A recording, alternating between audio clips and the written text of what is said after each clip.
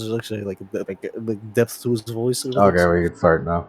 Yeah, it's How do I sound? Oh, wait, Do I sound like You sound pretty usual? good. recording. Yeah, Do I sound like? Okay, cool. Because I'm Make not sure it next says to my recording. computer. You, yeah.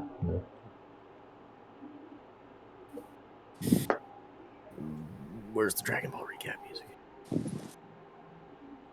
Seth, why are you orange? It What?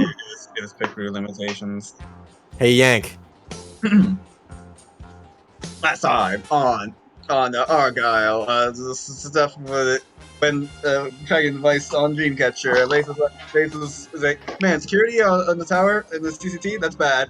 And hey, Steph, I'm gonna go buy a gaming rig. Hey, wait, why is there a thread here? We're gonna follow that thread. Meanwhile, Grease and Alley, we're gonna find Mocha. Oh, hey, we're looking for Mocha. Hey, look, it's a factory, and Mocha with the masked man, and Lace also showed up. And then Master was like, I'm Mocha's mother, except not really, as they stole the Dreamcatcher and left. And we chased after them. We went to Beacon basement. There was the big Grim. Masked Man was like, all right, I'm going to revive this Grim. And we were like, no. And then we fought. And everyone showed up. We were beating up Masked Man. It's like, oh my god, the Masked Man was actually future Mocha the entire time. It's like, I'm a time Dust Crystal. We tore it out, and Dream Mocha, future Mocha, she's dead now, and the Dreamcatcher is also broken. We have no idea what's happening, and we are horribly screwed. And also, I think we die in the future. That's fucked up. The moral of the story is that Lace handed Owie the gun. Basically, yeah. And Ari did not hesitate to pull the trigger. Also, so it's like, oh yeah, I'm gonna resurrect this Grim. She didn't say that. You didn't say that. You're the American Psycho. He didn't say that. Oh my god. Really, we're a Team Argyle. You didn't say that. That's fair. We did say that. We say that all the time. Yeah, we do say that. All right. Do I have cheese? Oops. I need like tense negotiation music, but like not tense enough. It's more just coming down from all that. I Yeah. feel like there's a Persona 5 theme that admits that ball.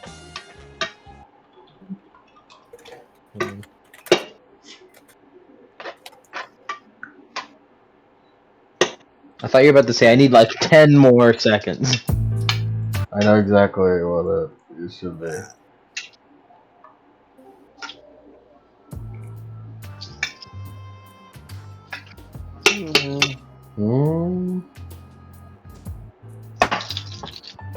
A bit too upbeat. Maybe sad scene. I was thinking interrogation room, but I don't think that exactly fits. I was going with interrogation room the whole time, but I don't think it fits. Especially since it's just like, hey, let's all just calm down for a second. That works. If Robot wants to even play it. Oh, I got it. I got the perfect track.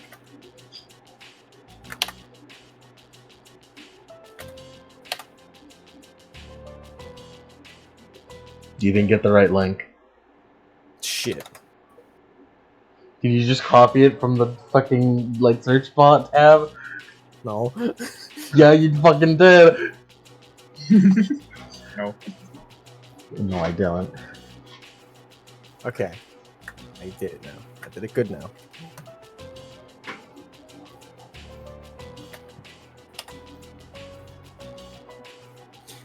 Alright. I think Robot's shitting itself. I think so. Robot really wants to play this song. You really like this one. Alright. Uh-oh.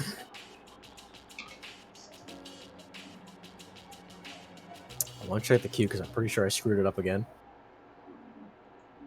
Uh-oh.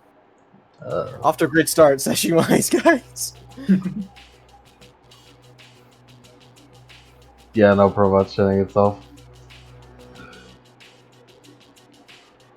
Well, there's always the hard reset option. He's only a boy! Oh no, it didn't work! Yes, grow. Well, I'll just mute them and I'll play the music and we'll just pretend it's all normal. And yeah. And as you guys find yourselves with Team Arsenic. Oh. You guys find yourselves with Team Arsenic inside of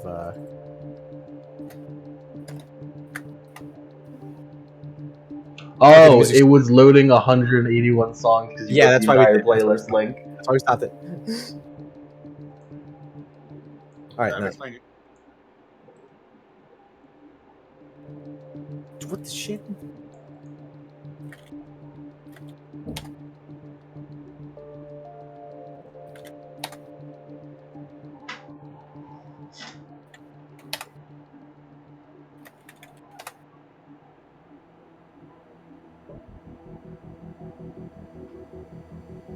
Alright.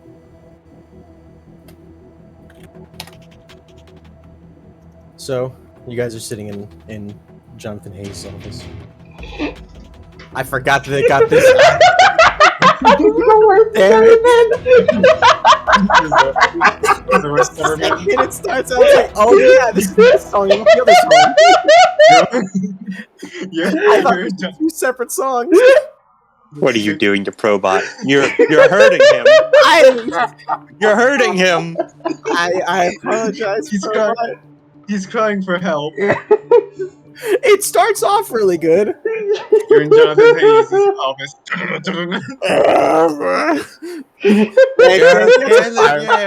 Yeah, you got some good Fire Emblem music for this. Fire Emblem, please! Yeah, Yeah, okay, I'm just gonna keep going while you find that. Yeah. Let me just. Okay. Just pretend it's all normal. Pretend it's all normal. It's normal. Pretend it's normal. As you guys are all in Jonathan Hayes' office, Team ARGYLE and Team Arsenic, as yeah, it works. As they're sitting in the office, he has kind of like one of those like fold out like tables that you use for like parties and stuff, like a birthday party. Mm-hmm. And he has like foldable chairs pulled up because he has like like 4 nice chairs because he only expects to have 1 team in this room at a time. And we could all just sit on each other's laps.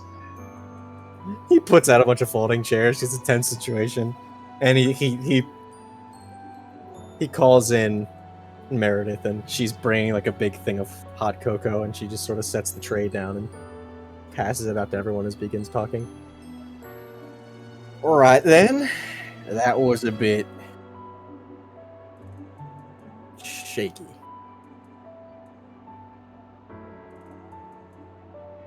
So, he gestures to the hot cocoa that's being passed around.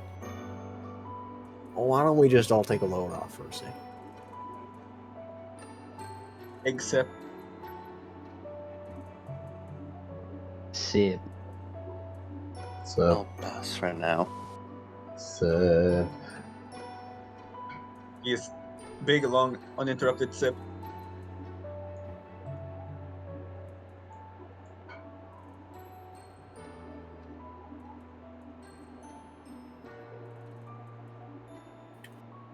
What was that thing down there? Well, that's a bit of a long story. We have time. That we do. I just need to find a place to start. I think we should probably start with the fact that I've already contacted Sal. Later on, you guys are getting with him. You guys probably need to talk through this. Or at least, vent a bit about it. Nobody better than our guidance counselor, because I certainly ain't that guy.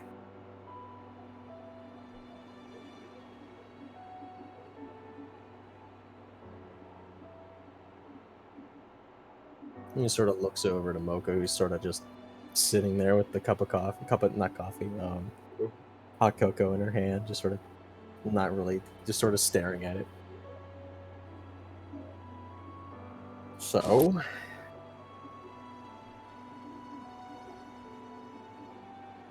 Well, Meredith, I'll have you do the history lesson part of this.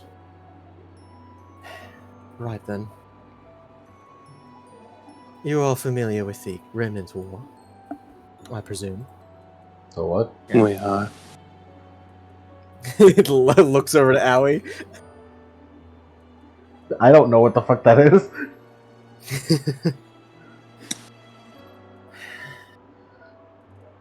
Well, just as a refresher, the Great Remnant War started about 30 years ago and ended about 26 years ago.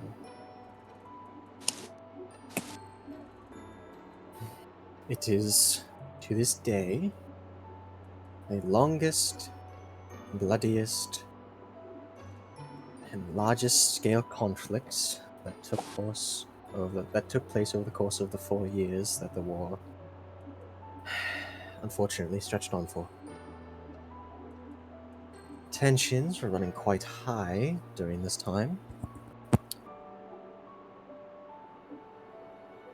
and as such, of course, Grimm would be born from it. Or at least, pushed to the forefront. Beacon Academy was founded only a year after the Remnant War's ending. Similarly to the other academies. Except for Atlas, of course. They were built in response in order to train huntsmen for future grim extermination, instead of exterminating each other. Yep, and I was the one who oversaw some of its construction. Just a little bit. I was only, in my 20s back then? I didn't become headmaster until way later. Quite so, but many of us are orphans of the Great Remnant War.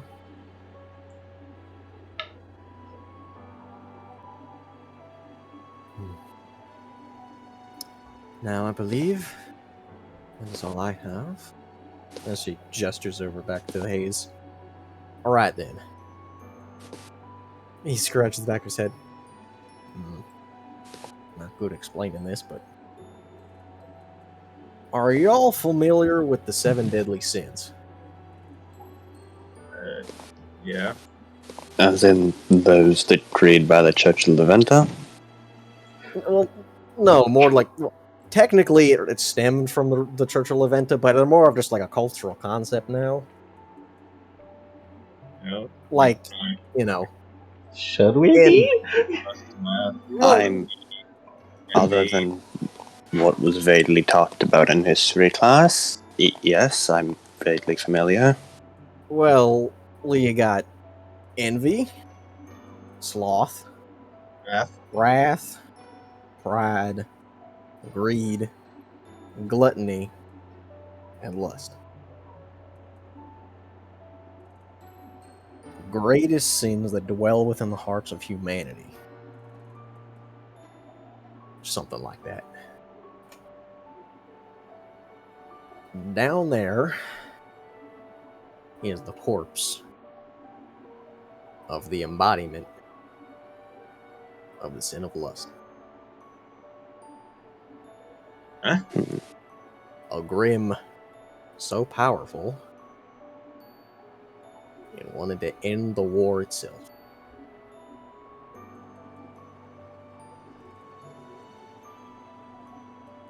And it got killed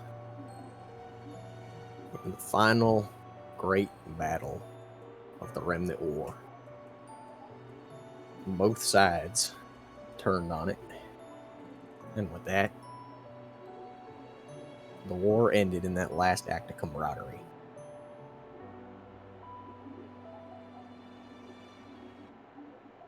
Now, I have an out of universe question. Is that common knowledge? no. Okay. Is it like both sides just went up against a Grimm, or something like that. Yeah, it was like a horde of Grimm in the last battle when everything was dire and was fraught. Like, most people died in this last battle. So it's not a giant fuck off dragon appeared. Yeah. Yeah, it's more just so a massive, like the general consensus is, and you've probably learned about this in history class, is a large swarm of Grimm descended upon the final battle where everyone was so tired and fraught and like so emotions high that a lot of Grimm were attracted there, and they killed most people in that battle. And then afterwards, only a few survivors came out of it, but the Grimm were dead.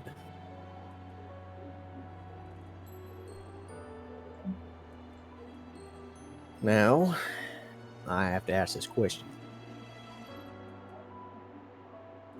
And think before you say this. And don't misconstrue what I'm saying, but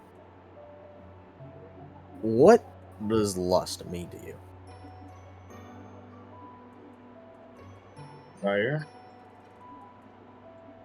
A passion for something that you can't achieve. Huh.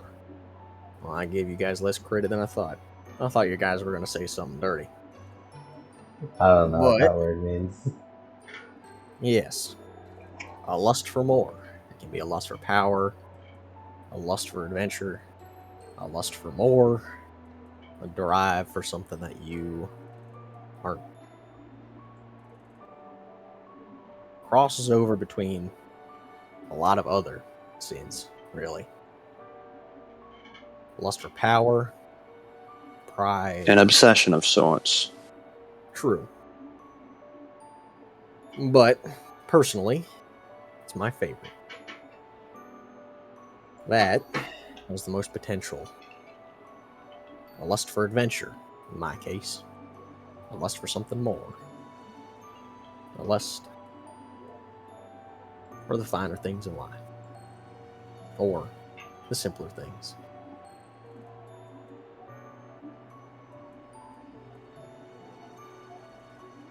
A lust to push yourself, even.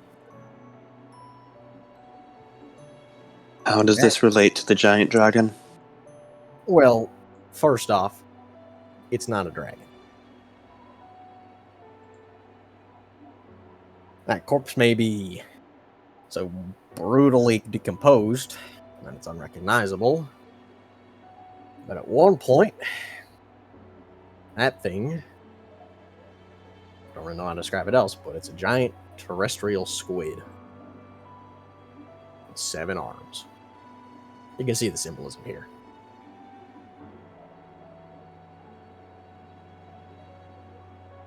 As far as I can tell, it desired connection. Desired people to be connected. It desired for the end of the war in some odd occurrence. And as such, it got in the way of all 4 sides. And they all Yeah. bombed it to hell. You're speaking about it as if it had emotions. Well, that's the thing. I don't know. Usually we're pretty cut and dry, but it seemed like there was more going on.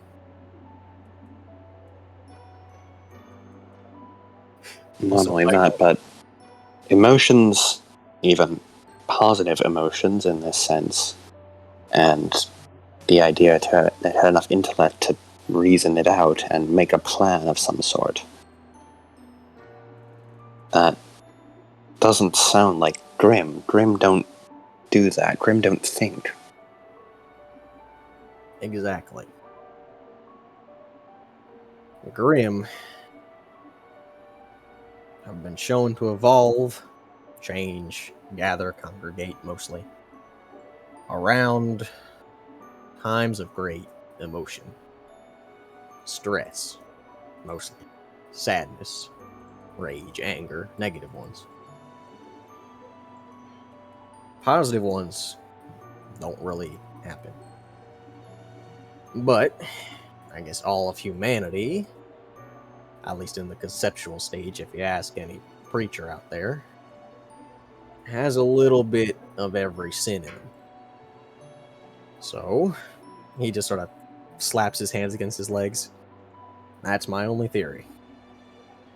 The grim scientists have, like, debated this for centuries. Well, decades, really. So, it died on that battlefield. And I guess it got what it wanted. It attacked all of us. And it brought us all together. Granted, I can't exactly talk to Grim, and I wasn't really in a talking mood back then. This is all just decades of philosophy and thinking. So, yeah, I guess it got what it wanted. Now, we keep its corpse under there, while it rots for years. And it ain't really stopping anytime soon. Why is it rotting? Don't Grim just dissipate when they die? Like, is there any reason why it's taking so long? Well, I say rotten, but it is dissipating. It's dissipating just like any other Grim, but we suspect the potency of what it was and the size of what it was probably influencing it. It is known that larger Grim take a little bit longer to decompose, but then again, it's not usually by much. But that thing is, well, monster-sized, kaiju-sized. That thing is kind of beyond that. They've run tests on it to hell and back, but can't find anything else out about it.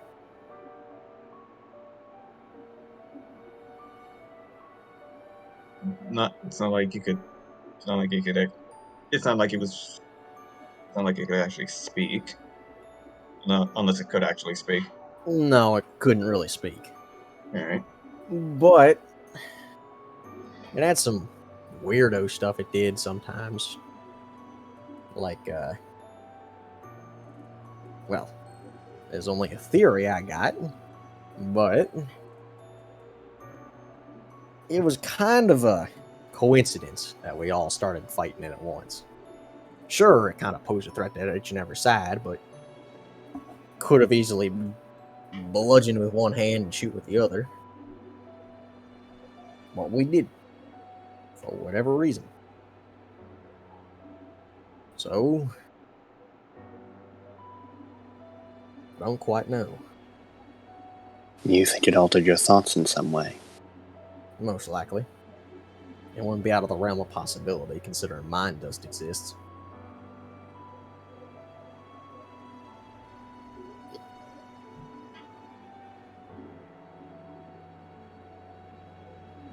I've kept that Grim down there, secret, for many a year. And, no one's ever really gotten down there.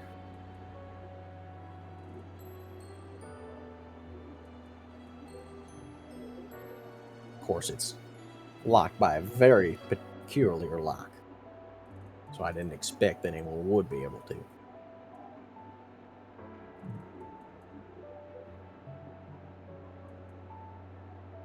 It's how she knew about the lock even more confusing. That brings us up to the next question. Sorry I can't answer more of that Grim, because I just simply don't know. But, on to the time traveling incident. You were around this masked man a lot more than I was. You saw, fought, and talked with this masked man, or Mocha. Mocha sort of like shuffles in her seat.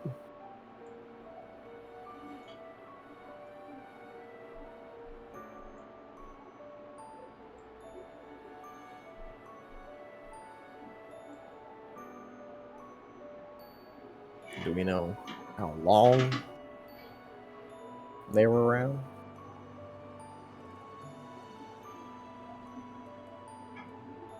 Well, at least since the Grim Defense Wall fell, if not earlier. We don't know. Didn't she say a year? We don't know if it's because of her knowledge of the future. She seemed to know a lot of classified things. Well, I And suppose had you guys claimed learn a lot of classified stuff now. she had claimed that with using time dust, she stopped time to look at files she wasn't supposed to, get into places that she couldn't normally do as son. I don't doubt it.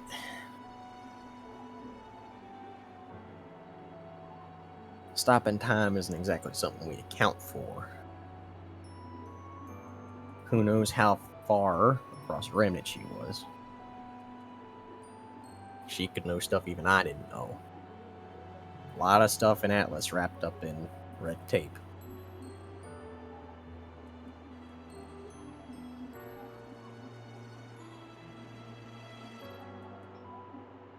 Do you know what she was doing with lust, for a lack of a better term? What was she trying to do with it? Well, that I can't say. We do know that with that dream catcher, can't exactly bring things back from the dead. But it can revert it to a state through a memory.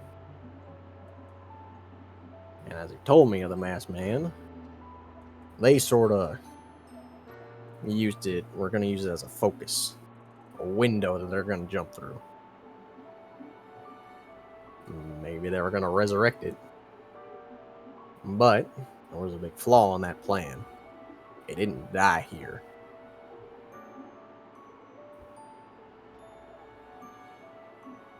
It died in the fields between Vacuo and Vale.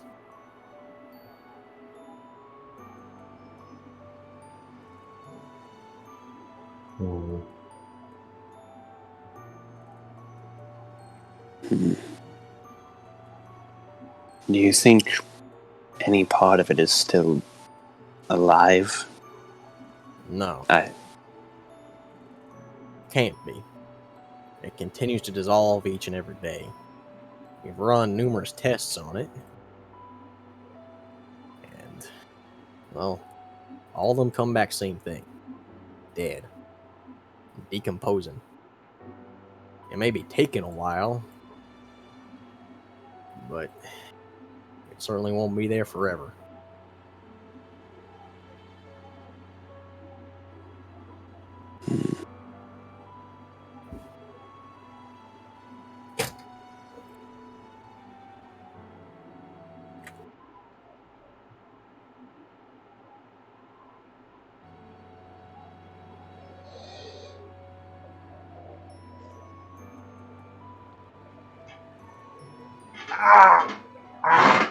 Okay.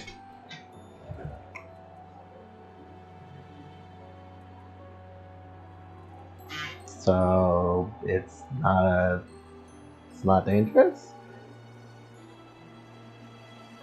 No, not dangerous. I mean, if future Mocha was gonna resurrect it, which wouldn't have worked the other anyways, we might have had a problem. But as of now, everything's fine. And I don't know anybody in the world who would be able to do anything about it.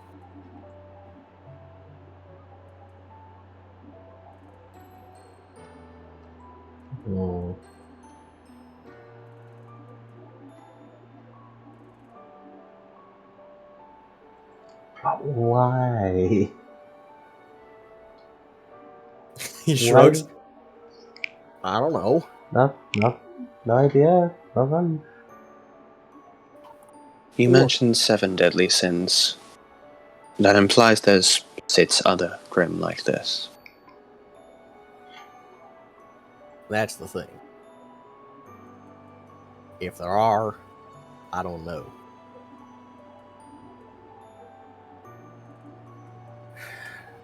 I want to know why Mina was late back. Part of her mission during the summers and before classes start is all about looking for anomalous Grim like that.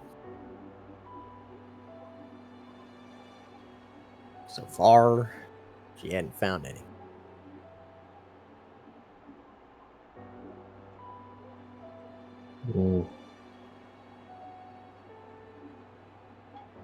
As I said, lust can embody all the different sins at once, technically. So we don't know if that's the extent or if there's more out there. Regardless, this one is dead.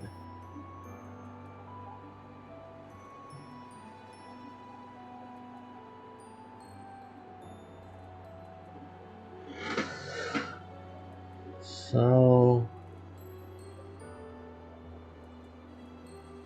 man, we just don't have anything going, do we? That's why I was asking y'all. I don't know that much about this. I know about the Grim down there because I put it down there. I don't think we know anything more about this either. Why did you move it in the first place? I can't exactly have that sitting out in the open. Hmm. And it's kind of a big secret. No one really knows. Why is it a secret? Well, It because would probably spark more fear. Exactly, and we don't want enough fear to know that Grim can become like that, because then everyone's gonna make a Grim like that because they're so scared. Can we visit it? The corpse, I mean. Yeah. Sure. Hmm.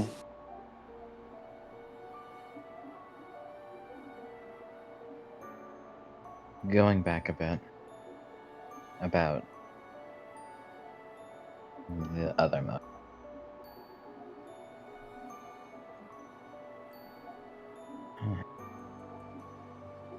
We should probably be on our best guard. Yeah. I don't know what type of future she could have come from. She explicitly mentioned how we were dead. So That she did. everyone else was as well. That does sound like a bad future.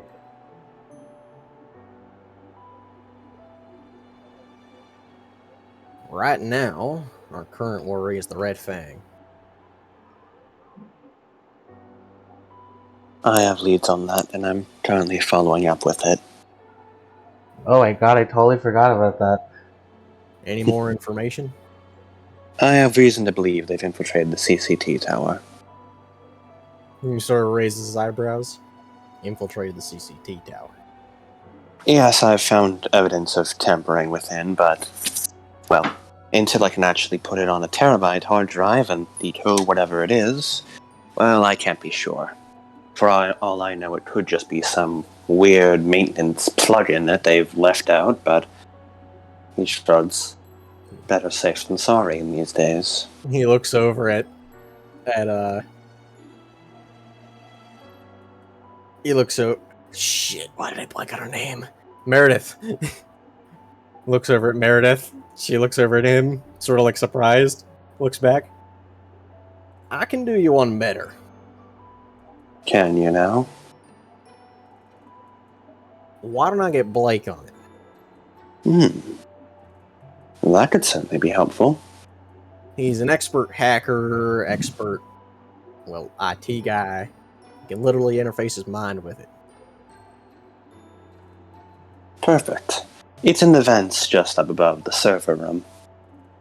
Speaking of, the security of the CCT tower is horrible. I quite literally could just walk into the server room and nobody could stop me.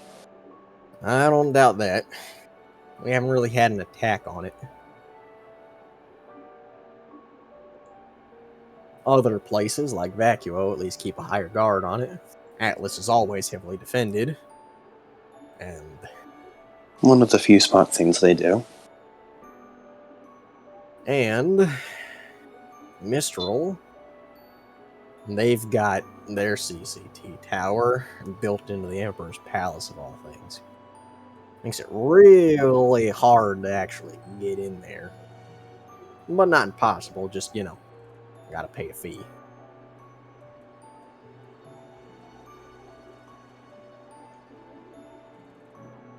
Mistral's kinda like that sometimes.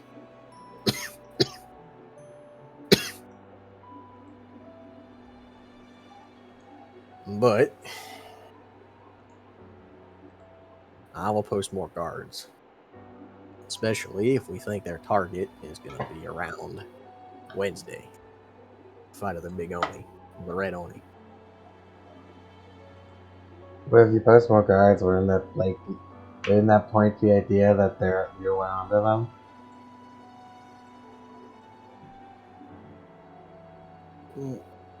Well, at least it'll She be raises a point. It's better to try to take it by a sneak attack. It's best to let your enemy be unaware of what you're planning. And then disable them all in one fell swoop. Well, how would you suggest?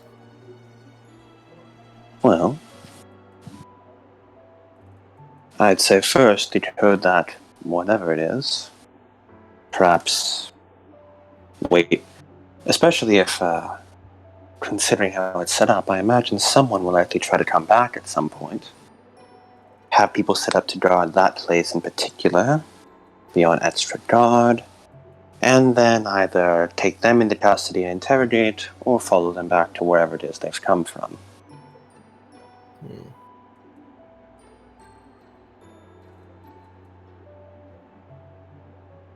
That's what I was going to do before I got distracted.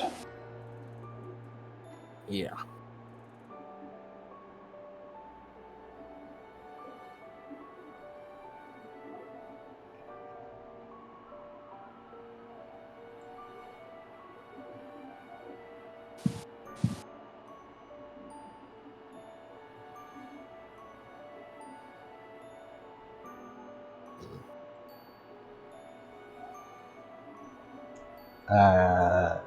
Well, let's get to work.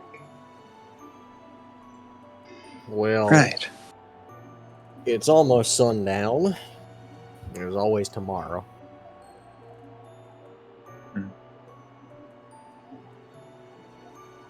Tomorrow is like the day of the Red Oni thing, right?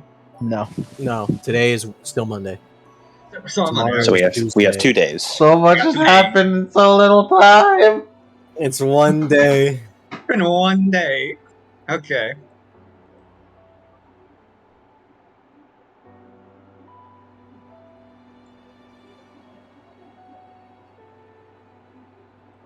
Hey, by the way, was the tracking device that was on the Dreamcatcher destroyed? Yeah, because the Dreamcatcher destroyed. Now we have to actually do mysteries. Yeah, it's We can't just cheat anymore. so. I'm making another one. So, just to be clear, that Dreamcatcher destroyed. Seems utterly destroyed. Did we pick up the pieces? Cut to bits. I mean, like, the pieces are still there, but I doubt it would mean anything if we Yeah, take it. no.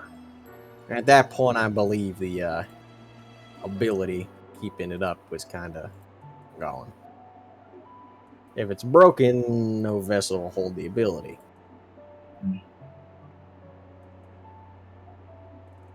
Well, that's a shame. Yep, that thing was mighty useful. Went back to square one.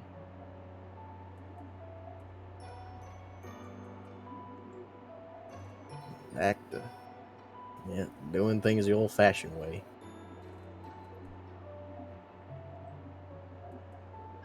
Old-fashioned way. Yes, indeed. So, When do you think you can have Blake decode whatever it is up there? Oh, Blake barely sleeps. He'll be able to tonight. We have little time after all.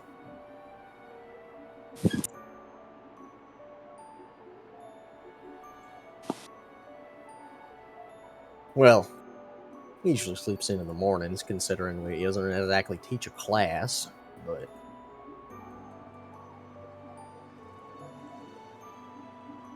Today is, Monday. and tomorrow is. What do you say? Tuesday, idiot. Today is Monday. Which means Gandalf gets to eat a graham cracker. Gets to lick a graham cracker. It's your favorite activity.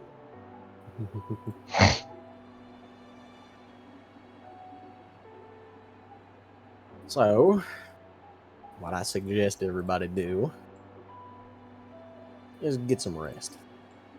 Get to bed. Take a load off. Very stressful thing to see. Stressful thing to be a part of, even.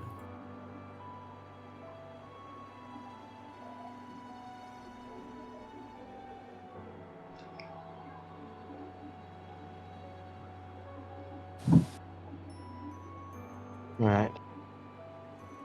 Alright, gang. Listen up.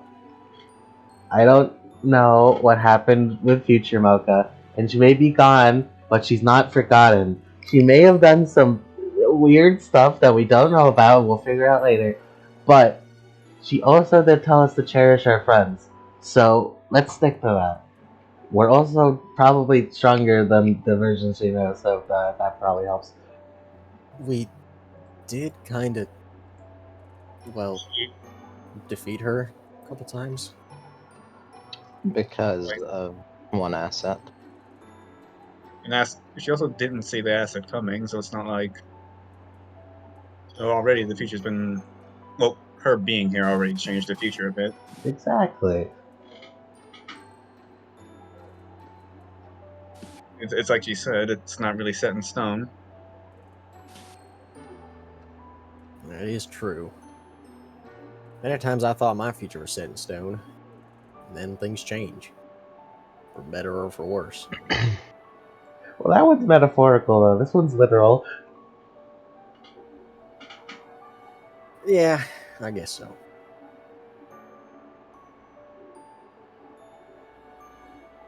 When we sent her back, or whatever happened, do you think she died? Well, I don't know.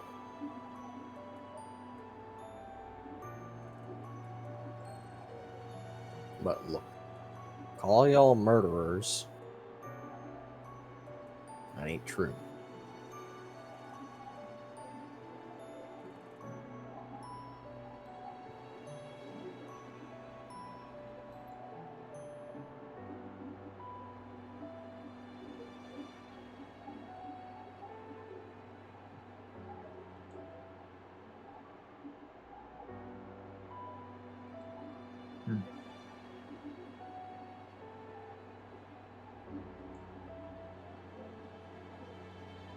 Oh, we We dismissed sh- him. My thoughts exactly.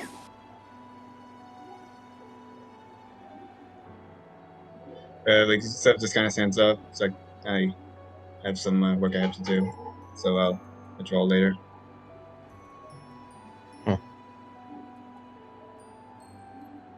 Leave him. Alrighty then.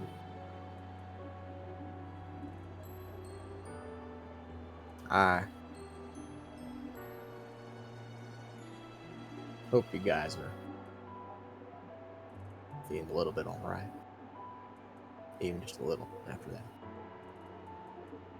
Well, at the very least, I've got my thoughts together. Stand. Leave. Come on, guys, let's go. And let's get up. Spare a glance back to Team Arsenic. Does not say anything, just heads out. And eventually Team Arsenic also files out.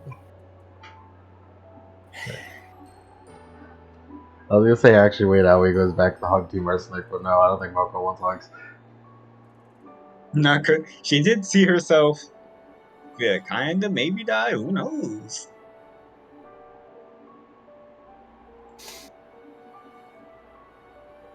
Reese will walk past her and just kind of pat her on the shoulder, give her a nod. She doesn't really say anything, just nods a little bit. And walks off.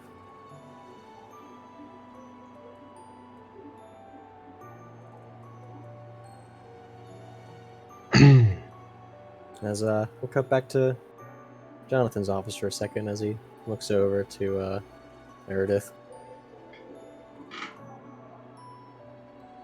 And here I thought making Beacon would make everything a little easier for people.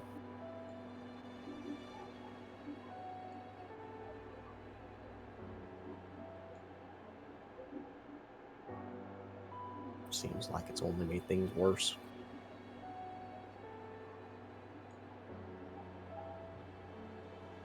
I guess we'll have to see. And then put away from that.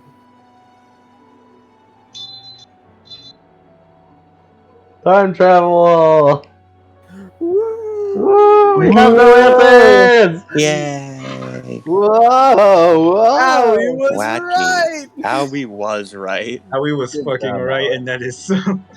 It is still terrifying. I'm right, that's why you should listen to me when I say, friendship, precious, don't worry about it. What was that last part? Friendship, precious, don't worry about it. I didn't hear you. So, it's late, the sun is gone, the sun is going down. What are y'all doing? Going to our room. Yeah. Where's Paul? Heading What's back- Paul doing? He was there. He was just Yeah. he was just tapping his fingers together like, I don't know what to say. Damn. I dead ass don't know how to respond. Dead ass? It's okay, Paul, we still love you. Reese kind of looks over to Owie. Pats her on the shoulder. It's nice that you try. That-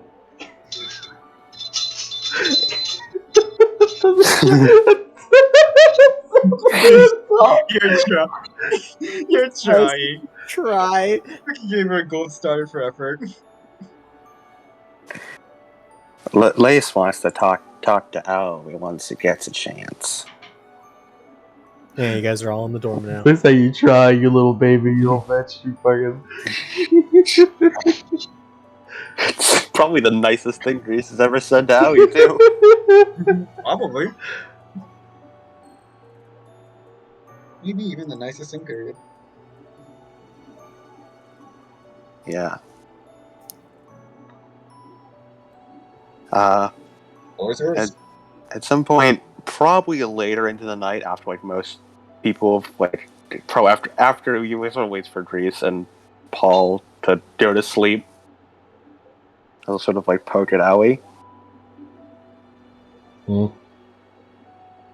You awake? Mm-hmm.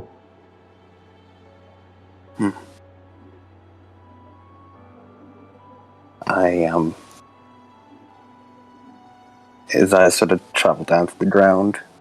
He sort of clench his hand, unclench his hands. He doesn't quite know what to say. I'm sorry. For what? I made a bad call.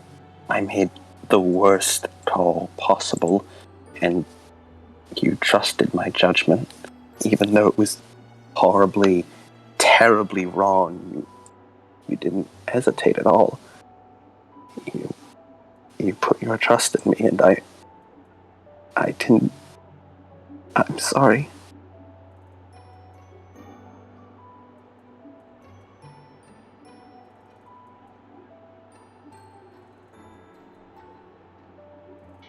You know, on the bridge, when we were going to take her mask off, she said it would kill her. She was lying, of course, but that means she thought with complete certainty that if we thought something would actually kill her, we'd stop on the spot, and she used that as her means of hiding her identity there. She trusted us. And I killed her.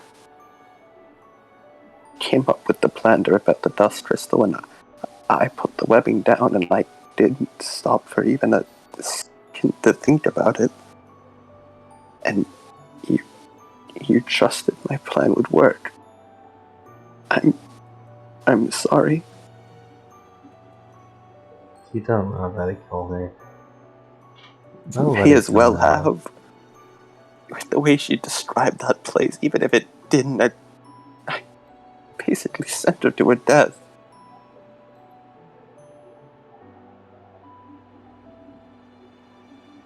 I did it because it was easy, and I didn't stop to think, and I'm sorry. I'm sorry.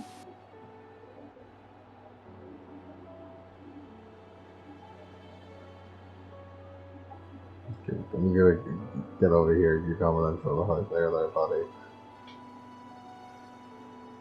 He does not resist. He heads back, and you can tell he is trembling. I'm sorry. I'm sorry. It's not your fault. I should have thought it through. I should have. So many things I should have done. It was too intense of a situation. There was a big monster.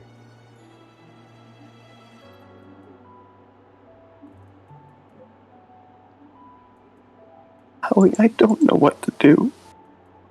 I'm trying so hard to come up with a plan to be a good tactician for the team, but I don't know what to do.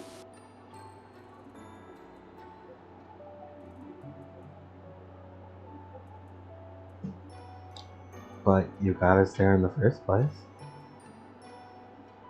If you took an air taxi, you wouldn't have been there in time.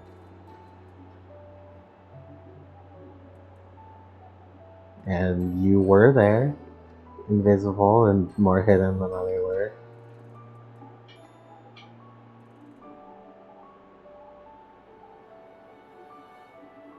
Should have done something better.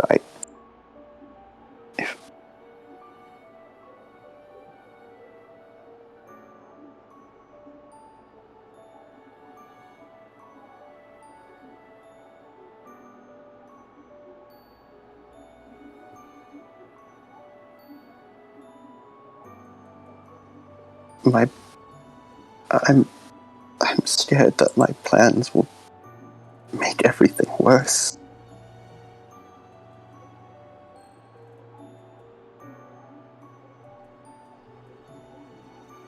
They'll accomplish what they set out to do in the worst way possible.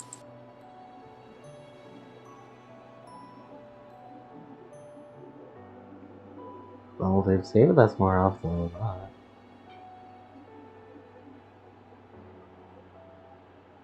So even if this one time was a mistake,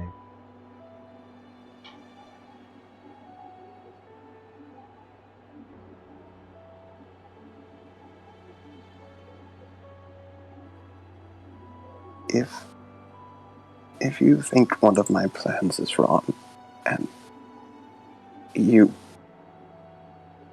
just, will you stop me if you think I'm doing something wrong?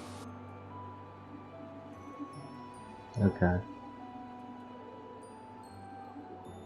He holds on a little tighter.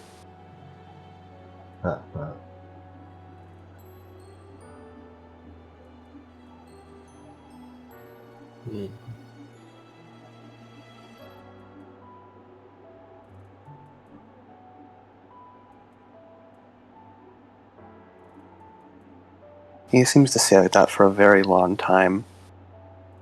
Sometimes it almost seems like he's fallen asleep, but eventually he extracts himself from the hug, wiping a few tears from his face. Well, that's not a very good look on me now, is it?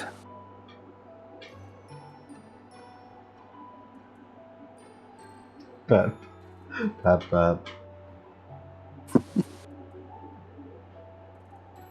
Well, my apologies for that, team leader. It seems the stress of the battlefield may have gotten to me a bit.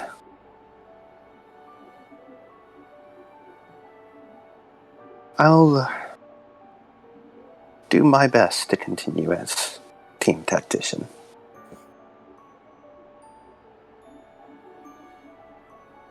You sort of see the smile twitch a little bit, but it stays on his face. It's okay. Aoi will smile in the way we love it, the genuine smile, The big wholesome smile. the good one. Lace gives a little pat between the horns before he heads back to his bed.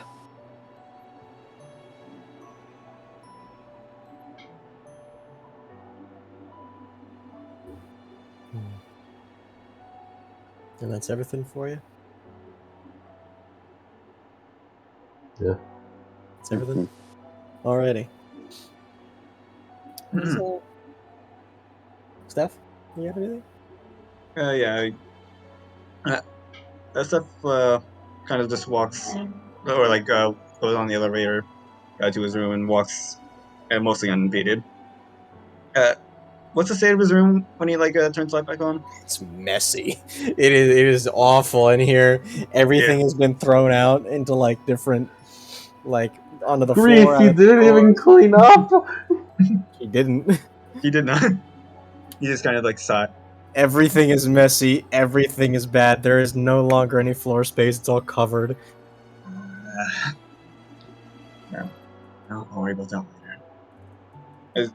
He looks around for is his knife still on his dresser? Yeah.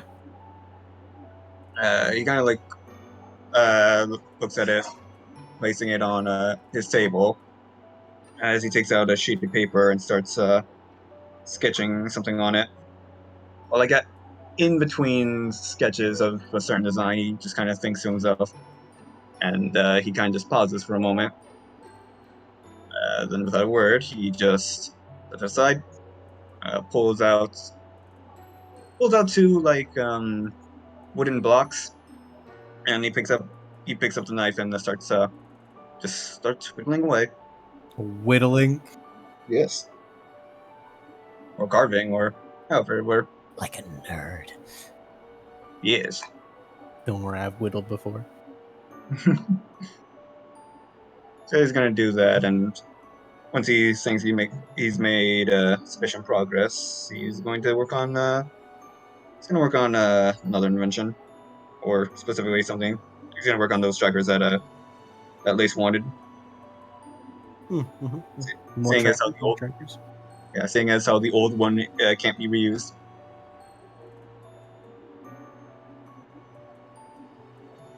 Alright.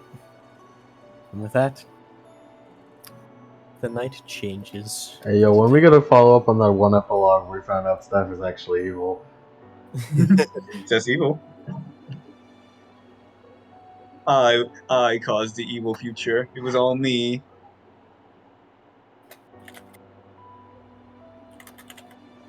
You know what really would have been funny? But Yep. Mocha. Future Mocha is like, you're all dead in the future. Except you, I don't actually know who you are. It's just like, Steph. who are you? Who are you? Who the fuck? Alright, it's morning, guys! Woo, Woo! it's Tuesday! Tuesday. Happy Tuesday, everybody! Woo! Fuck depression. Tuesday, or as I call it, Thursday. Ugh, the Thrimbo week of the day.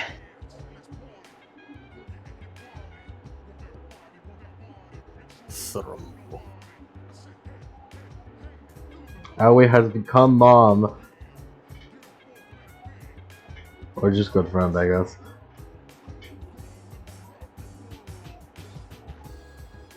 Mom friend. Mom friend. Uncle mom.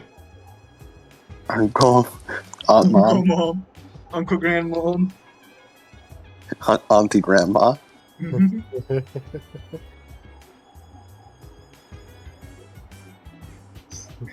When future Mocha disintegrates, another future Mocha appears. Boy, that's terrible. But I'm glad that wasn't me.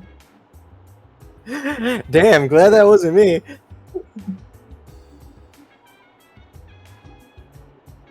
Yeah, shit, bro, that sucks, but ain't me. Yep.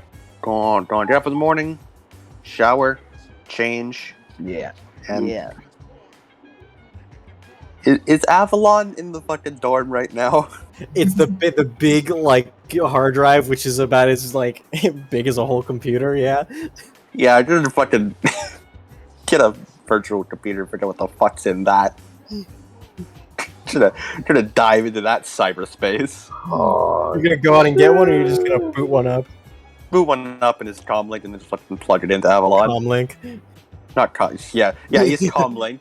It's a limited edition scroll. It's for cosplay purposes. And That would steal that. you open it up, and you look into it. It doesn't do anything for a second. It's like, huh, refresh. It's not refreshing. Oh no, it's loading so much. It's loading so much, and then they start flooding in. They start flooding in. It's innumerous. It's and you see this file name. This file name duplicated. NFT. Oh god. Crypto.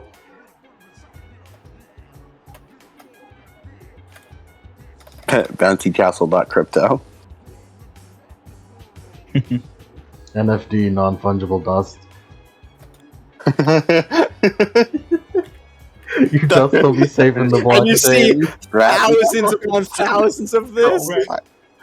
Rat malware, so it's scroll spelled out virus. and like, the icon is it's just like a low poly image of a rat that's just spinning. What in the Sam hell? And they like you see as like they don't like it looks like the rats don't leave the they don't leave like the actual Avalon, like they don't get any smaller, but the virtual machine starts getting clogged up. It seems they are replicating. Oh no. I just cut the connection and close that. There's just a shit ton of there's just a ton of rat malware, summon scroll spell.virus in there. If you hook that up to anything, it would be bombarded with an infinite amount of rat malware, summon scrolls. We have a nuke option thing though.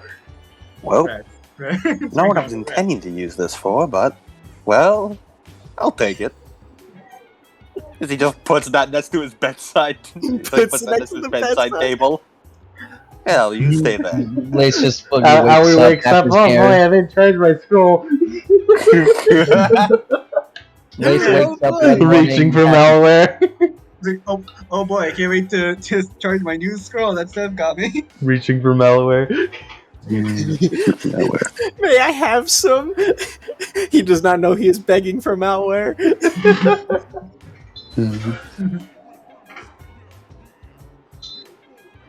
Rats. We are the rats. We are the rats. We are the rats. Well, not what I was expecting to use that for, but well, good to have you. As You could take out the CCT yourself. I could. I could fill it with rats. All you gotta do is just plug this bad boy in. I could fill the CCT with rats. We're gonna fill Vale with rats. It's a rat, Nice to dude. meet you. Rats. It's And a she's sit the bomb big- filled with rats.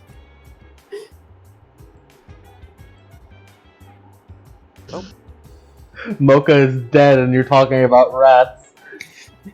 Aw, rats.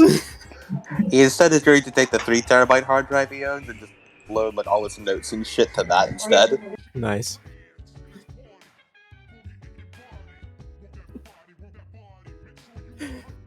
The Avalon is literally just a prison containment cell of a Right. of a virus that the install wizard got wrong. So many rats. And install them a little fucky. I'm the install wizard. All right. These are the last rats. I promise.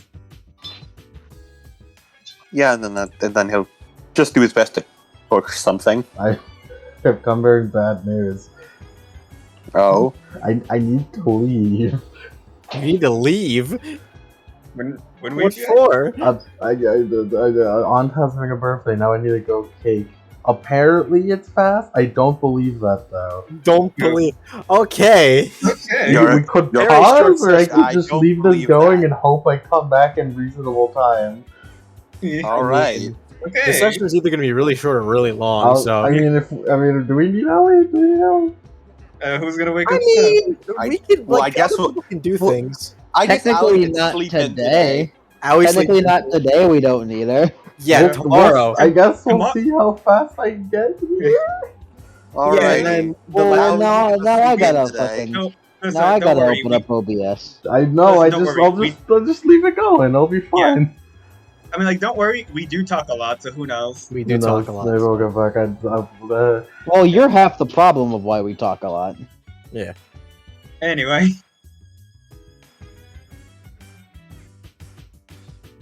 So, yeah, Awkward. Anyway. Looks like Allie's sleeping in. Well, glad Lace had his socialing with Owie earlier in the session. Yes. Yeah. And who's doing what? Well, Greece is not really connected to the murder plotline, so you guys decide first.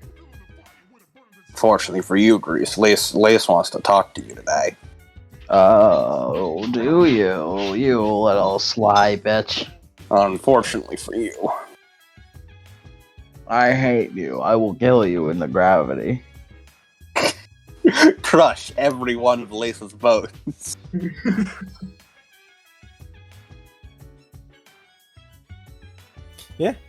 So what you guys doing? What is this?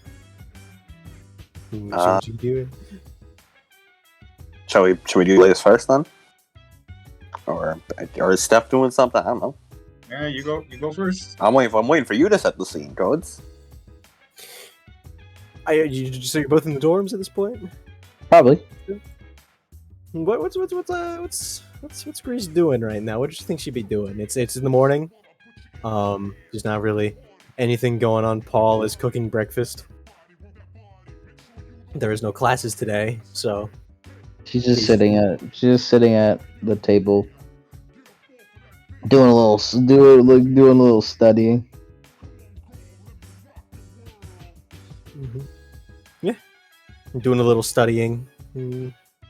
Yeah, like, Grease is the kind of girl who really doesn't want to waste any time. No. If I have free time, I want to use it doing something useful. Yeah, Lace will go over to go talk to her at the table. Hello, Grease. Mm-hmm. I see you're hard at work as always. Mm-hmm. I come bearing questions. Mm-hmm. I want to know more about how my semblance works. And you're the expert here. Well, on semblances, not on me. Eyebrow raise, looks to him. I, of course, know the basics of how my semblance works. You know, I mean, who doesn't? But, the more fine-tuned specifics, shall we say, certain aspects of it I've recently been uncovering. I figured you'd be the best person to help me with those. You know, thread and cloth.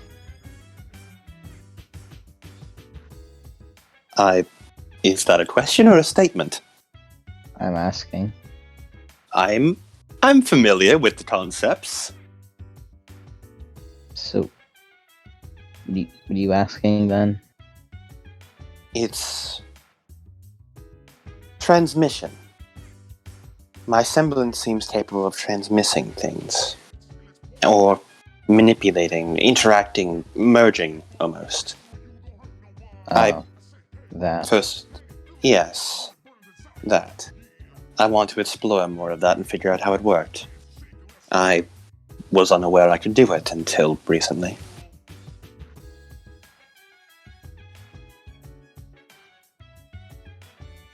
I've been doing some thinking and digging into it.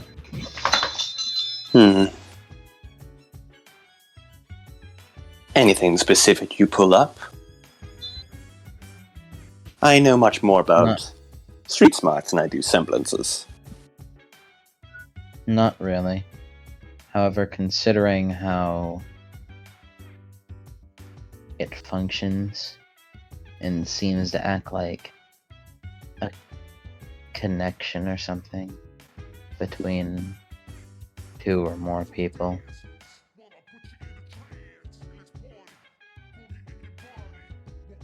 perhaps it's not necessarily, how to say,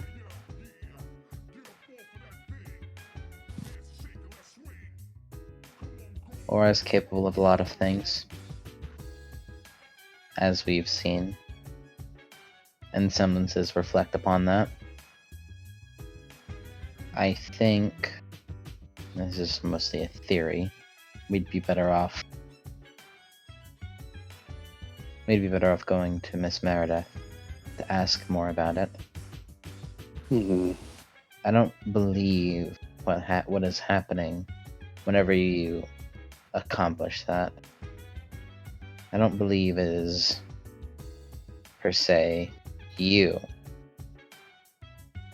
but perhaps you would just have an easier time with it. Perhaps. But there's also its ability to interact with inanimate objects. Specifically, do you remember our fight with the Desmodus Count? I managed to hook up my web and use it like an amp from Peter, the HUD's projection of it at least, to, well, the guitar, using it as an amp to transmit sound. Mm-hmm. I was just wondering how far that could go. Shut up! Did Team Jewel bring a dog into the dorm? What's the dog doing? I don't know, he's barking at fucking nothing. You see, that was just a Faunus classmate. Racist. I think you're being quite racist there, Lace. That's okay, I'm a Faunus too, I can do that. Oh, looky here. I got a Faunus friend. It's okay. In terms of how far that can go, well, how far can you manipulate them? How far can you make them go? Your power is literally strings. Anything cloth-based and anything that isn't, you could probably do it. And by isn't, I mean things more hyper-specific. Like, say, in the wild, I've heard mostly just tidbits of information I've come across while looking up gardening. In the wild, some spiders use their webs as kind of transmitters of sound so they can detect where their prey are when they can't see them. That sort of thing.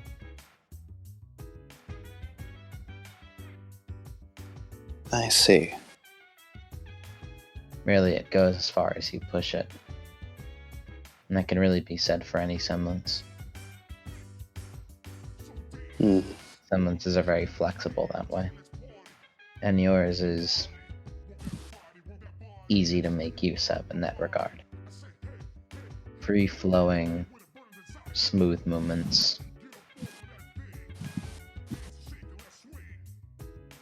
You can do a lot of things with that type of ability. You could weave your webs into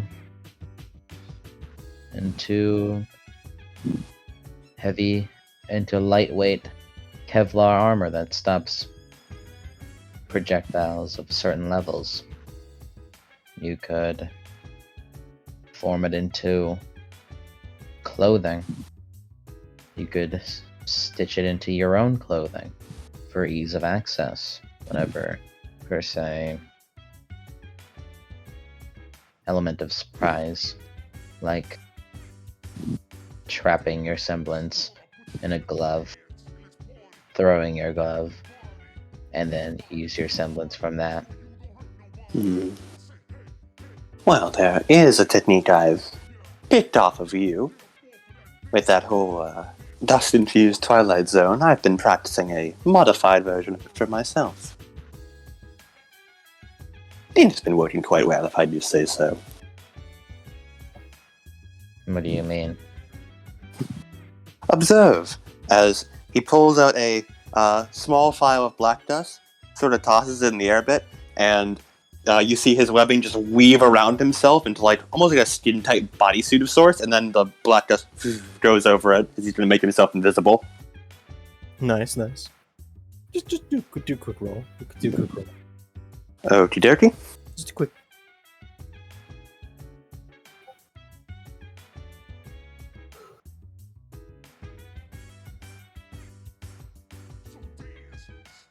$18.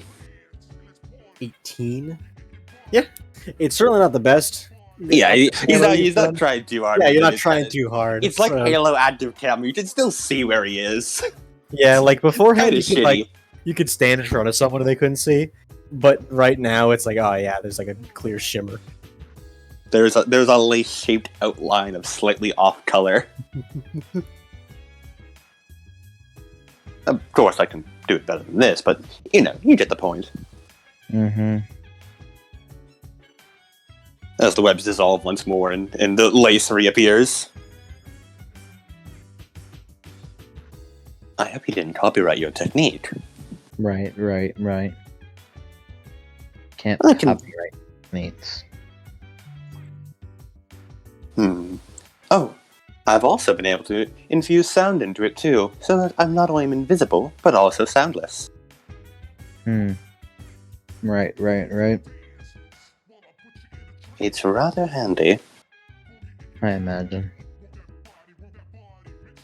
But for now, I think I'll take you up on that idea of talking to Meredith. Perhaps she'll know a bit more about the way my semblance interacts with others. Good day to you, Grease. When are you doing that?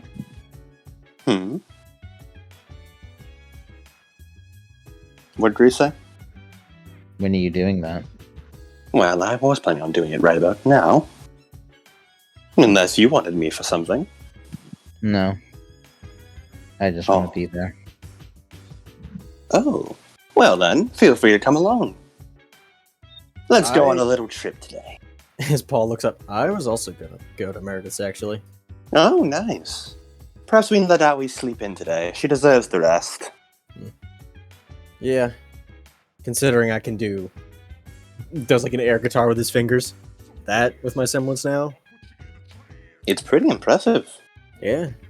That's why I'm going over it and redoing some notes.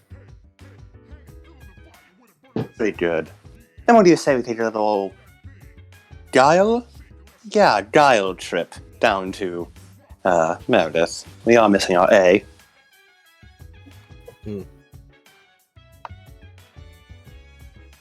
Well, he shrugs. I guess I got nothing better to do. Alright, Team ARGYLE, let's move out. As he does a little spin on his heel, over-dramatically walking out of the room. You know, if you made Paul's name start with a Y, then it would have been a believable ARGYLE. Yeah, but I didn't. I know. Was I Obviously. supposed to call him Yibis? Yeah, that would have been funny.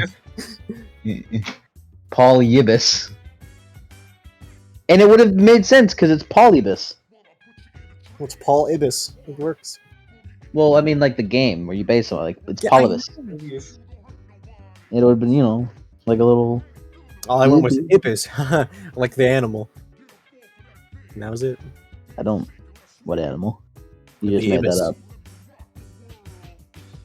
You just made that up right now. No. You did though. You literally did. Kill you.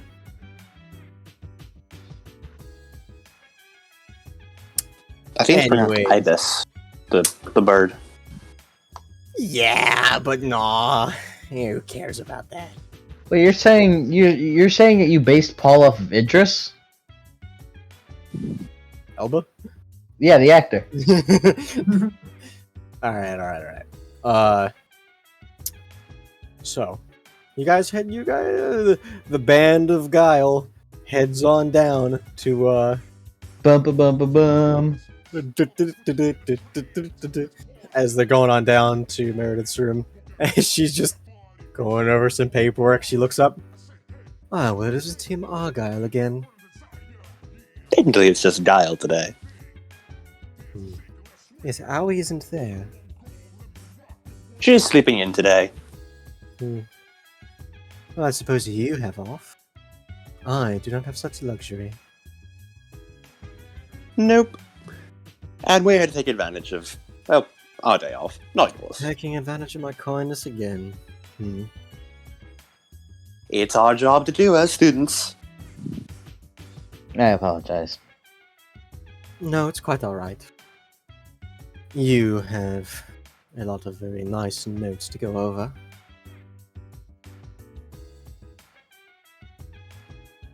To talk about our semblances. Well, technically just mine and Paul's semblance. Grease is here for observing. Yes, what about your semblance first place? Oh, mine? Well, I was curious about a phenomenon I've been encountering. It's like a connection of auras of sorts. A transference, one could call it. She raises an eyebrow. Could you describe it more?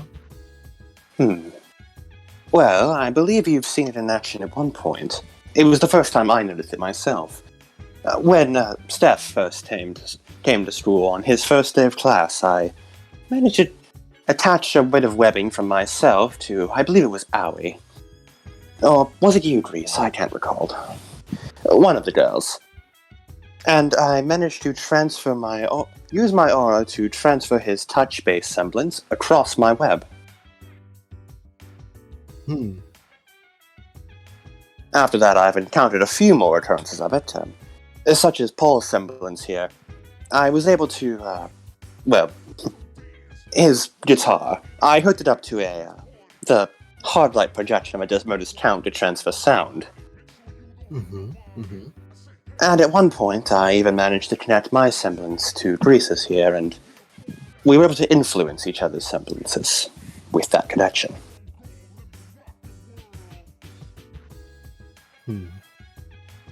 Well, I believe this is a twofold problem. Well, a twofold incident.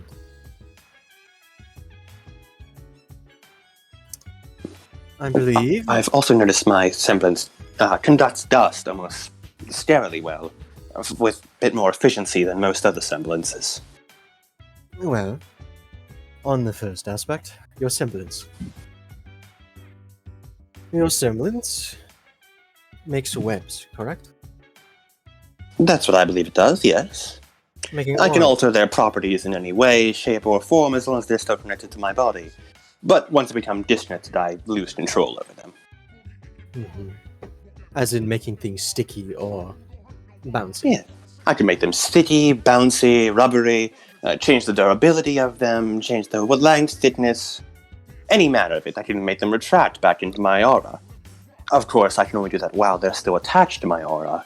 If I were to, say, attach a thing between two buildings, whatever I set it as, whatever I let go, it's stuck as that, and I can't change its its properties. That's why I prefer keeping a small trail of semblance back to me. Of course, that does come with a drawback, as, the more they're attached to me, the harder it is for me to make them.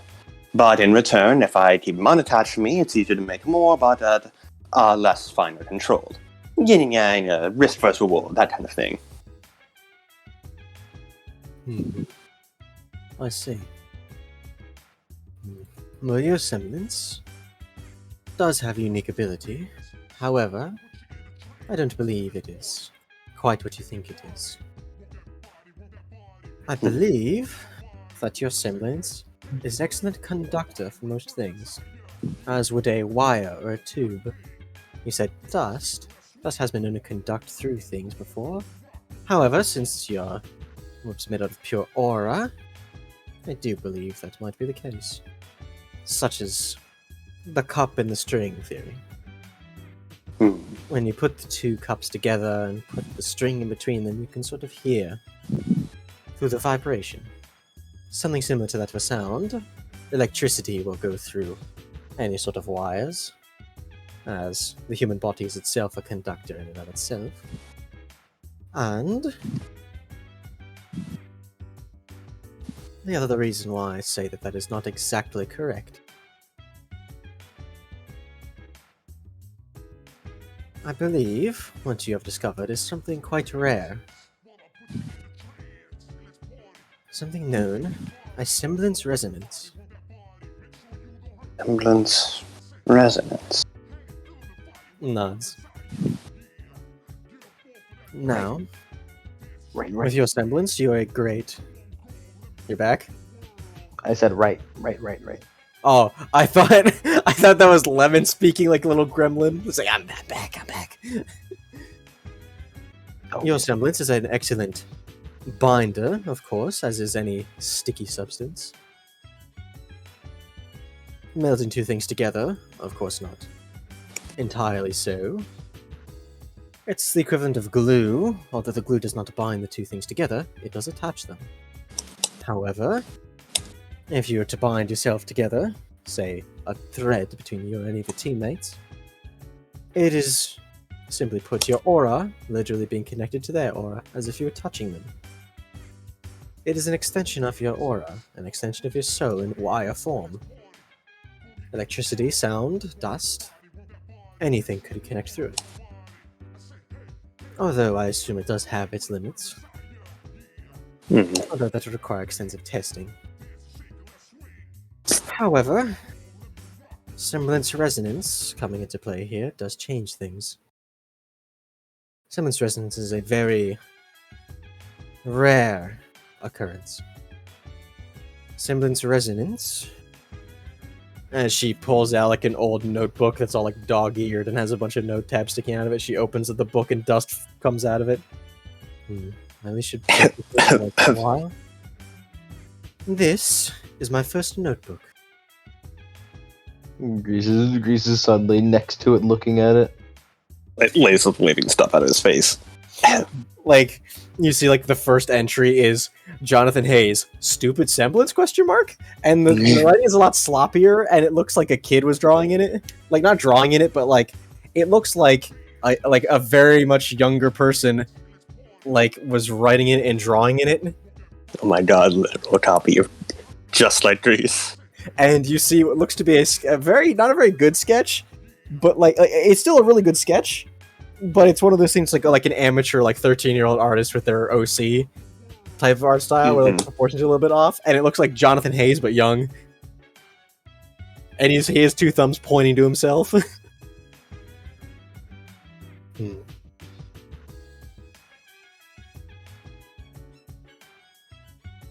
He always was a lot more arrogant in his younger days. Did you know Headmaster Hayes that long? Yes. Hayes and I grew up together in the same village. We haven't parted since. I used to think he was brash, arrogant, good for nothing, a swindler. However, well, considering I'm married to him, it seems things have changed, but honestly not. You're what? He sort of looks deadpan. But yes, we are married. He looks at Grease and Paul. Wait, did you two know this? Paul was like, Grease I is, didn't know this. Grease is flipping through the notebook, just nodding at it. Not listening. Paul, I think she knew this. I don't think she did. I think she's just too absorbed. This is a huge revelation. Oh my god. It's really not that big of a deal. It does not affect our professional lives, so we need not to. That is by far the most alarming news I've heard today. Raised an eyebrow. Grease looks up. What are they whispering about? Mary, this is married to Headmaster Hayes. I mean, I suppose that makes sense. They are with each other all the time. Yeah, but I mean, the polar opposites. How would they? I'm not the person to ask that. Anyway. Sorry, you were saying? Yes, if you would please keep your composure. Right. Sorry about that. And as their let's see. She looks. Semblance Resonance is a rare event that has been chronicled within people who are very close to each other.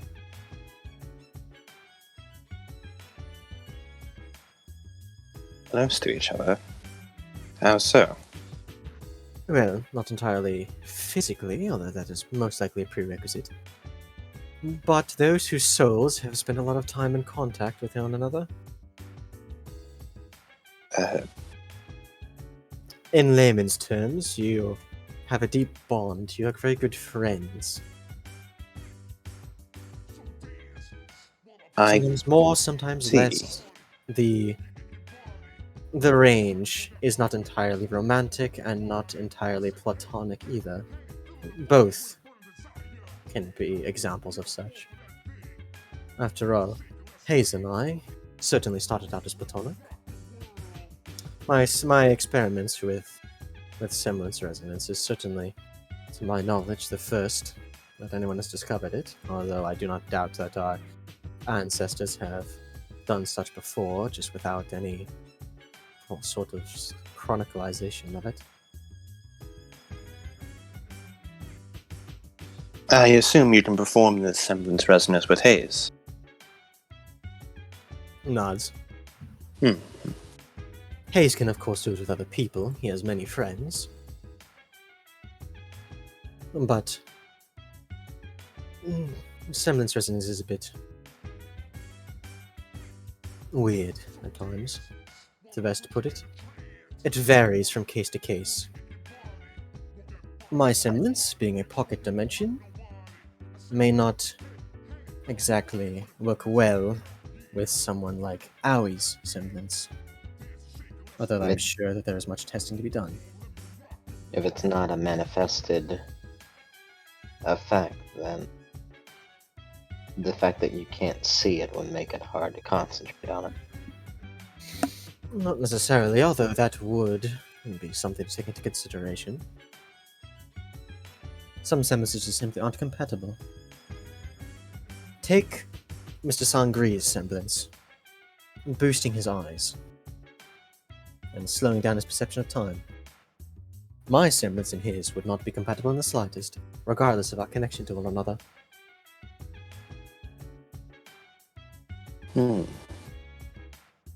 There is no way he could affect my pocket dimension, and there's no way that I could affect his eyes with my pocket dimension.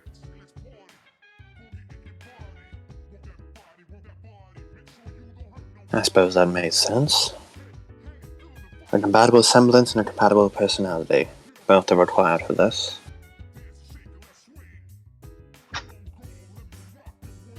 Yes. So, You and Greece, I assume, since you're asking, have done it. Yes.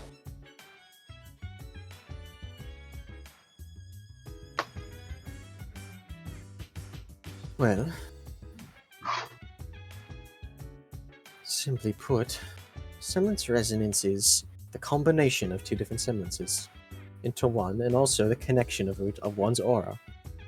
Now, connection of one's aura does not mean that your aura is literally combined into a large aura force field. More accurately, is that you feel connected physically, as if you are arm in arm, hug in hug, if you would. Now, say that you do combine your semblances. I do believe that Mr. Cardinal's parents were able to do the same thing. It does have a lot of overlap with hereditary or passed down semblances. Mr. Cardinal's semblance is the fusion of his father's semblance, being poison, creation, and control, and his mother's semblance being of smoke. Now, the combination of those two, of course, creates the emission of poison gas. He had both of these passed down to him, and as such, he has the poison gas semblance. And from what he's told me, they were able to combine both of their semblances into something. I imagine create such a similar effect. Yes. They were able to create smoke and then imbue the smoke with the poison, which would slowly spread from his hand. Of course, his is a more streamlined version of it now, although it distinctly lacks the advantages and weaknesses of his parents' semblances. At least in the current moment, he cannot emit poison as a liquid from his hands, and I don't believe he can simply create smoke without the poison. A great detriment. Easier to do, but also less options. Exactly. It could be said that it is entirely new semblance. That is a new semblance entirely. Miss Lavan, your semblance, the Lavan semblance of Twilight Zone, is a hereditary semblance. Hereditary semblances pass on most of their traits, if not all. However, it has been observed that most hereditary semblances slightly differ with each generation. Yours may not be 100% accurate, but maybe only 90%. It could have its own unique flair, its own unique detail that sets it apart. After all, semblance is determined by aura, and aura is your soul, your own unique part of you.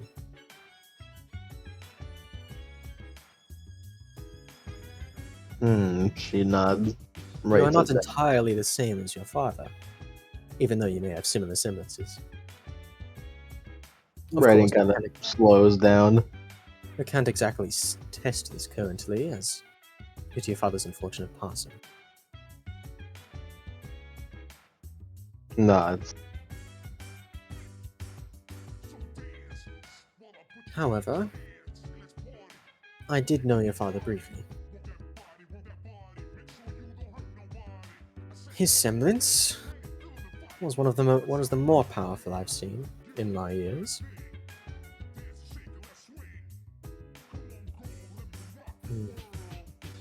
Nearly full control over the Twilight Zone, and a much larger area of effect. Although doing things that you've done, such as slowing down, wasn't really his main goal. He could slow it down, of course, although its natural state was just put someone inside the Twilight Zone, and then he would maneuver from there. Although his was mostly manipulating himself rather than anything else in there. Hovering, enhanced reflexes, that sort of nature. I never really studied his semblance too much. Clegg stops for a moment.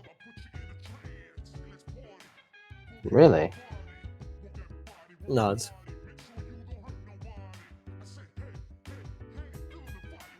We interacted during the Great Remnants War, but I can't say we were exactly friends. Ah, right, opposite sides. For a time we were on opposite sides, and for a time we weren't. We were all very young back then. He saw himself more independent from Mantle. He wanted to make something that was not entirely Mantle and was not entirely any other place. That's why he created the Levant Company in the end. In order to shape Mantle how he saw it needed to be done.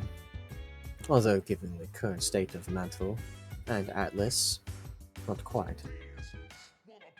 Although that can be chalked up to any number of reasons. I see. Forgive me, I'm getting too personal. It's We were alright. in the Great Remnant War together, and we fought together for a time, fought against another for a time, as is the nature of war, but we were young. Hayes and I weren't exactly fighting for any specific side. Like a mercenary group. Not exactly. More a wandering band of children.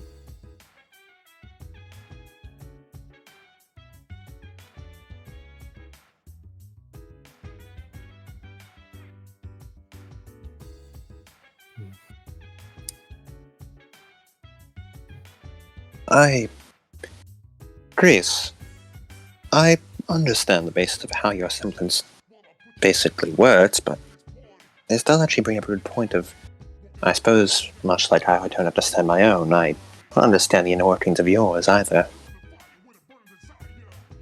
Mastering semblance. Not only mastering yourself, but also the semblance of the one you will be resonating with.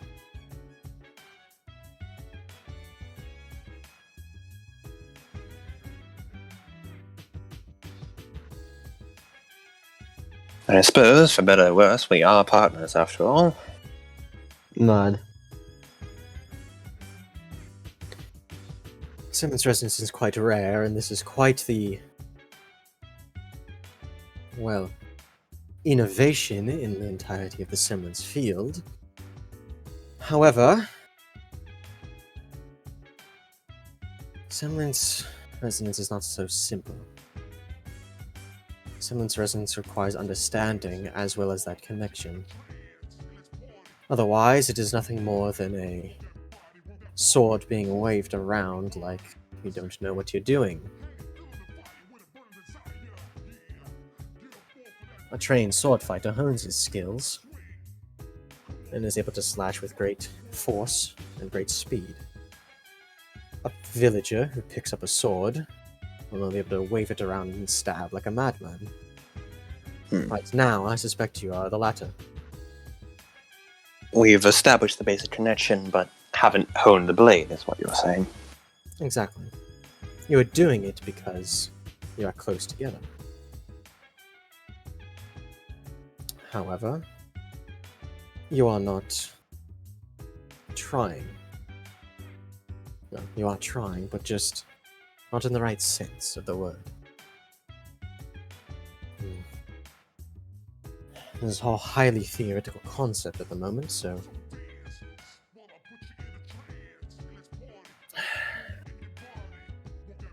it's hard to explain to a layman who has not studied semblance for a while. Not to say that you aren't laymen, of course. I think I understand the basics. You two are my top performing students.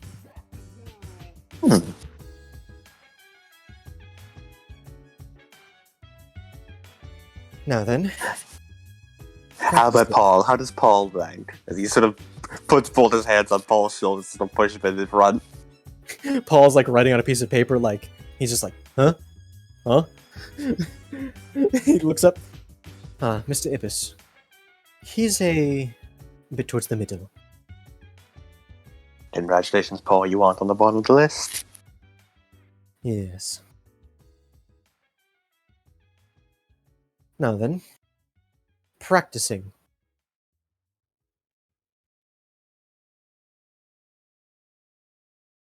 Miss Lavon, Practicing? if you would, a tiny orb of your semblance.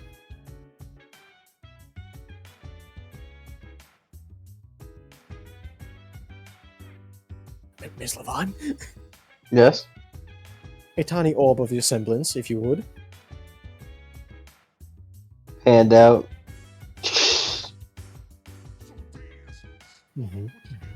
Good, good. Now, Lace. It'll be better if you close your eyes for this. Right. As he closes his eyes.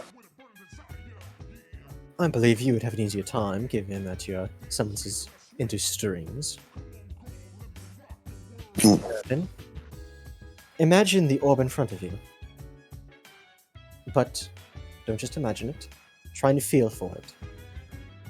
Not with your hands, but with your aura. As if you're reaching out to someone else's aura that you know personally.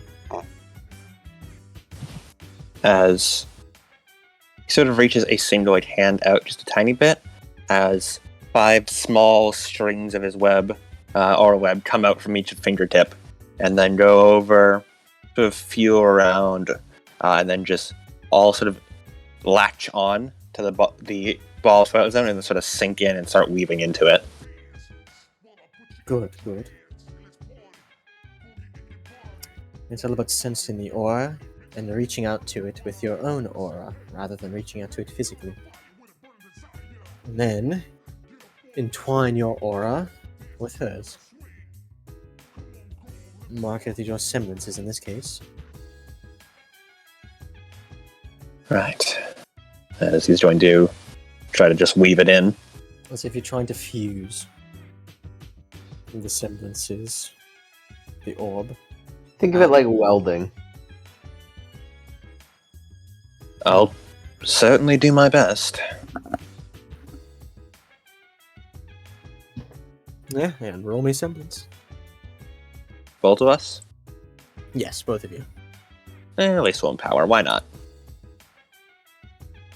29. Mm.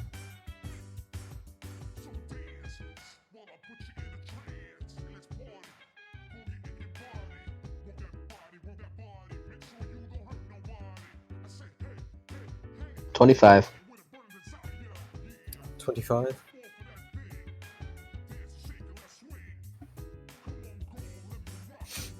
Alright. And what did Lace get? 29. 29. As you both feel that same sort of feeling in the tent, and your webs, you feel your webs weave around the orb as you feel that it's not really the orbs anymore. It's not really the webs anymore. It's like the web and the orb were always the same thing. In Greece, you feel this the same. As if it was one semblance, and this is just how it always was. Very good. This takes a lot of practice, and of course puts a lot of strain on the body. I would advise you practice it, but do not tire yourselves out, especially before missions. Right. Right.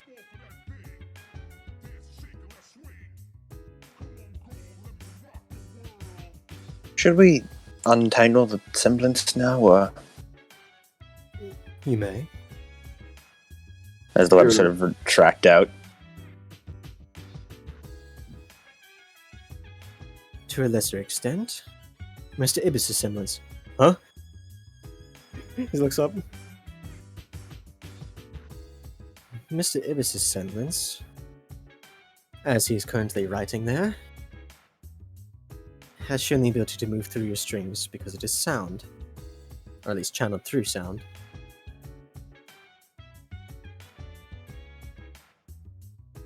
Mr. Ibis' semblance, when paired with someone like Grace's semblance, could drastically change the effect of the Twilight Zone. His is incurring madness, rage, anger. And he uses it as such in order to create a sort of anger which allows you to fight better in combat. Righteous rage of sorts. I mean, I always said that music can get you hyped enough to kick ass, but... Mr. Ibis, your language? He's like, oh. Yeah, Paul, watch your fucking language.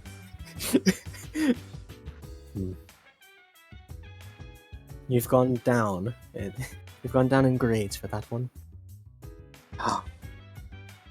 I can't believe after being such a star student. You may be coy with your fellow classmates, but I am your teacher. Yes, my dearest apologies. I cannot have myself shown up by a smug student. Wait, oh my god, I just realized, is your last name Hayes? For personal reasons, my name is Hayes Mirren.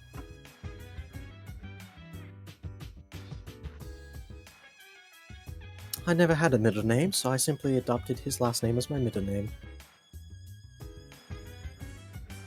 Oh my. Sorry, I'm still reeling from that one. Nice. Your semblance isn't just making webs. It's manipulating thread, right? Correct. You have a Manipulating my own aura spool- in the form of thread, yes.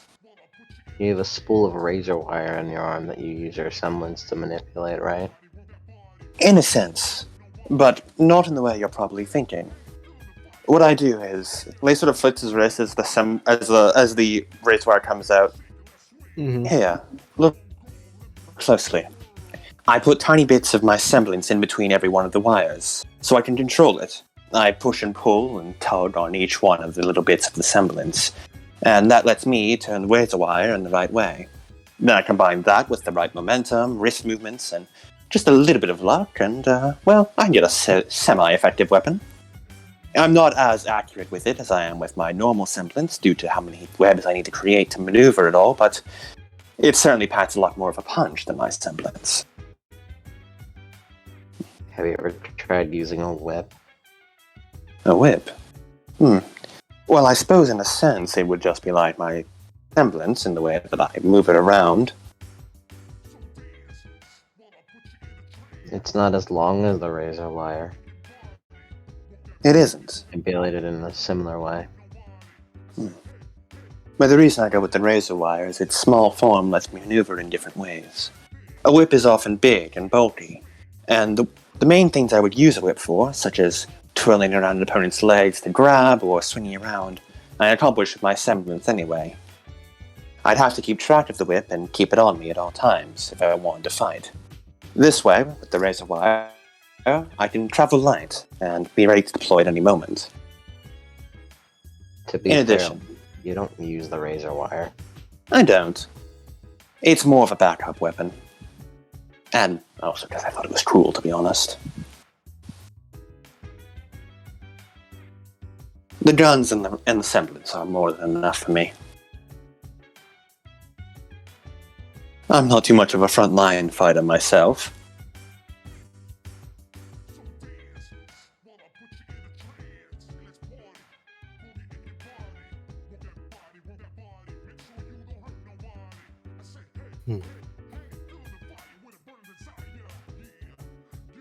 I would encourage more talks like this.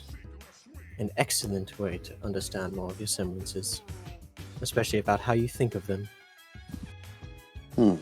As my semblance class aims to do, many of my students do not realize their full potential, or a hidden potential that they might be able to unlock with their semblance. As you said, Miss Lavon, Mr. Magnolia's semblance is zero gravity. You brought up the idea of a singularity. Of course, he had never heard of the term.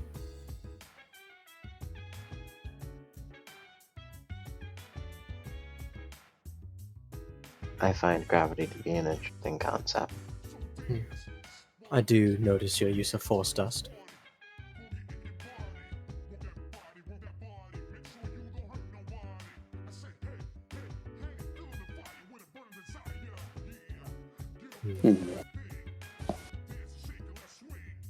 Well, I suppose that answers all the questions I could answer here. Although, my, webs, wires, if you would, conduct things. How much do you think it could conduct, if combined with the right dust? Well, I'm not quite sure.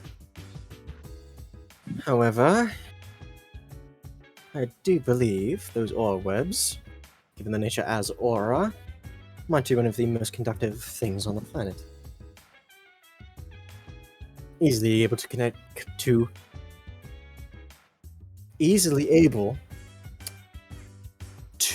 conduct electricity, as well as conducting sound and dust. Usually, one is exclusive to the other. You cannot have immense sound conduction while having immense electricity conduction. Although electrical instruments do achieve this, although not to that level. You can't exactly use an amp as a lightning rod and have it not burst into flames.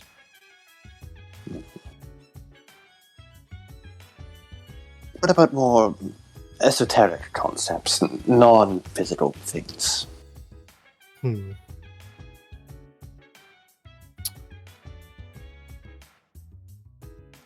Explain. Like, thoughts, for example. Well, If a team could coordinate instantly, with just being able to connect up with webs and then come up with plans without even needing to speak, that could be highly effective against Grim. It could. Although thoughts are connected through synapses in the brain.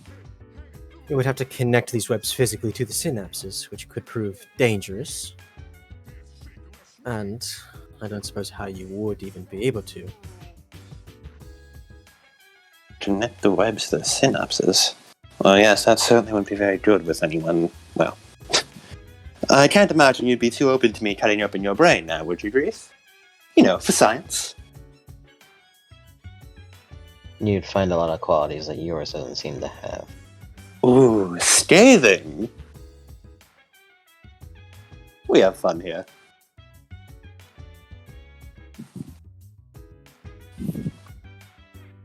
And so I'd have to connect up to these synapses then. Yes. And then hypothetically be able to just transfer thought, although it purely hypothetical, as it wouldn't actually be able to work. Yes. In this case, you would have to physically connect them to the synapses at a microscopic level, as the synapses fire thoughts between each part of the brain. What you would need to do is have it travel across those webs, while also preserving the same function in your brain between the synapses intact. It's like if you were to insert a wire in the middle of another wire. Most of the electricity would, or at least some of the electricity, would go through the new wire, as it is the path of least resistance. Same thing with the synapses in your brain. They are electrical impulses after all. As such thoughts would not go to the other synapse in your brain. They would instead go through the wire into whatever else you want, wherever else you put it. You need to... I don't suppose I'd need to connect my own webs to my own synapses as well, or would just my own aura be enough? Unknown. I see. But I would need to What? Keep the signals intact without them changing across my web? Exactly, almost copying the thought. As the thought jumps to your other synapse, a copy of said thought would jump through the web to wherever location you desired. Although I don't suppose how you could realistically do this, even. It Is nothing but a pipe dream. seems too complicated for any normal physics, to my knowledge at least. Unfortunate. But the more you know.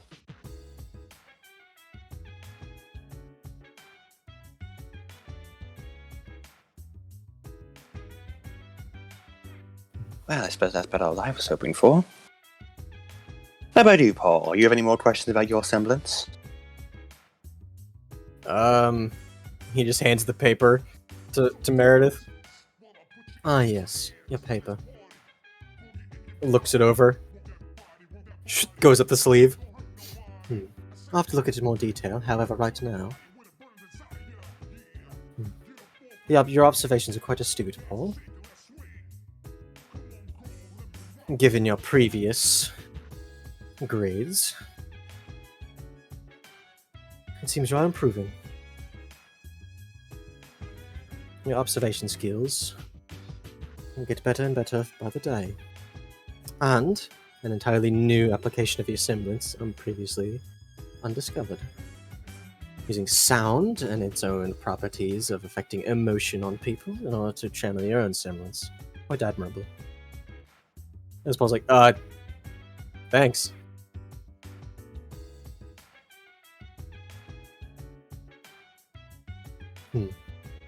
Well, I believe I have my own work to attend to.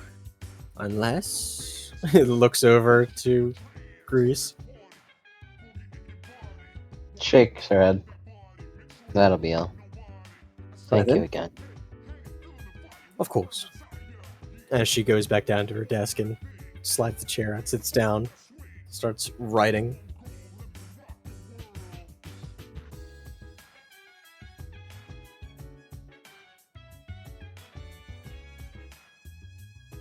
Well, I believe that was a productive day. I guess we'll have to practice this Semblance Resonance thing. Like as a team, though? Probably. Ideally. Nod. Although, yes.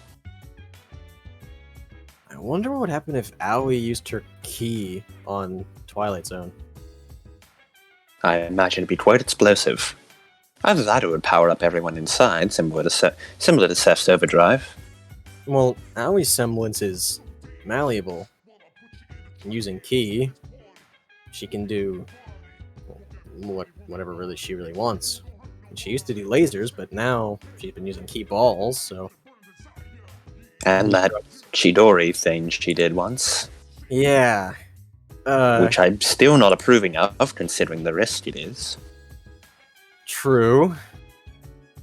I don't really like it either. But... key-infused webs, key-infused... rage? What are you doing?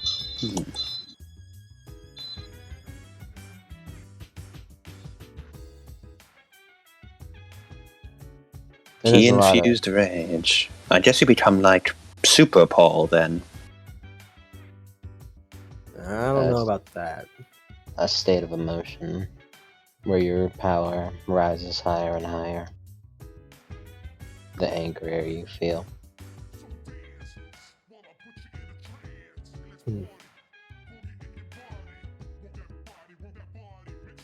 Well, he kind of shrugs. What do we do now? The Red Fang is still out there, aren't they? Indeed. Currently, the current lead I have would require Blake, and I guess we'd need to check in with however his checkup on the thing went. After that, we can build up a case from there. That's what I was going to do, if you want to tag along. Yeah, I'll tag along. I have Yeah. things I wish to do. Alright then. Suit yourself. Perhaps I'll come find you for that Semblance Resonance training. You should. Well then, until then. See you around, Grease. Let's get going, Paul. Huh. Alright then. Killer outfit, by the way. I didn't get complimented yet. Good. Oh, thanks. It allows me to... As all the reels start to spool up again. Yeah. Very impressive. I took your advice of mobility to heart. Glad to know I could help.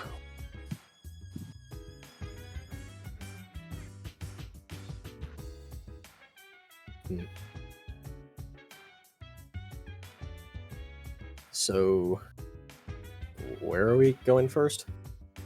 Well, to go find Blake. And then see what his progress is on that setup. And if there's any progress, then get his ass in motion. Hope Meredith didn't hear that. I don't want to lose any more grade. Well, where do we check first? Do we check the... Well, he's IT department, I suppose. You mean Yeah, the library. Close enough. Alright. Yeah, the place will take Paul to the library.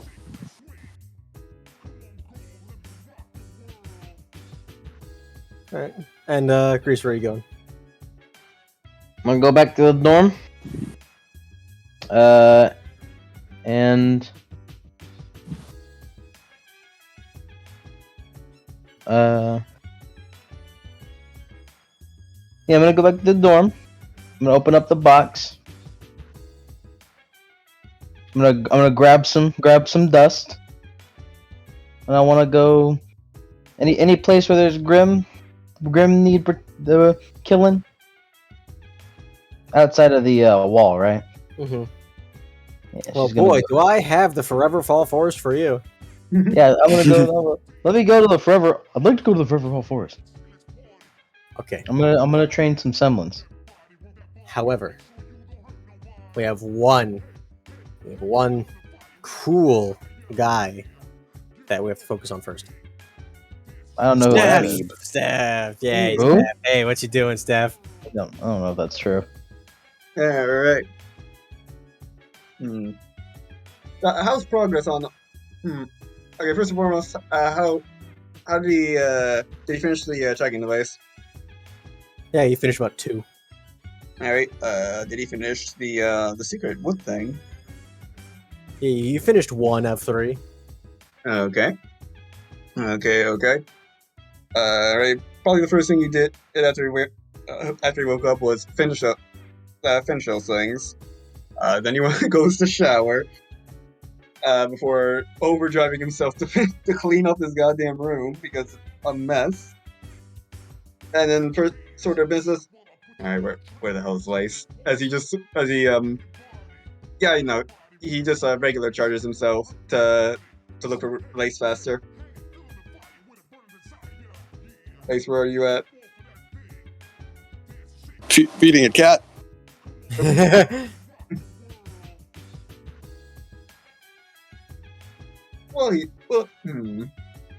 I'm here though.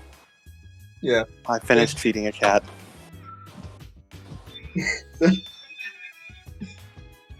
Where does he find Lace? At the library, as that was where he was headed. Yeah, you walk right out of the elevator, which goes on to the library, and then just ding. Hey, look, there's Lace right there. Yeah. And like just the Lace when you see stuff, he's got bags under his eyes. He didn't sleep he was up all night with this. Even your bags have bags. His bags have bags. Lace. Hello there. How can I help you today, Steph? Tracker. He's just How pleasant. Weird thing you notice, Steph, when you put it in his hands, it's like his hitbox is wrong. The tracker like hovers a half inch over his hand as he puts it in his pocket. The margins are off. It's like his margins are off. Oh hell nah, Lace got the janky ass hitbox. Lace seems to have the janky ass hitbox. I should get more sleep. I gotta get paint. As he just immediately presses the button of the elevator and leaves. Paul, did he look wrong to you? He looked wrong to me. Yeah, he looks weird. I wonder if that night got to him too. Yeah. I couldn't really sleep. Hmm. I was up like all night. Unfortunately the same. Yeah, I heard you mumbling about something out there, but he shrugs. Couldn't exactly hear. I was mumbling for Fruit Loops. I was very hungry. You could have just asked. Oh, and wake you from your very restful slumber? I could never. Restless. Close enough. Same difference. Mhm. To the shopping district. To the shopping district.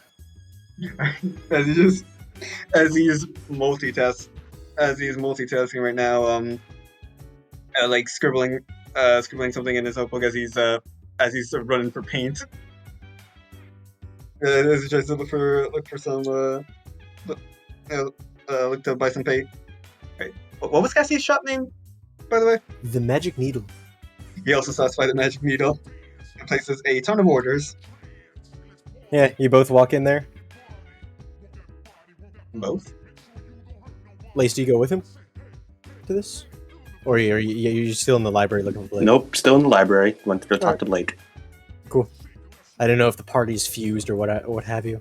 And hey, Steph, you walk in, and the shop is kind of empty as usual. Like there's no one really around, except you do see like there's definitely business going on here.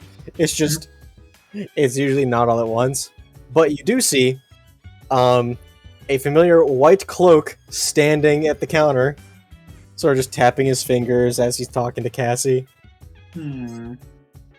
Yeah, so yeah, I was thinking like, I was thinking maybe purple, because I mean like she likes purple a lot, but maybe red. Wait a minute. It's like, oh, as she sort of scratches the side of her head. Maybe. Oh, hey, customer. As Davcool looks back, as he shrugs. Oh, it's you again. You see, I don't remember how much. You don't remember the significance of him, but you do remember that you guys went on the mission, so you remember all that. Yeah. Oh, hey, Mr. Silver Eye. Eyes, silver eyes. Silver Eyes. Not silver eye. I'm not blind in one eye. Hey, it's the last thing I don't think. Whatever. What are you doing here? None of your business. Well, that was rude. It's a secret, okay? It's not a secret to me. You're the one making it. Are you preparing Christmas? Maybe. He does not remember the significance of this man, and he does not remember. I imagine after Laughing Stock, all memories of Dude Bro just have. Yeah, all memories of Dude Bro are gone, which is lucky because afterwards you're gonna be able to re-experience your favorite anime. but this also means all the fucking like Dude Bro related merch, including the Brands poster. He's like, what the fuck is this? Who is that? Who is this woman? Things are before my life. But yeah, he does not recognize this man. But yeah, he like looks at Cassie. First and foremost, he places.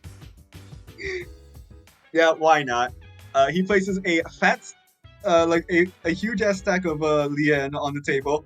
I am going. First of all, I'm gonna apologize for what I'm about to order. And he just on top of the huge stack of money, he drops a list. And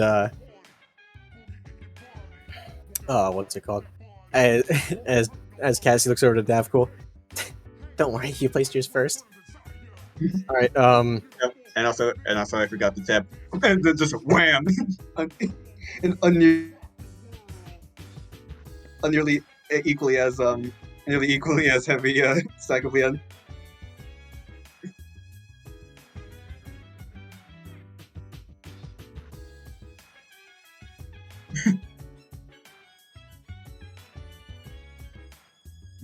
And she's like, "Oh wow, that's a lot." And it's like, "Have you decided, Davcool?" Yeah. Red. I'll go with red. All right. As she like finishes writing down on like a piece of paper, she puts it back on like a corkboard on the back wall. All right, I should have it by Saturday. So, and looks over to Steph. I'll get started with yours. Thank you, and sorry for. Would it be possible for you to get these before Christmas? Yeah, I should be able to if I don't sleep. It's okay. I've done it before. Additional tip. Wow, that's a lot of lien. I don't really spend that much.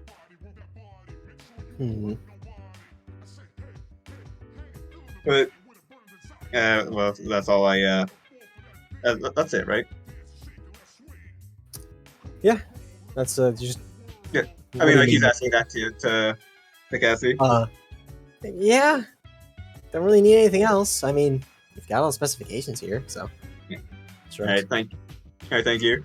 And then, then he overdrives himself again and gets out of there. Yeah.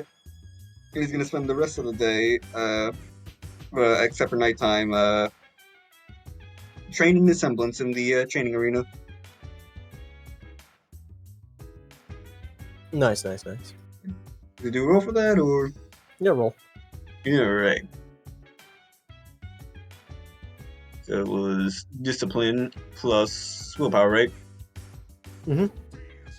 Can you overdrive himself while doing this? Actually, no. Yours is endurance. Endurance. Let me check Same the book. Yeah, just so it's endurance plus willpower plus endurance. Willpower plus endurance. Mm-hmm. Alright. Can you overdrive this? I mean, you're training it, so. Yeah. He's asking you if he can overdrive his overdrive, like a weirdo. Like a weirdo. Finally, because we're in the slice of life section. Well, what are you exactly trying to do? Like, he's trying to do. I guess he's going to try and balance, basically like rotate it, like the overdrive around his bodies to kind of like slow down the timer on fatigue. So like for example, he overdrives his eyes, and then when the timer runs out, he starts moving that overdrive all over his body until it reaches back to his eyes again. So they're not so they have like a break basically, while still keeping it up. Yeah. So yeah, roll it and Yeah, aura boost this as well. Yeah, you can aura boost. Yes. Don't add the overdrive bonus because you're not at that level where you can overdrive the overdrive. Not yet. Maybe later, but 26. now you're just trying to alleviate. You get 26. Yeah, he's drive maxing right now. As you like overdrive your eyes, kind of hurts. As then it ends, and you sort of force it down into your legs. As your legs, oh, I can run forever, and then your legs become jelly as you just. Next to his arms. And he just sits into his arms as he keeps training. Cool. It's a terrible idea, but he's training it. He's training his endurance. Alrighty. And then, like before he stages, he's gonna start painting. You're gonna what? Just like when we go to sleep, he's gonna start painting as well. Cool. That's not for a little while, but Just preemptively. let's go for Greece. Yes. You are in the Forever Fall Forest.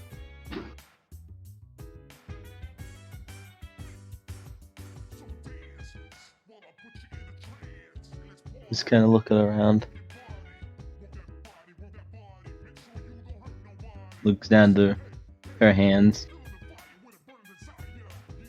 Kind of holds out a hand as a like a Twilight Zone kind of comes out. And she kind of looks at it for a moment.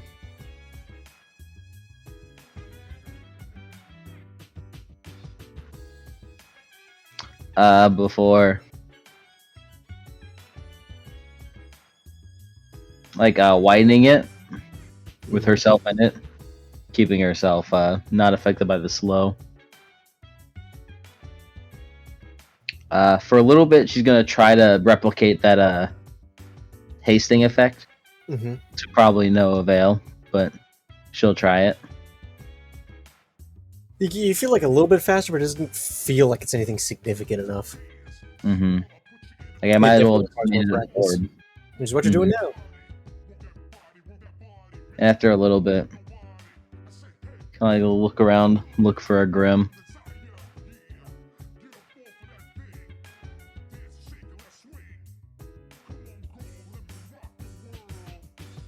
And you eventually find an Ursa, who's just lapping up some sap off of a tree. If it's like scratch the bark off one of the Forever Fall trees. She kind of looks at it, walks up, kind of behind it.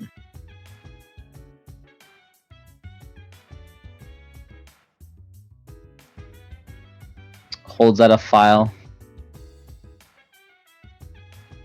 wraps it in the Twilight Zone before flicking open the file and letting the dust out.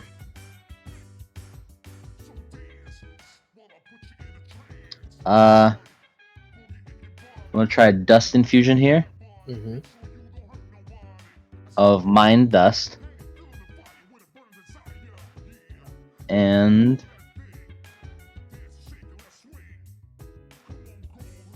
I want to try to use Hallucinate.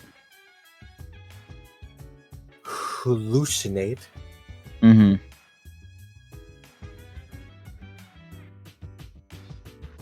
All right. Roll it.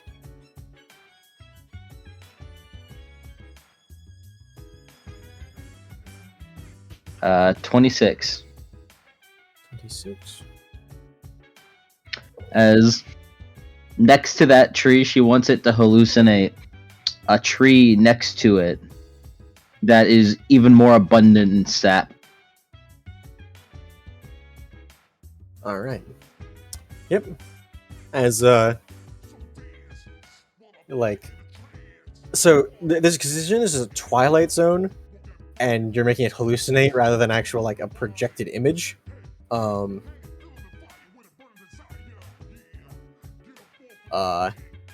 You see as like a Twilight Zone sort of envelops it and sort of goes, and it sort of looks around before like you see like a pink swirl sort of around it. As Amethyst is more purple. yeah, like considering it's melding with Twilight Zone, a bit more purple. Yeah, as it starts to look around before it looks to its side. As it like ambles over, and like it reaches its like its tongue out and tries to lick it, and just nothing. Here's it. And tries to bat at it, and it, like you see its eyes sort of. She's going to real quick. The orange turns like a softer orange rather than like an orangish like red. Mm-hmm.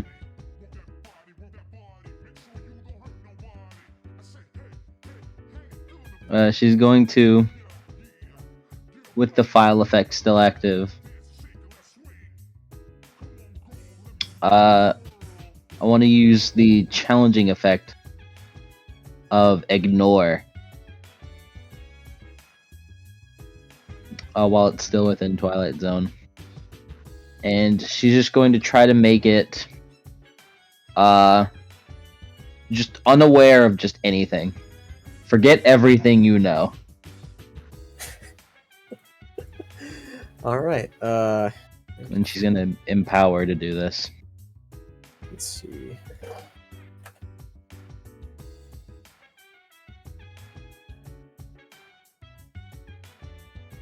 All right. So you're doing the challenging. Mm-hmm. Alrighty. Ignore.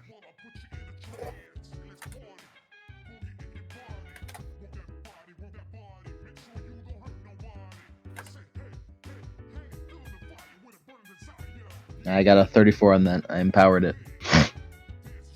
A 34. Yes. Let's see here.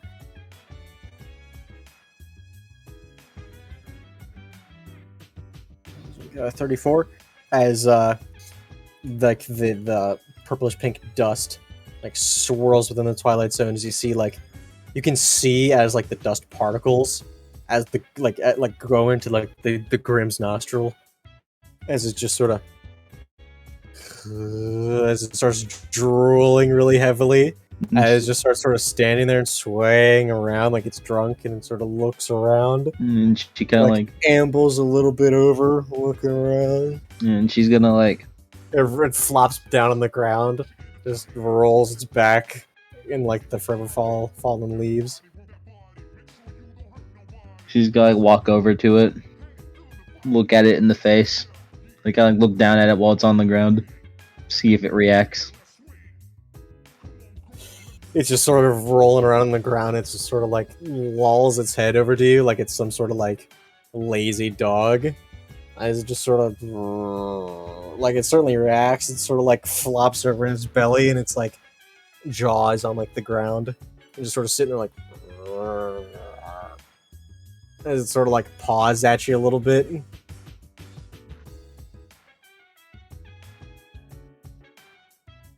And she like kind of looks at it before pulling out her gun, like putting it in double barrel form, and just kind of like putting it on its head and just kind of just blow it up.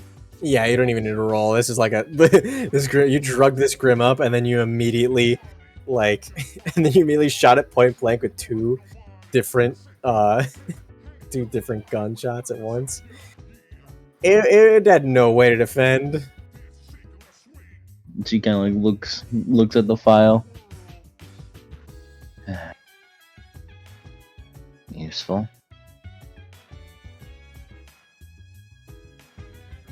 Also illegal. Yes. She keeps it like kind of like places a file in like a pocket or up somewhere. Just pulls out a amethyst dust round. He's gonna go test it out on something. Yeah, with this dust round. Cool. A nullifying round.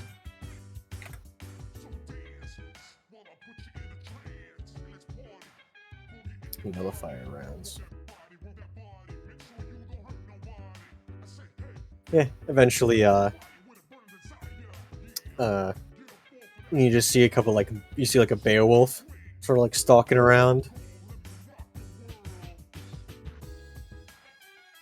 In the Furfall Forest, it's not exactly hard to find. Mm-hmm.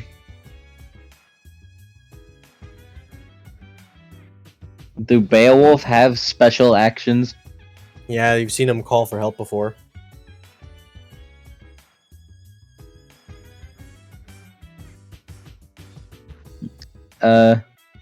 one of their main things is that they're able to howl for the rest of their pack.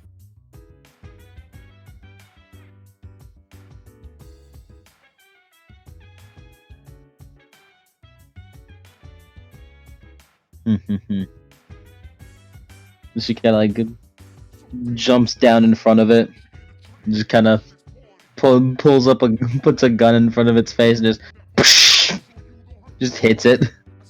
As like, unlike normal bullets, which are supposed to like go into the target, this mainly just like shatters on impact if it's like a glass tipped, but like even weaker than glass because glass would like shatter like shrapnel. Mm-hmm. As this, it's sort of like a bunch of like the mine just goes into it and sort of shoved in its orifices, its eyes, and its mouth and its nose, and it sort of it shakes its head. It sort of like reels back in a familiar, like you've seen in like Grimcast, how like a familiar looking like, oh, it's about to howl because it's alone, and it goes as if it's like vocal cords of jello. She's gonna, while it's like doing that, she's gonna do while it's doing that, she's gonna like think for a moment, take a file out, kind of like step back a little bit, and spread it out in front of it. And she wants to loosen it effect again.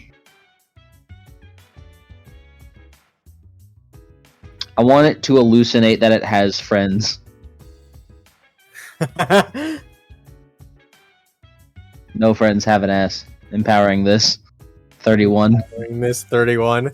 Yeah, as it sort of looks around, and just as it like sort of gets up, newly empowered, as it sort of like sits there, waiting for the other ones to take their move, and sort of looks around before it like does like a swipe at you.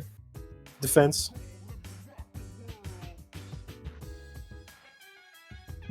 Grease, I don't know what this new you is, but kinda into it. Kinda into it.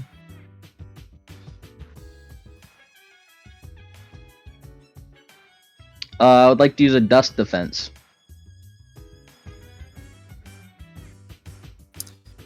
With the amethyst dust.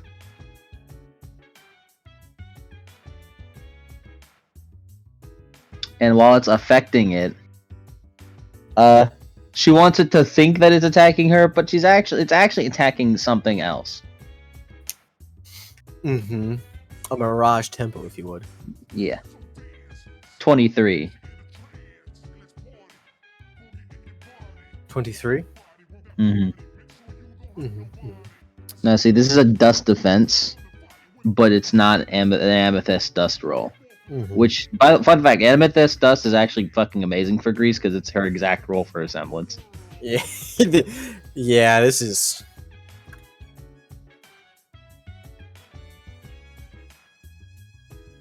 Let's see. Beowulf. There it is. Let's see. What'd you roll? 23. Yeah, as it sort of lunged it with a swipe, as you sort of sidestep a bit and just sort of and start tearing into something. It's not you. A bunch of like forever fall leaves kick up as if blood. She kind of like walks up to it, clasps her rifles into a double barrel form, presses it against the back of its head. Yeah, as like your person against back, it's like, as it looks back up and just bang. Won't even have you roll it. Kind of looks towards it. I see. Kind of looks at the dust again. Can't use that against people though. No. But it's useful. Shouldn't use it against people. Shouldn't. She will though. You don't know that. I don't know. She said shouldn't. Well, I mean, like, that's just like, normally. I mean, if Blaze wanted the mind link thing, this guy's mind in the name, It's dust the drug. I wish crystals were better. I wish the crystals were better. Yeah. The rounds and the files are cool. Yeah, they are. And she's gonna store it back. Do like a minimal training on just on her general semblance. Mhm. Trying to like, from what Meredith described, see exactly what makes it different compared to what she said her dad's was before leaving the Forever Fall, going back to the norm. How long do you stay until like sunset or? Yeah, about sunset. Cool. Lace. Hello. You're in the library. Should we change music? Go ahead. You told I don't play for too long. Well, for some reason, this is the song that jumps to mind. I didn't want to change the music, but I was thinking like perhaps Grease Drugging Grim and Yeah. yeah, perhaps that wasn't the best theme for that. Yeah, it needs a bit more menacing for Grease, but Mm-hmm. I would have played like the Off OST or something. well, Lace is enjoying his time in the library. Go say hi to Blake. Go say hi, Blake. Mm-hmm. As you're in the library, that whole thing with Steph happens, and Paul, like, points over after you're done talking. He just points to like Blake's desk. He points to it. It's this little like sign written in Sharpie. It says "Out to lunch." Oh, you've got to be kidding me. It's also like really early for lunch, at least comparatively.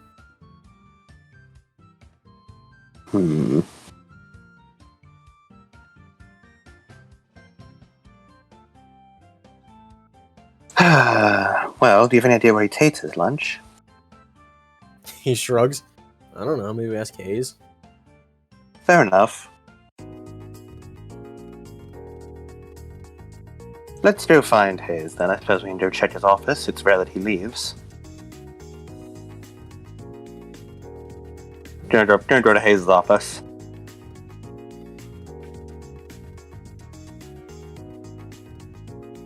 Go up to Hayes' office. And, you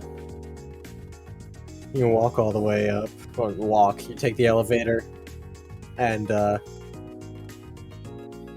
you get up there. As, Hayes is sitting at his desk, writing some papers. Oh, Hello, perfect. Headmaster. Procrastination as he shoves the papers aside. Meredith won't like that, but... How goes? Oh, it's alright. Just doing a couple of, request forms for increased security. Maybe on the council, but I can't just waves his fingers, magic it. Understandable. I was on the lookout for Blake, but I noticed he's out to lunch. Any idea where I can ambush him? Oh, lunch? Nah, it's just a cover story. He's actually out of the CCT tower right now. Oh. Well, that certainly makes things easy. Has he sent back any report update on what he's found yet? He says, not to worry about it. He's got it.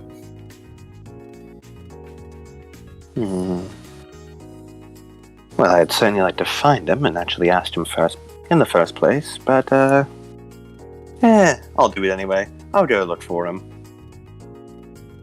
I had some extra things I want to investigate there anyway, unless you had something else in mind for me. Nope, unless you got something for me. You got any more juicy details? Let's see. I mean, I have a 3-page long list of every last thing that's wrong with the security in the CCT tower, if that counts for anything. Can you send those notes over? Will do. As he presses a few buttons on his scroll, swipes a few times, and then emails them over. There you go. From what I was able to see in the lobby and from the outside, every possible way I could break in, manipulate things, all the ways the guard shifts that were wrong, and the faulty infrastructure.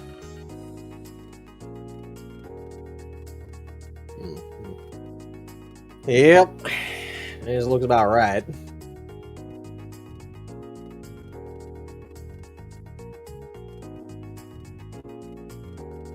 Yep, I'll get on it. Actually, the school nurse, Mr. Ark, is he at all skilled in chemistry? Chemistry? If I'm being honest, he ain't exactly too smart. I've noticed. The only he's not stupid, of course, but you know, Meredith, she's smart. She's smart as hell. Smarter than me. Way smarter than me. However, that doesn't mean I'm stupid. I mean, maybe sometimes, but one of her main strengths is her intelligence. Not his. His main strength is that he's got a ridiculous amount of aura, and that he's able to heal. He doesn't really have an any incredibly combat. strong semblance. Yeah. I asked him why he didn't become a huntsman, but he said it's because, you know, he doesn't have the capability and he doesn't really want to go around getting hit and hitting other people. A respectable answer. Well, I'll sort out my own things then. Yep. That'll be all. Alrighty then. Perhaps send Blake a text saying we're coming. Alrighty. Does a little wave, and he does throw around. Alright, come along, Paul. Alrighty. At least wants to head down to see if his bike is there. And you walk down to the garage as you see Let's see see if the- Rick has repaired this thing. first thing you see is you hear click, click, and other sorts of mechanical sounds. As you see Azure with a bunch of tools in his hands, standing in front of Mocha's pretty beat up dune buggy, and you hear sounds coming from underneath it. Oh. Looks a bit like close to the side a bit. Perhaps we'll take an air taxi. Huh? As Paul looks over. Why? I mean, he points to the bike in the corner. It's got like a folded note on top of the seat that just has like a picture of like a sketch of Brick giving a thumbs up with an eye glint. Well, easy, I wanted to ruin the paint job already. I mean, have you seen my driving? He just sort of glances over to Azure and Mocha working on it. And he sort of looks back to you. And he sort of adjusts his thumb over. And he whispers, something about them.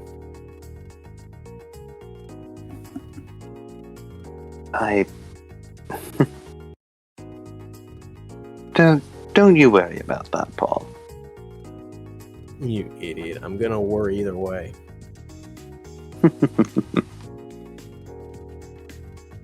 Well then, worry to your heart's content. Mm-hmm. Maybe you could do me a favor and make me not have to worry about you. Oh, now where would I even begin with that?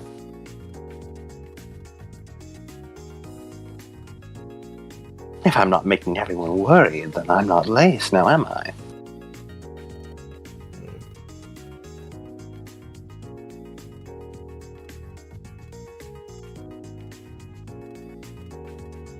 He does sort of give a little glance back to Azure Mocha, or Azure and presumably Mocha underneath. Well, at least they're getting along. As you hear, ding, damn it! Ah! As Azure sort of almost drops a tool in surprise as Mocha wheels out. It's like, ah! She's like shaking her hand. Ah, damn nut wouldn't go loose. Well, it ain't long as much as they ever do. Yeah, as Azure goes, like, ah, ah, and he grabs her hand, starts looking at it.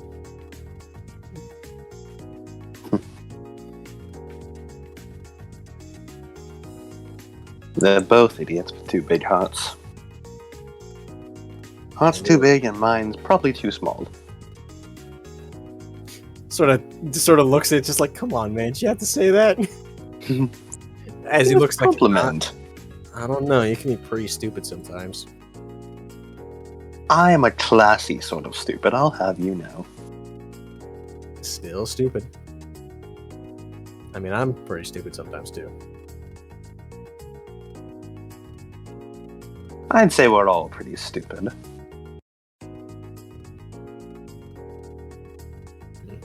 Well, come on. They attacked his wedding as he turns around and starts heading back up like the stairs he came down or the elevator he came down. Yeah, it's just a set of stairs. Yeah, he starts heading back up the stairs. As Paul looks back. Looks like sort of looks at Lace's back before he just follows behind Lace. Gonna head up, gonna go take an air taxi down to the CCT. Yeah. Actually, gonna take a stop off at the Spider Saloon. Wanna go talk to Walter. Sorry. And yeah, you take an air taxi down. You take a walk over to the Spider Saloon. Hey, isn't the CCT tower that way?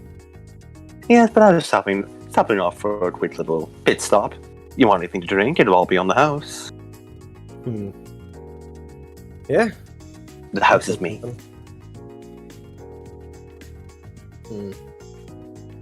Does that mean if you covered yourself in bouncy web, you'd be a bounce house?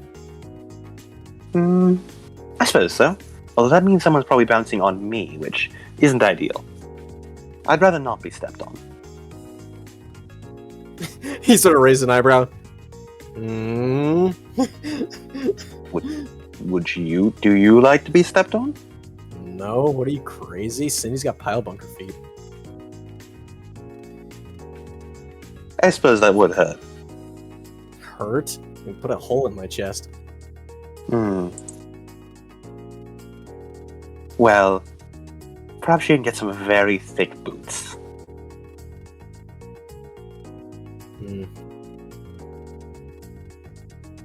Or a handstand on you, that would work. Look, either way. How is Cindy doing? Oh, she's good. One of her team members came back, and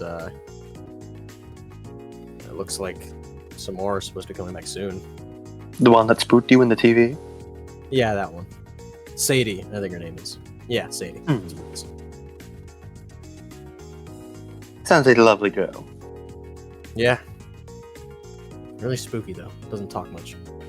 This means she has all the more time to observe. Yeah. I guess. He just sort of glances down at his scroll. And just shoves it back in his pocket. Ooh, what's wrong? Either you're antsy for a text, or you're thinking she's about to jump out at any moment. And see that she's gonna jump out of the scroll. It was kind of freaky first thing in the morning. I'd imagine. And here I thought I was due to jump stairs.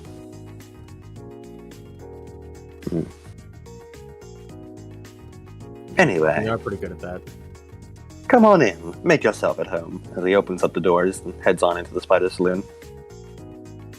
You walk on in. Welcome to the Spider Saloon. Can I...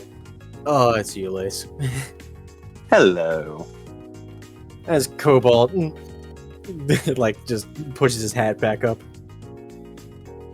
How's it going, Cobalt? Working.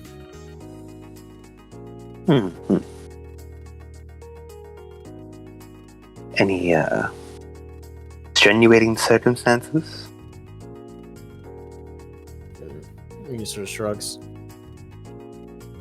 Nothing really happened. I mean, business has been picking up a bunch because it's near Christmas. Yes, I imagine they would want to be sending all their gifts. I imagine that courier training is doing you well. Yeah.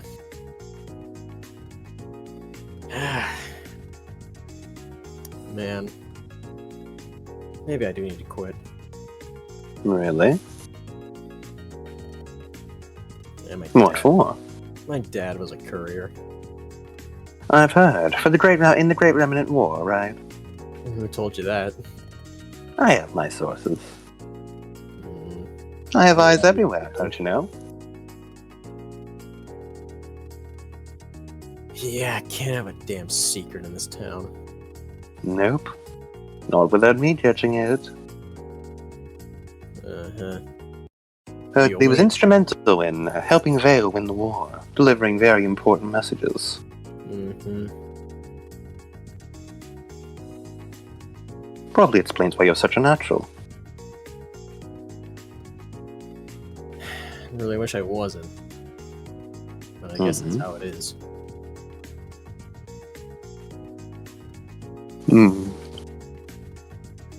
Right in the family. Yeah, I wish it didn't. Not too happy with the legacy. Yeah, my dad's an asshole. Ah, I see. Well, And I had heard such just glowing like- reviews. Sure, he was a cool guy in the war and saved a lot of people's lives, but shitty parent.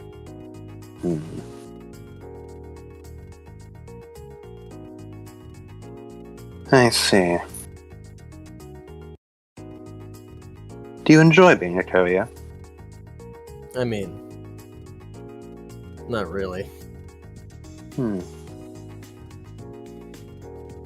Would you rather be working the bar then? No, not really that either.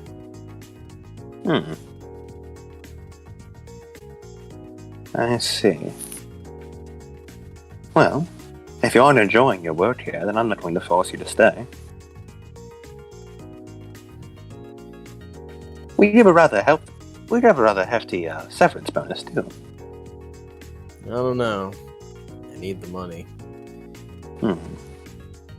He sort of holds up a rusted-ass revolver. This thing is, this is my dad's.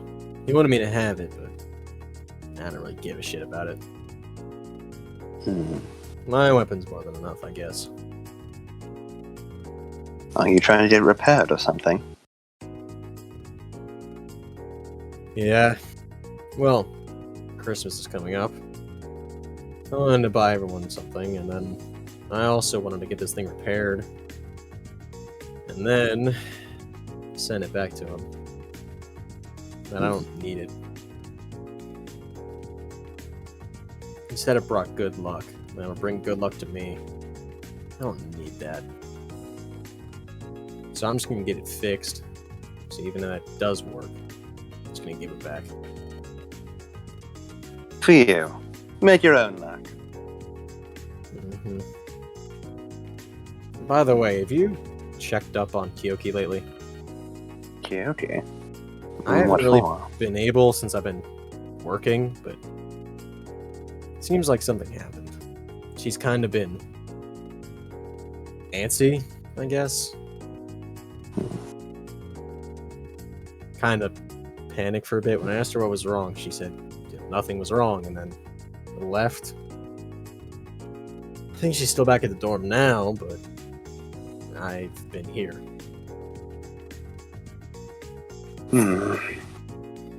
Well, if I'm being honest, Kyoki is more Aoi's friend than mine, but...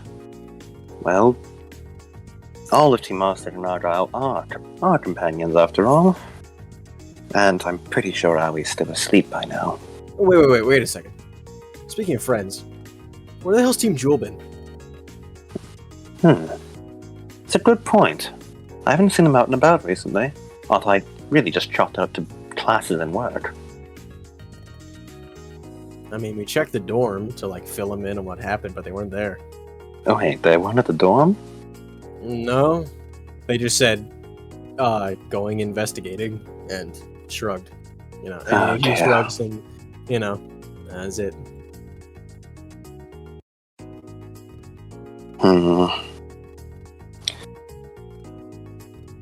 And have they responded to any calls?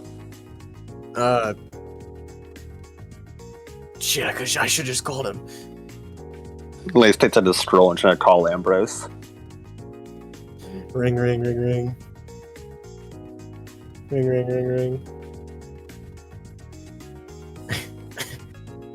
Hey, it's Ambrose. Is it a voicemail? Huh? No, I didn't even have one of those set up. Okay, good. Just checking in. I heard you were going investigating. Everything alright? Oh, yeah, hold on. Hey, Jasper. He puts Jasper on the line. Hey, Lace! Long time no see! Hello, Jasper. Going? Oh, doing well. I'm just hanging with Cobalt and Paul right now. Nice. Yeah, so we met this cool faunus dude, like this older guy, and he says he's doing some investigating, then he knows you. So, that's what we've been doing. Cool faunus, dude. Oh yeah, he keeps eating cans. It's funny, we keep getting cans for him. Oh, I see. That must be Cletus. Oh yeah, that hillbilly goat, yeah. How is he doing? Any leads?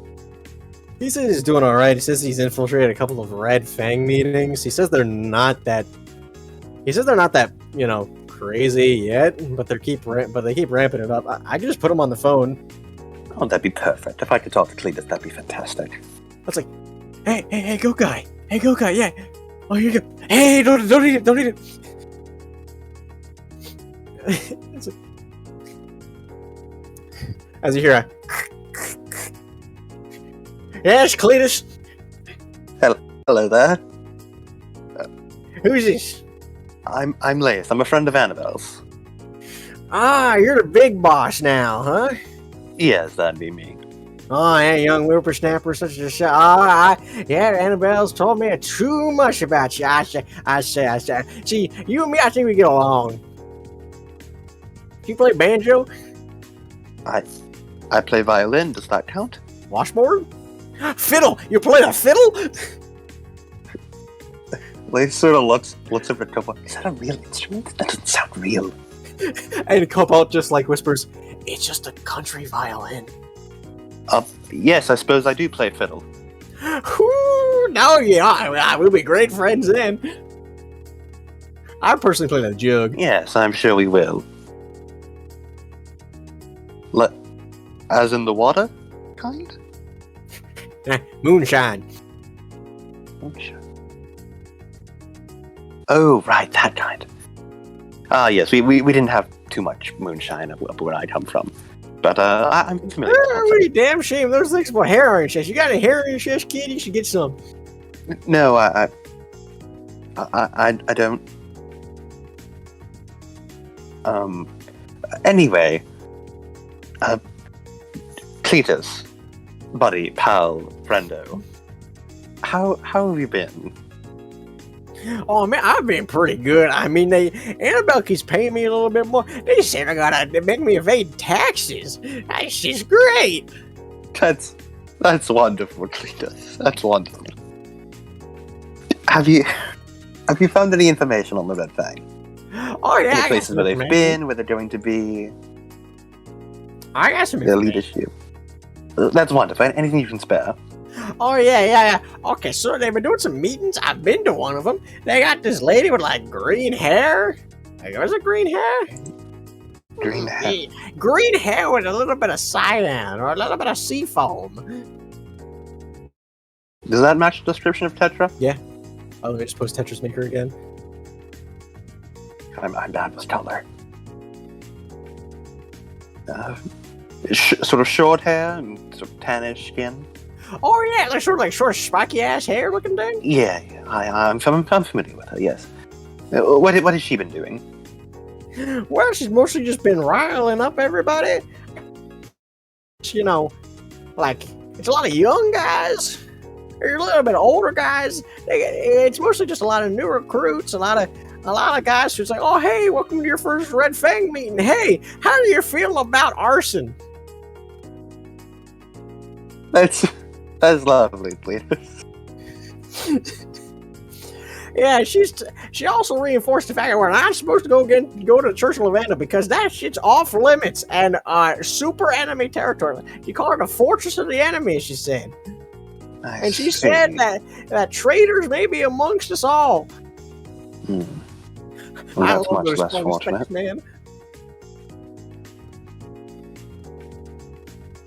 And has she given any insight as to what she's going to be doing, or any HQ of sorts, previous locations they've been, any pattern you've noticed?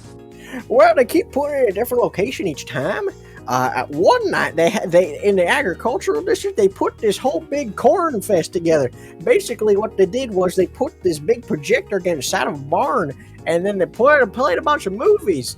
And then afterwards, they were talking about how faunists are way better, and how that faunist actor got paid less than the non-faunist actor, and all this kind of other shit. I didn't really get too much of it myself. I just like free movie and free popcorn. They supply free popcorn. Free popcorn, I'm telling you. No wonder their recruit rates are so high. Well, how do they tell you where the next meeting is going to be?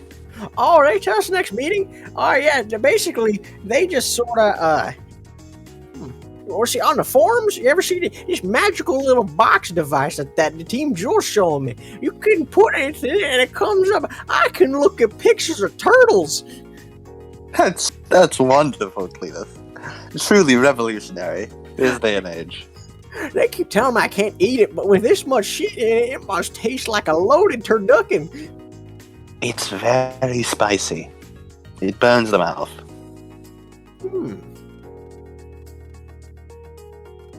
It has sparks inside it. Sparks inside? Yes. I once tasted a rock after I got struck by lightning. That was pretty good. I imagine it be much like that, but far more intense. Perhaps you can try with one of your Red Fang friends. Step away from the phone. Perhaps you can try with one of the Red Fang friends instead of Team Jewel. You hear your voice echo within something in a cavity, and then you're like, and then here's like, huh? Oh yeah, I could just eat one of those instead of this thing. Is it hear sighs of relief in the background?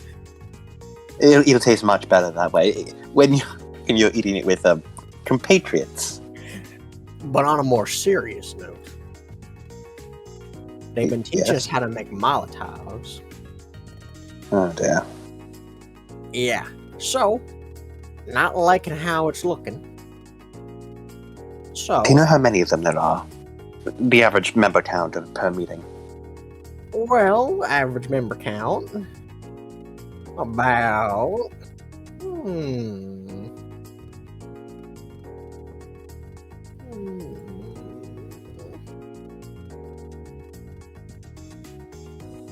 I'm really bad at eyeballing things. I can imagine. I'm really good at guesstimating, so I'd say around 70.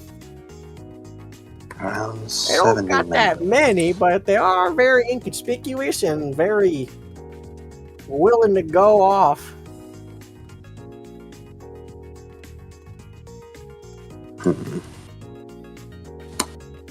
Well, I feel bad for a lot of them because there are a lot of youngins. But there is one worrying aspect. It seems Tetra's got a bit of a bodyguard. At least I think he's a bodyguard. They don't seem to get along too much.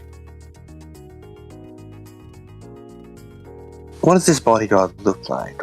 Okay, so Tetra, I don't know if you've seen Tetra. She's in like her 20s or something. She's like kind of younger. This guy's I've seen her around before. This guy looks like at least mid-30s.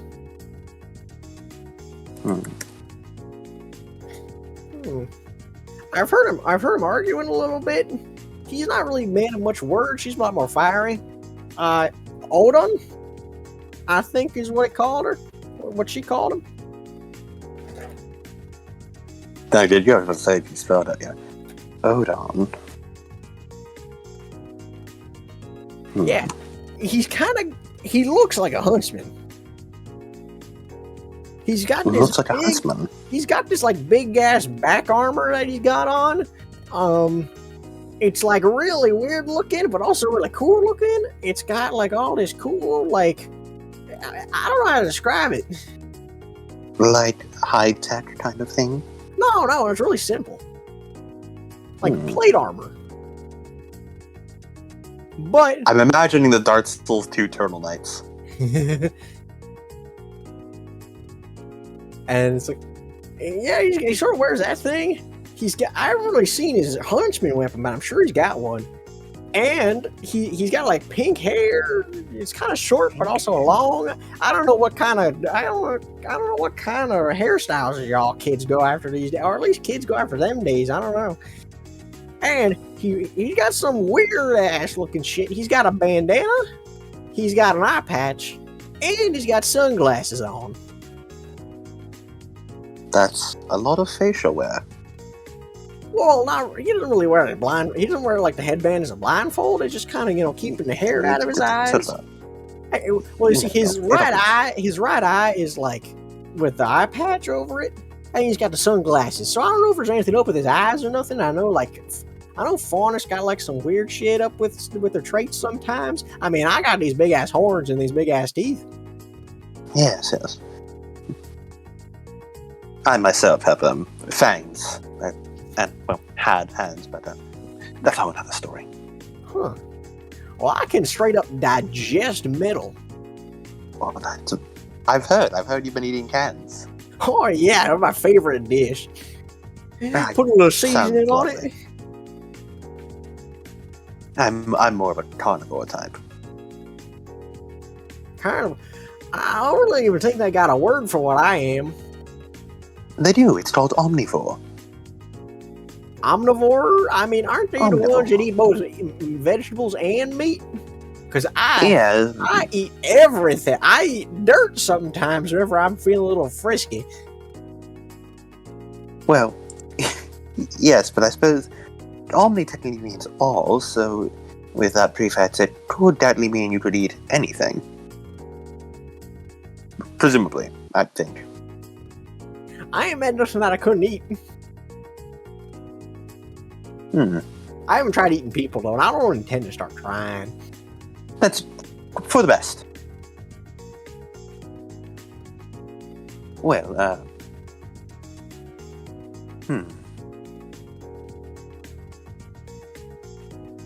So, anything else? Any more distinguishing features of this Odin fellow? Besides that big ass back armor, besides his like headband, he's got the pink hair, which is short and long at the same time.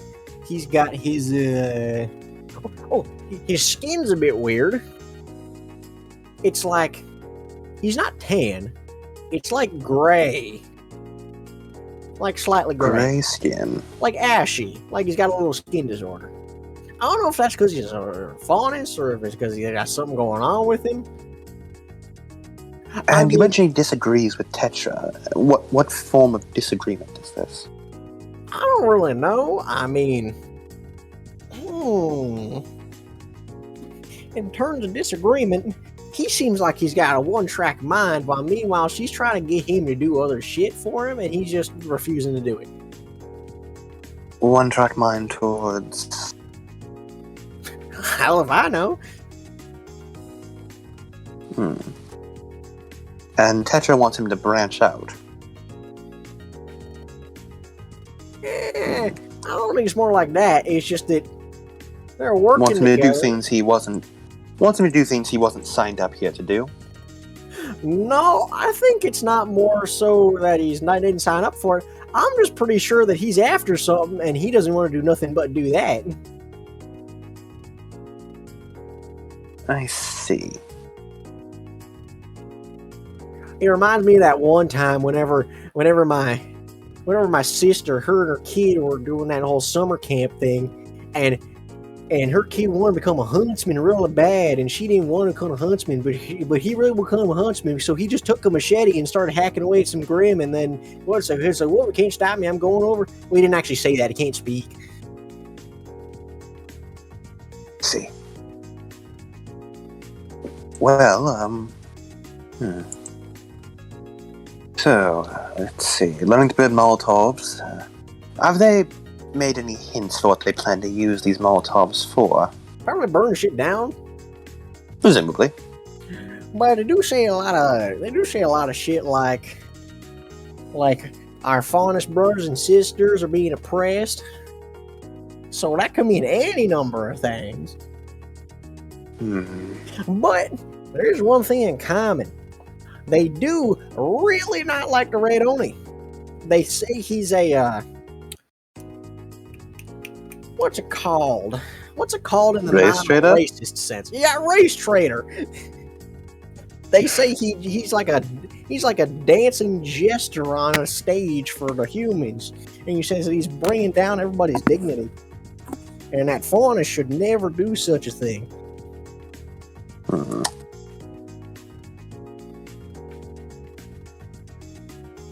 I see.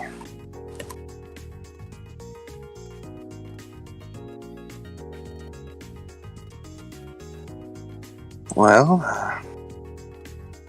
anything else you can think of? Well, if we're gonna do anything, it's probably on Wednesday night. I figured.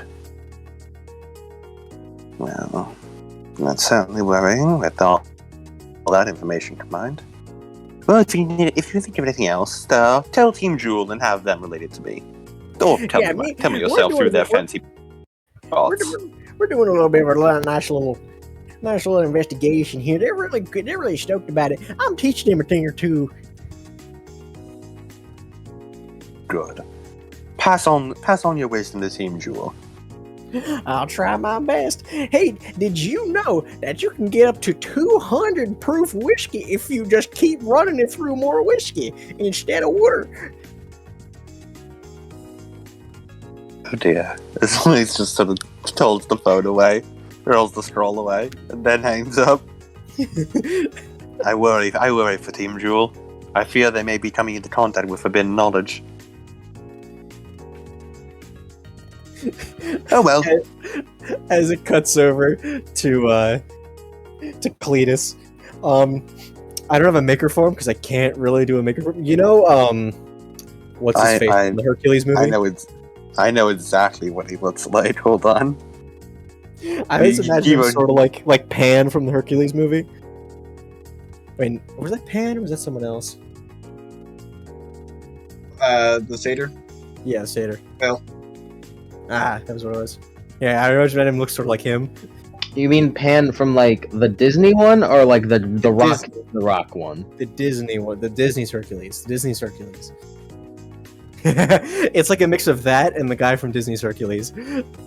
And as he sort of looks over, it's like, your friends are he's a real hoot in a hat. As he tosses it back over to Ambrose, as they're all sitting around a campfire eating beans, as Warren finishes up his beans, as he grabs the can and just sort of tosses it over, as Cletus catches it in his mouth and starts chomp chomp chomp chomp.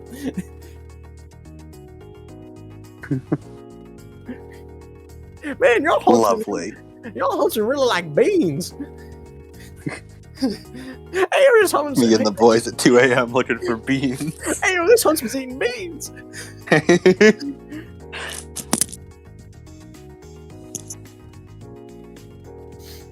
Yeah. Alrighty. Where are you going now? You're still in the spider saloon as everyone's sort of looking at you. Hearing a bunch of people. I did need to talk. I did need to talk to Walter. Cobalt, hang out for a bit. Enjoy your company. They just both go. Cobalt, take a 30-minute break. You'll still be paid. Thumbs have up. a long break. As he's just like, hey, you want to look in the back? We're doing the illegal shit. nice. As they walk back in the back. As you hear, you can't be back here! Dunk! Ow, Roman! Doing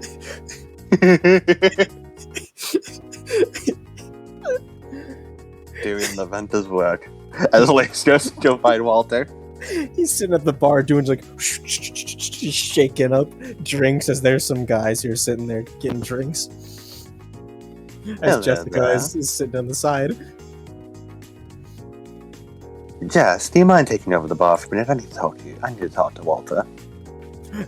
Nodding as like the beanie goes down over her eyes so they're shaded but she can still see as she just like double pulls out 2 shakers. Where are we meeting, boss?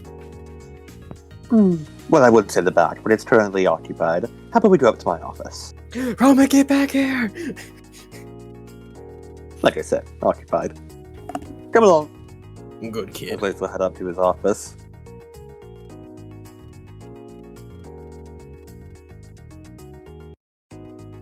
Hands up to the office.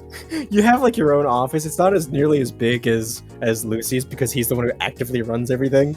Yeah, Lace rarely visits his own office. It's filled with dust and cobwebs. Lace insists the cobwebs are an aesthetic choice.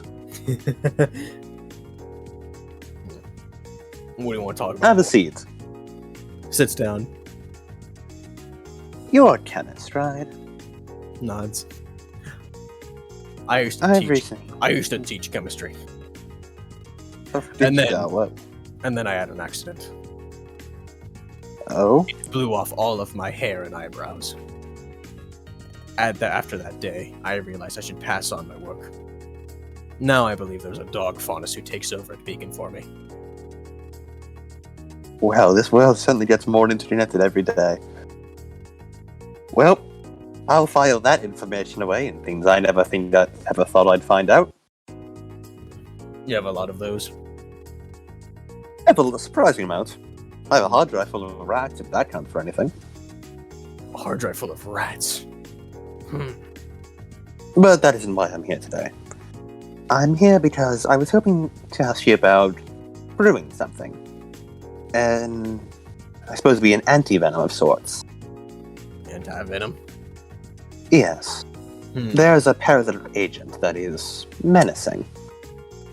I was wondering if you could brew a antidote. I can do it pretty quick, but I need a sample.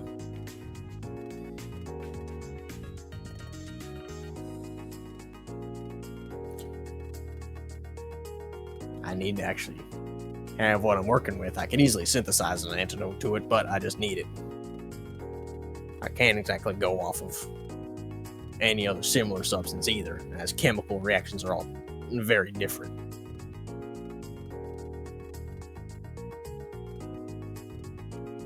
Unless you have a sample.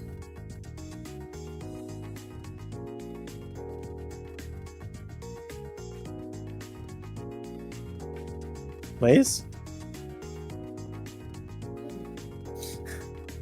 Face. Face. I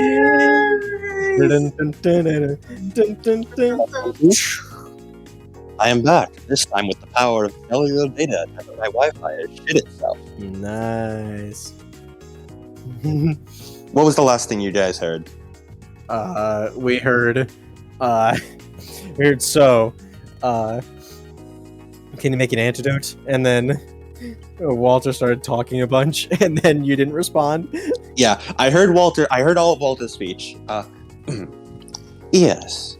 There's a paralytic agent that's been quite menacing recently, and I was wondering if you could make an antidote to it. Ideally fast-acting, as otherwise the person would, well, suffocate. Well, I can certainly make it. I just need a sample of it.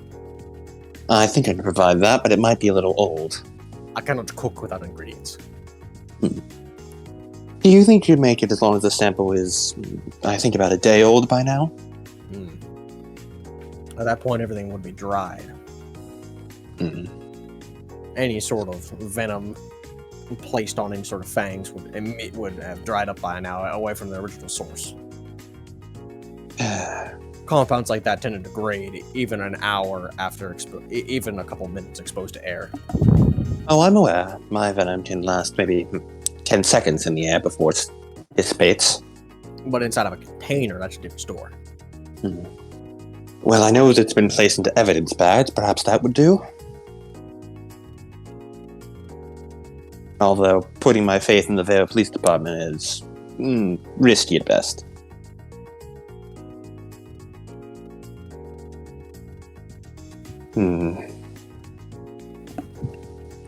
Well, I'll see if I can get you the sample, and if not, well, he shrugs. Best I could do. I'll get to work. I'll get to work on the other. I'll get to work on setting up my lab again. All I need is the sample that I can make it maybe within a couple hours. Perfect. I'll be back shortly with it then. Maybe. It is. Alright. Get back to work, Walter. You'll be getting a raise if you make this correctly. I love to cook. I'm sure you as he walks out. I love to cook. What an odd man. As he flips open his scroll and is going to call Detective Harrington. Ring, ring, ring, ring. This better be good. It's for the investigation. It's always for the investigation. Would you rather I called to hang out? No, I don't like you. Charmed.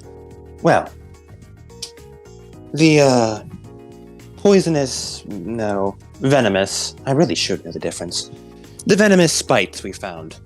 You put them into evidence bags to be carted away to be analyzed by the forensics, hopefully. Assuming the Vale Police Department is at least semi-competent. Yeah, that's what we did. Are they still, I don't want to say wet, but wet? No. And part of forensics is putting it in a big ice box to make sure it doesn't decay. They're still bone spikes. They are subject to decay. You could already see some flaking off of bone matter around the sides. It seems with that constant blood flow, they'll start to break away after a while. Just not as fast as a grim. So there's nothing we can gain. No venom sample we can take off it. At this point, it would just be flex. Dry as a bone. Right. Well, it was worth a shot. Thank you for your time, Detective Harrington. Oh, and if I may be advised, make sure the Vale Fire Department is on call at all times.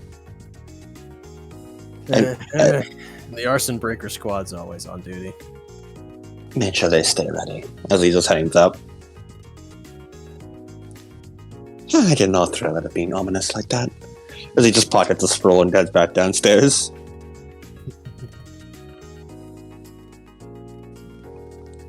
Paul, Cobalt, how are things going? Paul and Cobalt come back out. They've got like Paul has like a big welt on the top of his head, like cartoonishly, that is like holding up his headphones out of his ears. And you see like as Cobalt's like, ugh, as he takes his cowboy hat off, and there's a big welt as he dusts his cowboy hat off and puts it back on. I see Roman got to you. I'm just about ready to head out. Paul, do you want to come with, or are you ready to hang it with Cobalt for the day? I'd rather hang out with Kyoki if I can take the day off. Go for it. You also have a full pay. Sick. This is what see, I knew it was a good idea to work here. I can just do shit like this. Nice. As he walks out in uniform. Remember, you need to clean your own uniform. Mm-hmm. I remember. Well, looks like you're stuck with me, Paul. Goody? He's gonna check his scroll. Just as a test, he calls Owie to see if Owie's woken up yet. Owie! Owie! Is Owie awake? Is that's why I always say, Lemon, are you back yet? Like you would Alex. announce. Nope. All right. Well, looks like Allie's still asleep.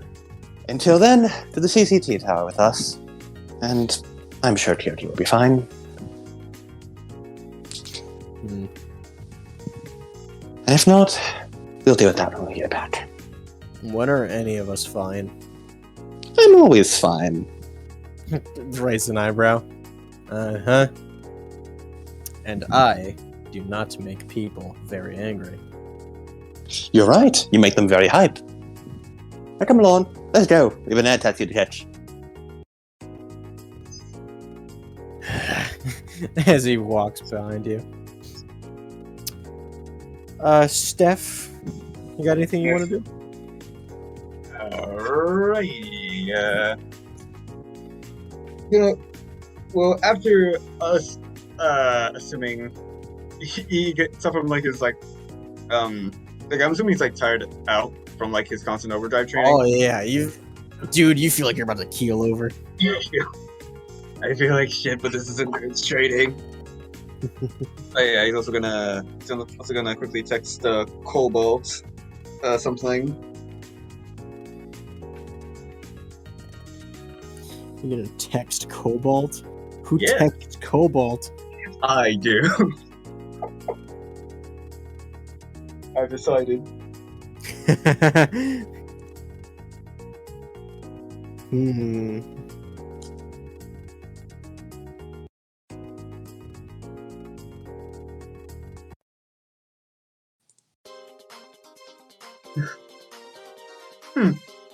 Interesting. An interesting track choice. Nice. Really? Nice. Anyway, he's just like reading his scrolls like, really? Like, it's that on the nose? That's it? If you need more somber music, I can provide more somber music. Nope. It's not summer right now. Yeah, he's just so sometimes like, really? That's it? Wait, what? He just like, is that seriously it? Yeah, it's like, that's it? Like, really? On God? He just texts back, yeah, that's it. Voilà. He quickly just gets back up. Well, that just makes things a lot more easier then. Yeah, wait, what? Yeah. He runs outside. Alright, it's a Semblance Resonance. Oh, yeah, Mary definitely wait later. As he runs out. As he runs out and goes to the shopping district. Once more. As he buys. Yeah, this one sounds funny out of context. He buys a disco ball. He buys a disco ball. Yes. He just buys a fucking disco ball for there you go. Anyway. There's another thing he wanted. Well, there's two more things he wanted to do, but I don't know. Why not? Ton of Whiplash. So, I'll go with the lighter one first, as he puts the disco ball in his room. As his room just looks more and more ridiculous by the second. And first on his list, to Meredith.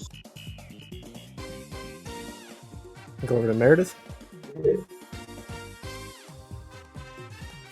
You walk into the semblance room, Meredith is sitting at her desk, like it's paperwork. She looks up. Again today. Oh, are you busy? I can come later. No. It's just there have been more than one student who's come in here today. It was us on my team, wasn't it? Yes. Yeah, that figures. But yeah, he kind of just like walks up and takes a seat. I'm looking for like advice on how I should proceed on like plan I have for my semblance. An idea. Yeah. The current like first plan I want to go with, and the route I'm working on is working on my endurance. So all I can do like a regular charge and the original overdrive. The overdrive kind of lasts way too short. Like I would need to like constantly focus in order to keep it upright. So one of my current goals is to kind of keep it, not necessarily undo like or prevent damage, since that just seems inherent to it, but maybe like keep it on reflexively. In gaming terms. Yeah. So I don't have to like focus on keeping it upright, and it can just, and I more so just have to focus on turning it off when I needed it to. And the other one would just be general endurance to make it last longer.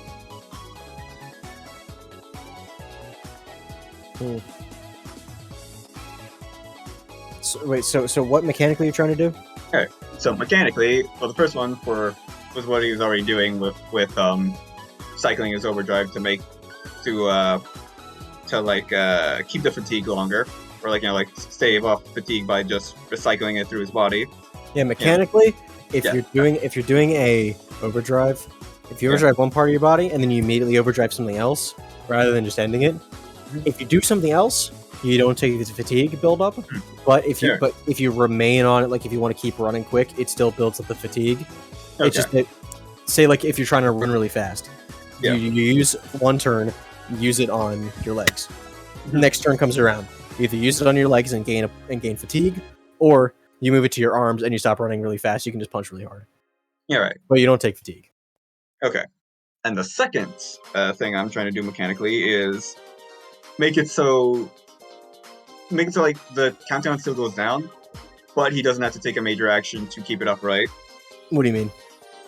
Like, because whenever he uses overdrive, he either needs to spend both of his major actions to keep it up, or no, you spend 2 major actions to keep it up without a roll.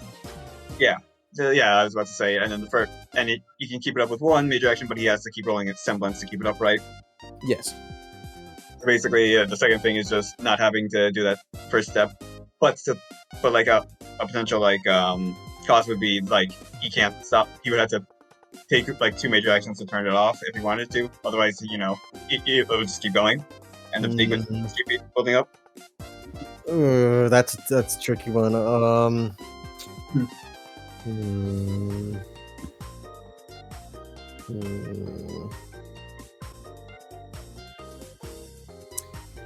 I'm inclined to say no to this one, due to the fact that one of the it's the action economy, which is one of the things that the only thing that's still holding up in regards to everything else I'm doing with it. So the only thing ARGYLE hasn't shattered and killed. Yeah, it's the only thing ARGYLE hasn't shattered and killed, because I think it does work when it like for doing what it's trying to do. Yeah.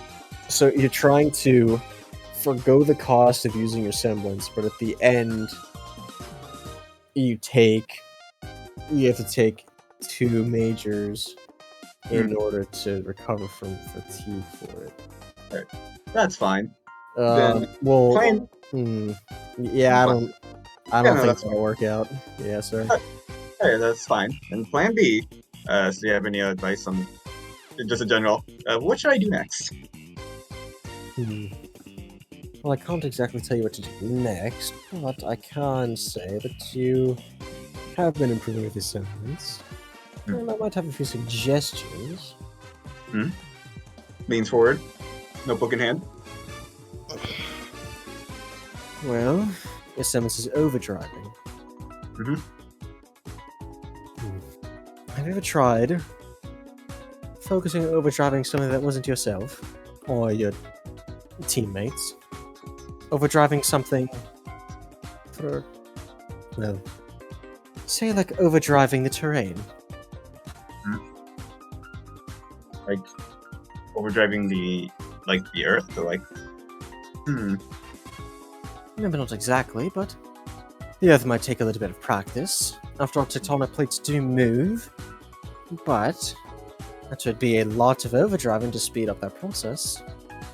However, growing things like plants, for say, like if you needed to hide in some tall grass, overdrive the yeah. grass, it grows tall.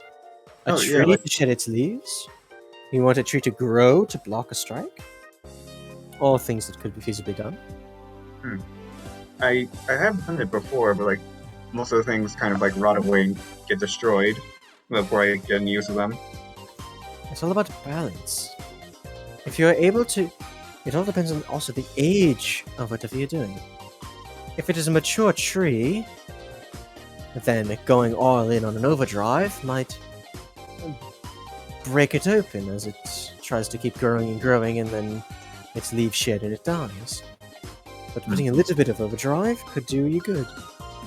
Say, change the season of the tree in order so it sheds its leaves as if it were in the fall. Or growing grass tall without it reaching the point of its life cycle where it would rot and die. You are doing commendable work, I have noticed. Your ingenious way of distributing the strain throughout your body, so that you do not build up any sort of fatigue in your body. Quite ingenious, quite ingenious. However, I will say that even I am slightly stumped at your semblance. After all, it is a self-improvement semblance. One of the hardest in order to develop techniques for. I know Mr. Sangri has come to me personally asking if I had any ideas, but that is something he must discover for his own. Okay. Some semblances are simply not made for any branching techniques. Miss Lavon's semblance might be able to add more techniques, such as increasing speed rather than decreasing it, or messing with gravity, size. But self-enhancement semblance is a bit tricky. Mr. Sangri's semblance, for example. He slows down his perception of time, and his reflexes are greatly increased, and he's able to lock on to things with his vision, basically giving him tunnel vision but giving him excellent accuracy when he fires. As such, there is not much room for improvement there other than extending the time his eyes can be used under his semblance, or how slow time is slowed down for him, or how fast. Similar thing with you. How hard do you want your overdrive to run? How long do you want it to run?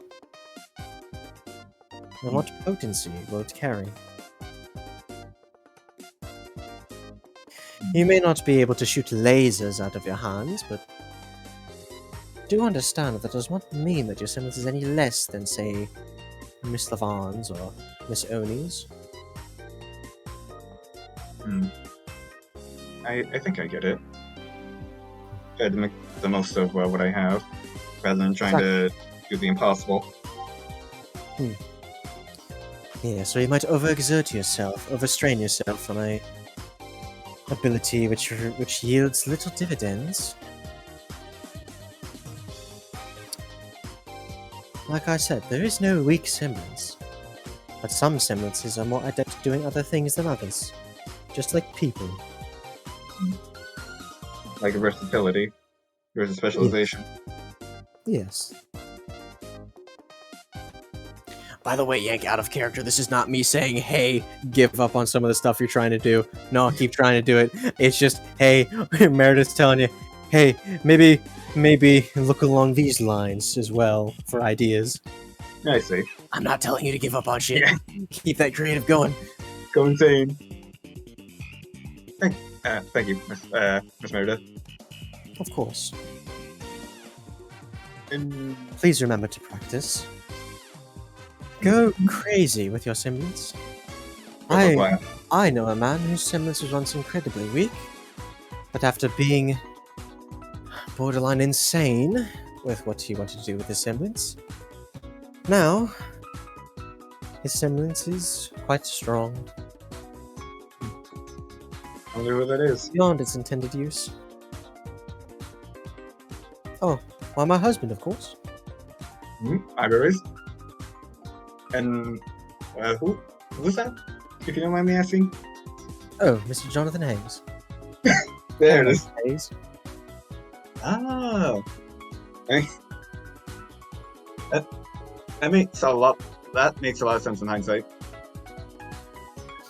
That's what they said. Although, I would say that in hindsight, it is none of your business. My apologies. Well, no one's business in general besides mine. I guess, yeah. But being you're not fresh- bad kids, so I don't mind too much. Just make sure your grades don't slip again. Yeah, sorry about that. As he heads off, I kind of don't want. I want to do something else, but I also don't want to last too long because it's for Greece. Hey, Grace, do you mind what we're seeing? What you want, bitch? Grace is in Blissfully Forest. You need to find her. Yeah. No, I just wanted. I wanted to do one more scene or like one more thing. Alright, he's going to go to Jonathan Hayes' office.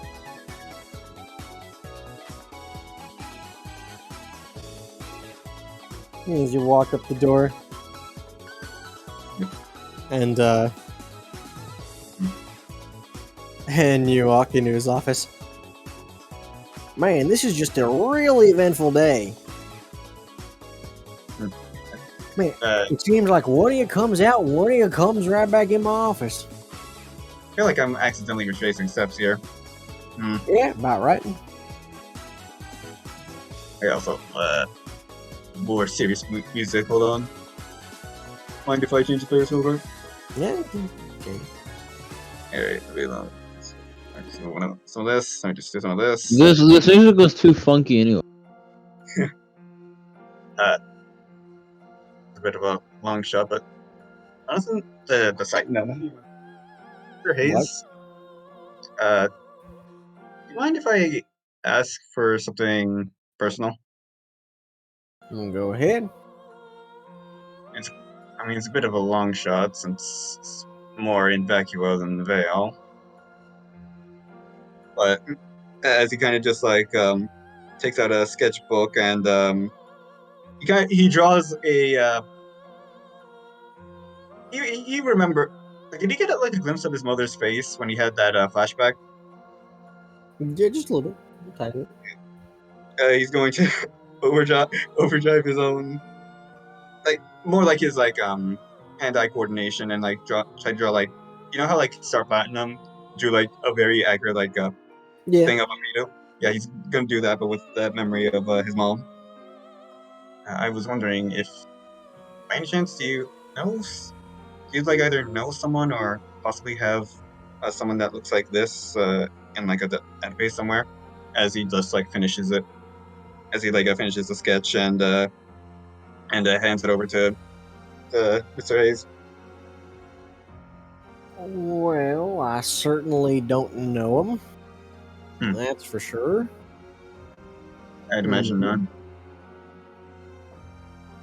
I mean, besides really high-profile criminals, like the Rust Gang, we don't really keep that many files on there. So unless this person's really notorious, well, then, I mean, we might, but that'd be more of a vacuum thing than anything. I see.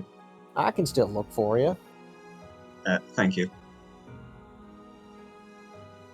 To be honest, I don't really know much about them myself. That's why I came to you. And outside of going back to Vacuo, which I don't really have the time for, I can't. This is really the only option I have currently. Well, at least the Vital Festival will take us there. Nothing else, I guess I can search there.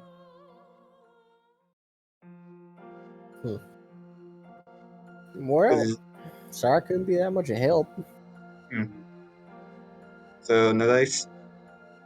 No dice. Thanks anyway. He said he'll look into it, but he himself right now at this moment does not know anything. However, he will search. Cool search. Nice. Nice. Yeah, you already got the disco ball.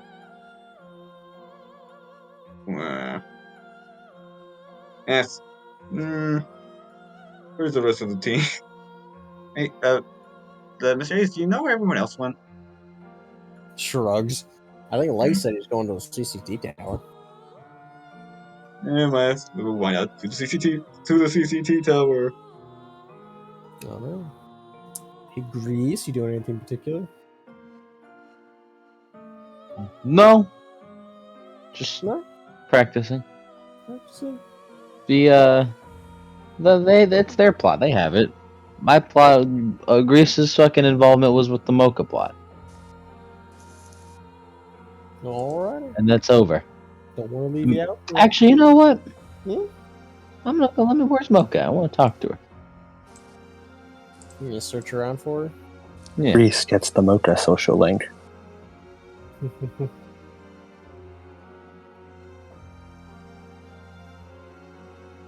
As you head back, where do you head to?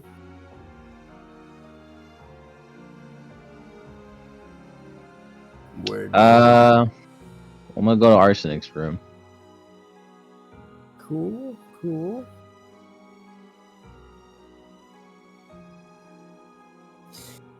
As yeah, open up the door into Arsenic's room. I knock on the door. Oh, you knock on the door first. Yeah, I don't open the door. I don't barge into their room. Unlike some people. I would assume they'd have it locked anyways. And you hear quick, coming. As door opens and you look at Kyoki, who looks pretty shitty. Like her eyes are all puffy. Her hair's kind of disheveled and otherwise she looks kind of normal. She just looks like her eyes are puffy and her hair is all like disheveled. Like normally like brushed and put into a ponytail, but now it's just messy. Oh, hey, Grease. What brings you here? I wanted to check on you. Me? I'm alright. You specifically, but Yeah, it makes sense. are you alright? Yeah, I'm fine. I'm fine. May I come in? Yeah. So, as you walk in and she closes the door behind you, who were you looking for? Mocha, probably. Yes. Yeah, I think her and Azure went to work on her dune buggy. Thank you. You have a brush around here. In the bathroom, I think. Help yourself. He goes to it. You might have to pull some of our hair out, though. She frowns. You collectively use the same brush. I mean... Yeah, now we do. Now. Is this what it means to have team bonding? Ugh. We just sort of take it out. My old one Strange. kind of broke. Strange. She hands it to her and has her take it out. She's not touching that.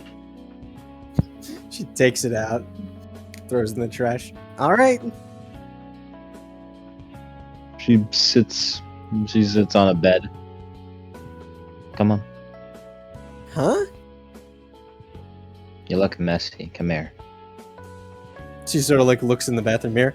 Oh wow, I can get it. I got it. And tries to take the brush from you. I've already sat down. You need to go to talk to Mocha. It's all right. I've already sat down.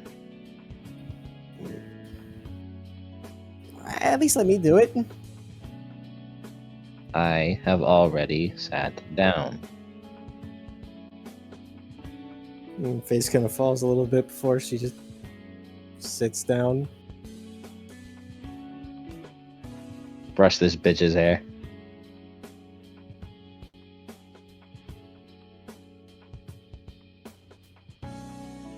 Brush her hair. Mm-mm.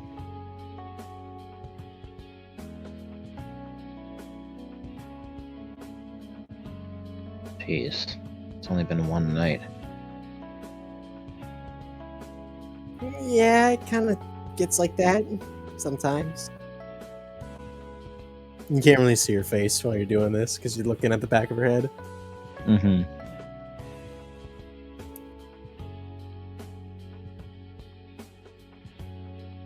Just gonna keep brushing it and just get it to where it was before. Well, Grease brushes the way she brushes hair is how she brushes it, so it just ends up more looking like straight and just similar to how her hair looks, how she brushes it.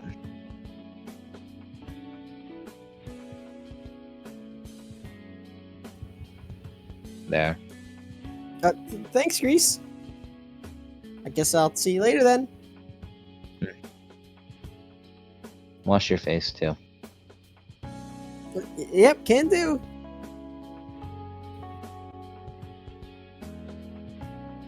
Be safe. As you walk up, go into the garage now.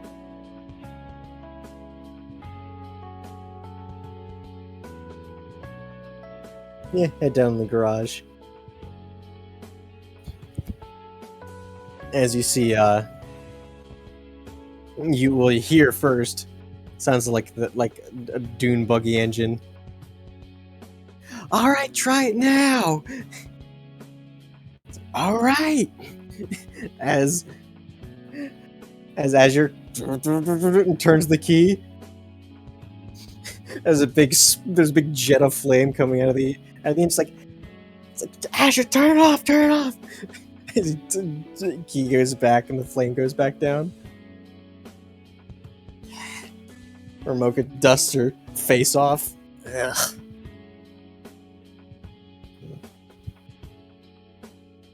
And she reaches back into the engine, her face down. As Azure sitting in the front seat looks over. Oh, hey, Grease. And you hear, Grease. As Mocha pulls her head out and rubs the back of her head. Hi. What are you doing here? Yeah, come to bother us again? I'm just asking how you're doing. Well, right now we're trying to fix this thing. It, punches the side of it. That lace broke. Do you know how bad it is separating the dust in the middle of the fuel tank? This is a dust injection engine! Everything is screwed up down here! So what's the issue then? Is it like Look, I clogged? have separated dust in every single little part of the engine. I have to clean this out and then replace all the parts that got gummed up and rusted in it. Ugh. I'm helping. Uh-huh, yeah. You see Mocha's a little band-aid on her hand.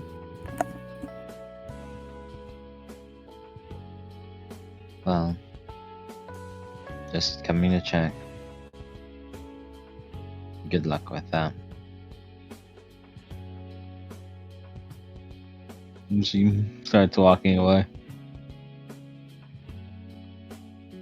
And you hear, just a little bit, it's like, hey, psst, Mocha, has Grease been more caring lately? Like, not a robot? Shut up, she might be able to hear you. She kind of turns around a little bit. Like looks her head over her shoulder for a little bit before turning back ahead. I think she heard us. No shit.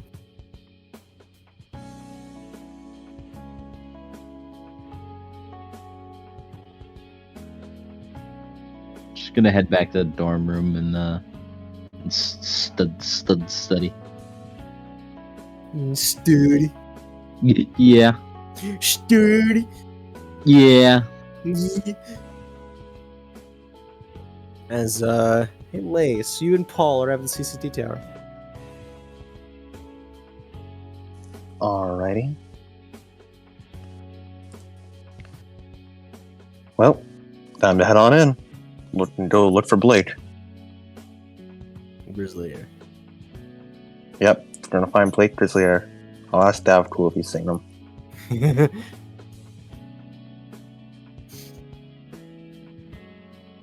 He'll head in, see how it is. Are you just heading in the center? Like Yeah, in the actual lobby? Yeah, he doesn't know where Blake got in.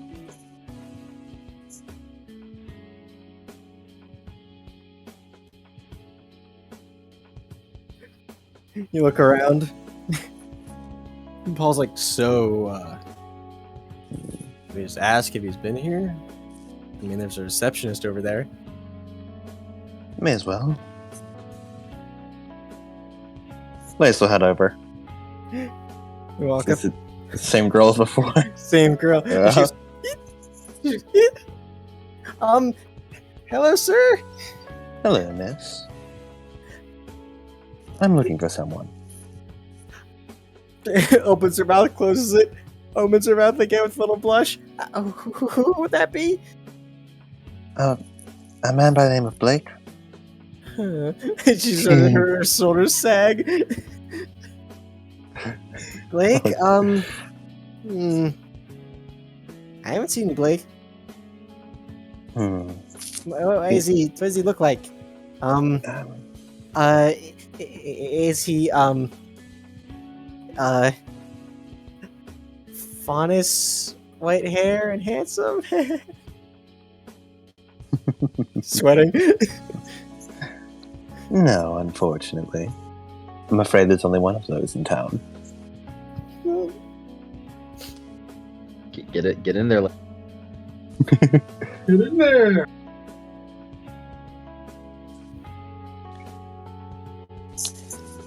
My name's Lace, by the way. A pleasure to make your acquaintance.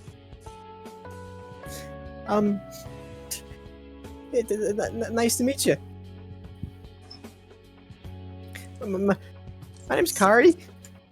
Kari. A pleasure. A wonderful name. She doesn't have a picture yet. She's not real. She's not real. She's on your head, Lace. I mean, Blake. I think I've seen him around here before. I think he's one of the people that Hayes keeps around. Yes, that's right. Yeah. I mean, he might be in the server room, but I don't really know. I happen to be one of his colleagues. Really? You're not just saying that, are you? No. He'll recognize me when he sees me, and he knows I'm coming.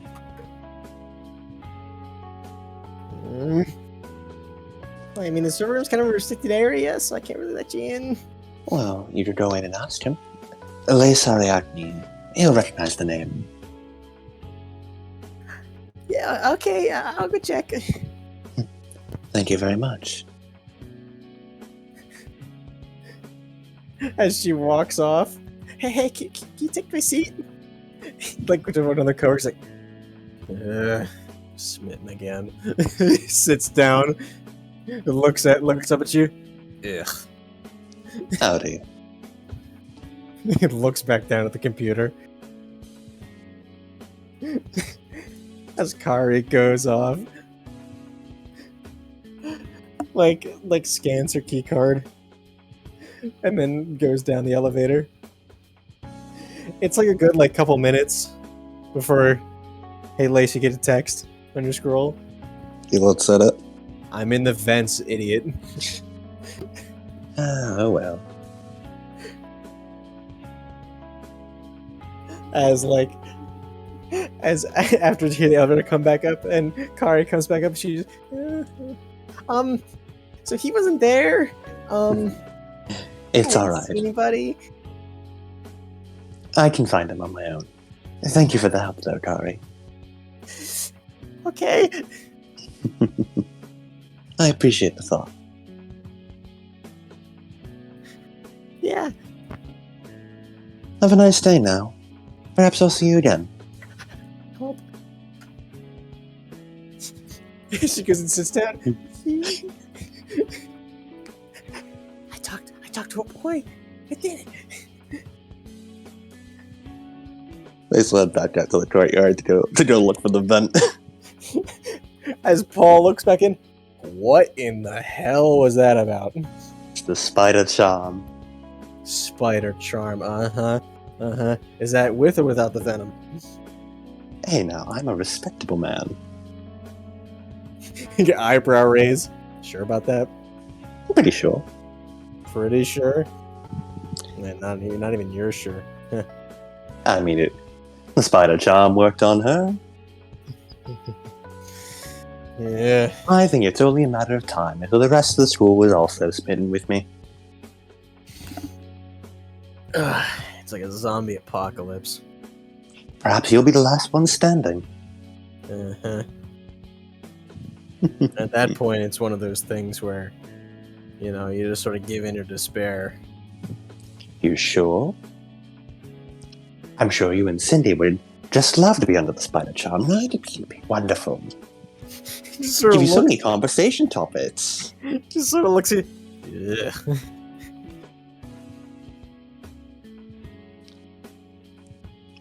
Well, at least Kari appreciates my charms. Probably because I don't talk as much. As Lace will head back out. You're heading back out. Wait a second, is that Steph? Hey, Steph, wait a second, that's Paul! Oh, Yeah, you don't notice Lace yet. You just notice Paul because he's big, bright, and blue. hey Paul. Oh, hey, Steph. Lace appears behind him. Hello. Flash. Ah! You are in a public area! Why are you trying to kill me? There's a kid. There's a kid to the side. Sees ice creams on the ground. Look what you've done. Look what you've done, Steph. And you hear ching, ching, ching, ching, ching, ching. Halt, citizen! You have littered. As it points down at the ice cream. Clean that up, Steph. He goes before he says it. He goes up to the looks like oh shut the hell up as he just picks it up, and then he just Foul language detected. That Do was not not say around children. You will be fined. My apologies. Silence your mouth. Backsass, not a crime. As he also just pays again. Here you go. Here you go. Buy yourself another one. What'd you say? Hey, he's going to pay the kid. Here. My apologies. Buy yourself another one. Extra money. How much was it? How much did you give him? An overly dramatic amount. Way more than just ice cream. I'm gonna go buy all the ice cream in the world. He runs off, waddles off. Do you have the funds to be spending that much, Leanne? Hey, no you don't. You really don't. I've already sold enough of my figures. I can bounce back. What the? You know Greece and I are like the two richest people in the city right now, right? Not really. Neither of you have ever told me. I mean, Greece, she's the heiress to like one of the biggest companies on Remnants, and I mean, my chain is pretty much all over the city. Yeah, but I'm not a leech. If you say so.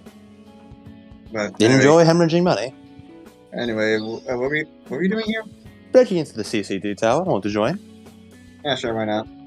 Alright, as Lace casually walks up a wall. As he just uses his semblance on his feet to just go up and remove a grate. Why are you doing that for me? I don't want to break the wall. Alright. As he lowers a web rope down for Paul and Steph to climb up. If you had it, he would have walked through the wall. Starts climbing up. Paul gets in. Man, it's musty in here. You'd think with all the people climbing through it'd be clean by now, but no.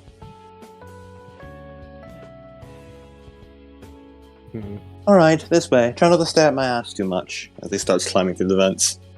Hey, Steph, I want you to overdrive my eyes so much they explode. I I don't want my eyes anymore. mean, I could, but I don't want to. Mm. You know, if you overdrive your eyes, you just see it better. But yeah, but then they would also break away. They would also break away and destroy themselves if I did for too long. Ah, but that just means the last sight you have ever seen, the one that'll be seared into your memory forever, will be the best one you've ever met.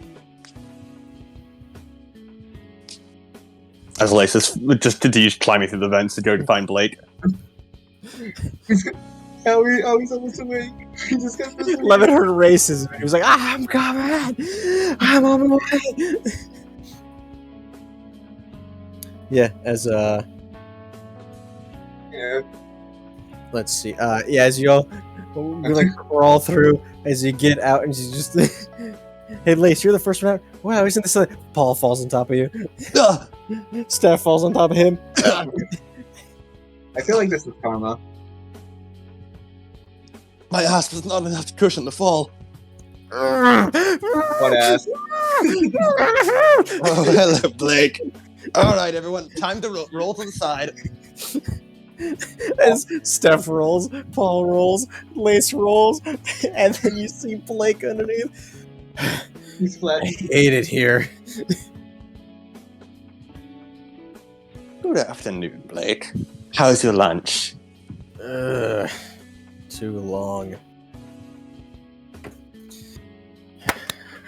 I should have brought food for you. No. I know what happened last time you were around food. Hey now, that gives me a bad rep. An accurate rep. Anyway, what'd you find inside the little finger thing there? As he points to whatever's in the wiring. As you see him like connecting a bunch of wires, it's incomplete. Like your analysis or the thing itself? The thing itself. It wasn't gonna work anyways. Wasn't going to work. It wasn't done. And can you tell what it's trying to do, or who built it, or where it came from? He just sort of looks at you. No. No to all the above, then, eh?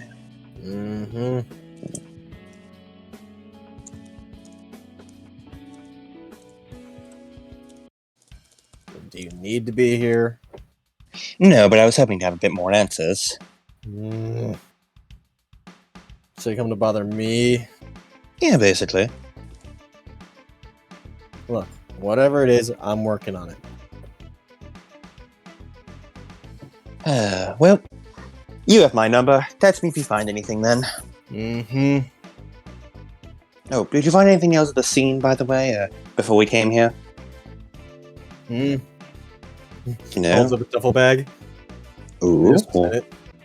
That wasn't here the last time I came. He opens it up, pulls out a bunch of like different components. They were trying to finish it. I see.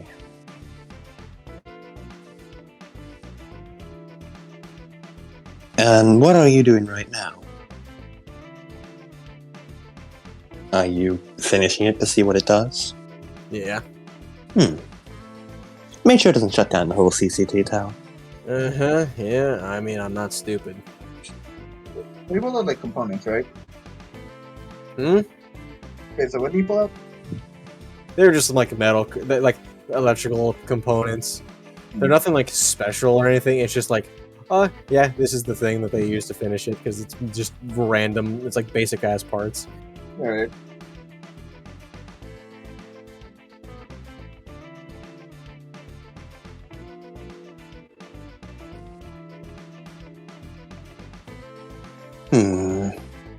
I suppose there's not much I can do here. I mean, if it's mechanical, if there's anything mechanical, I could probably take a crack at it.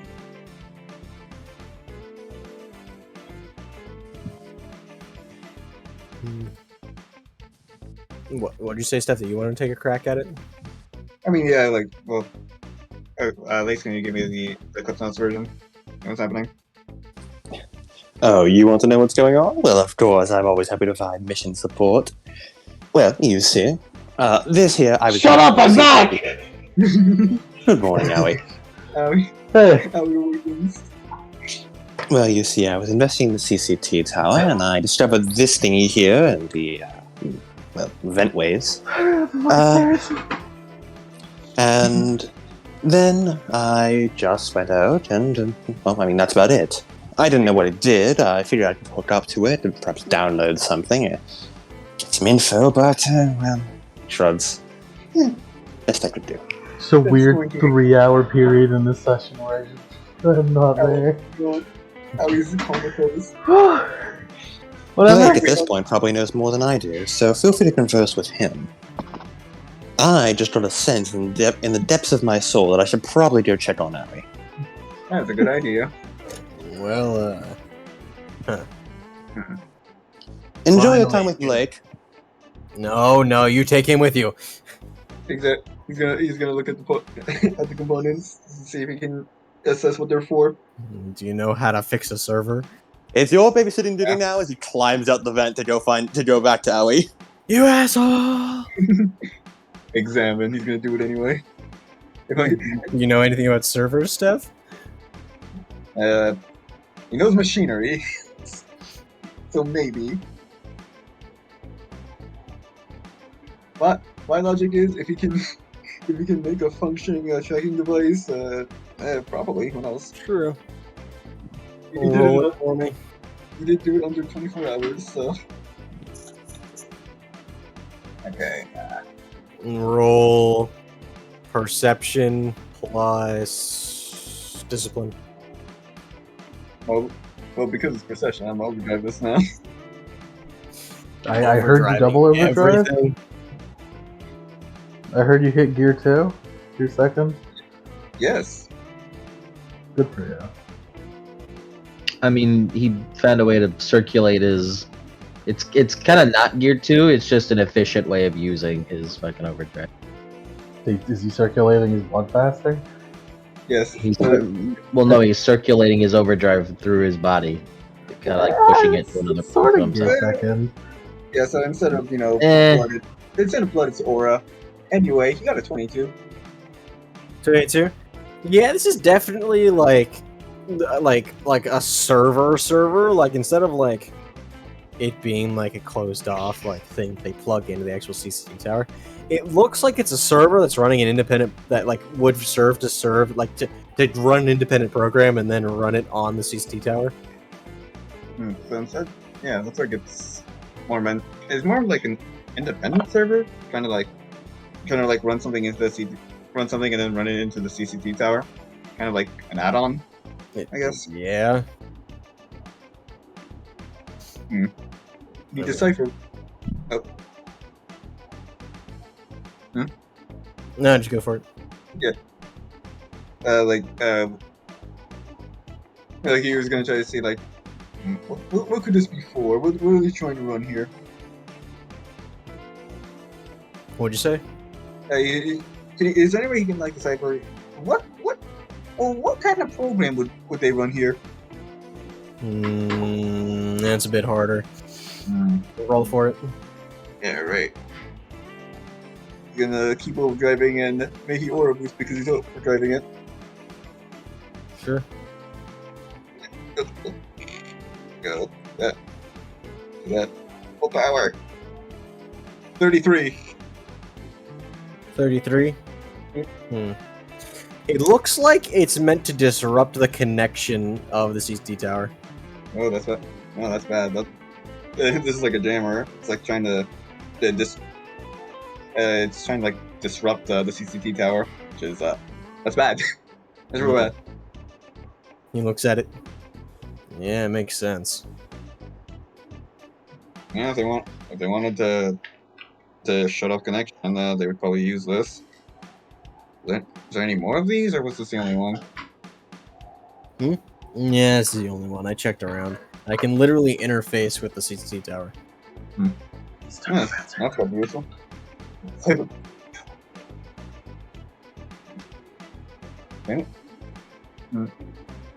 Oh, like, Is there any way he can see, like, trace back to like, is this homemade or was this like, or does It looks like it's in the process of being built. Yeah. Like as homemade as like someone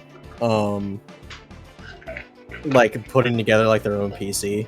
Yeah. Like pre-built. Like Yeah. it doesn't look amateurish. They know what they're Yeah. doing. It's just they're doing it themselves. Yeah, because my logic is like maybe there's like a manufacturer or if it's homemade, like a menagerie of like different parts. It's just a menagerie of different parts. There's no like manufacturer sticker or anything on it. I can't really trace this back. This is a bunch of Frankenstein of different parts. Well, I mean, Red Fang are out and about. Maybe you want to try bothering them, not me. Yeah, there's kind of there's really only one issue with that. Human just points himself. So I told you to go with lace. Yeah, why not? As he just kind of leaps into. He just kind of gets ready and just leaps into the vent. See ya.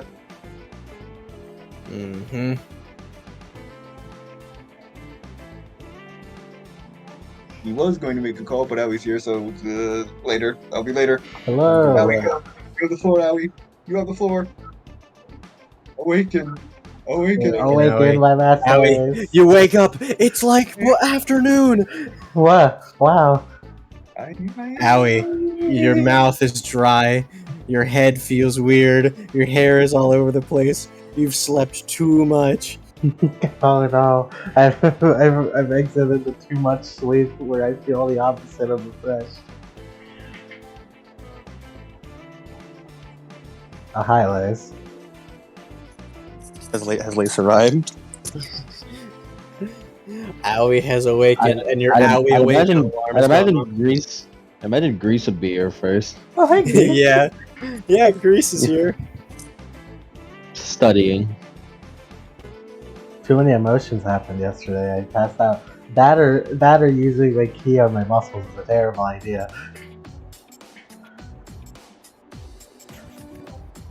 You blink and you see that she has her notebook in her hand writing something down. She was just at the kitchen table studying. What you doing? Studying. I should do that. Owie, have you ever studied? Nope. I mean, I train. Is that studying? That's fight studying. Owie, there's a reason why you're the lowest ranked in many classes. Get something to eat. Not do that. I do that.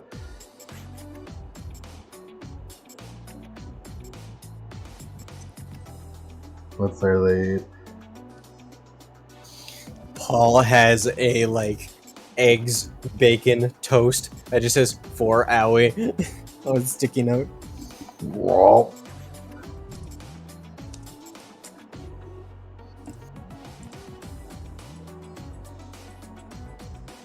Munch. Want me to say anything? Have a side effect, Chris? Munch. Not that I know of. We've learned about semblance transfer, or semblance resonance That's from cool. Meredith. Would That's you like good. to read it? Yeah, give it. Shows you the notes, all the notes she took. They're very long and Okay. well detailed. Good. We don't tell Lemon. I'll have to look at the recording. Wow. I Don't can't worry. read. Lace will give exposition eventually. Eventually. You guys do What'd you anything? say? Other than that? What'd you say before that? Or so for What did you say before that? I don't know. What he just quit. Could have sworn out he just said I can't read. That's a joke. Well, I can't read. I wonder what lace everyone's doing. The CCT. Are they protecting it or what? They're destroying it. As far as I know, they're trying to. I don't know what good. Steph's up to. I just know that's what Paul and Lace are doing.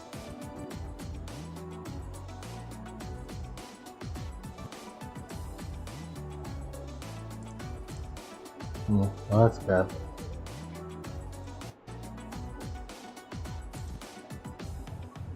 Munch, munch, munch, munch. Man, I wonder what Lace is doing. You don't want to do anything Probably. else? I don't Probably mean, what else am I still- supposed probably- to do? I got nothing. Probably still there. I don't know what you want to do. How you feeling, Grease? Fine. You got any? Good? No. Besides Semblance Resonance. I mean, about yesterday. Hmm? Good? Yes.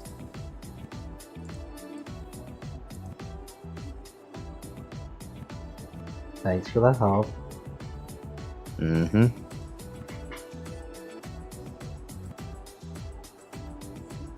Alright, well, I'm gonna go now. You do that.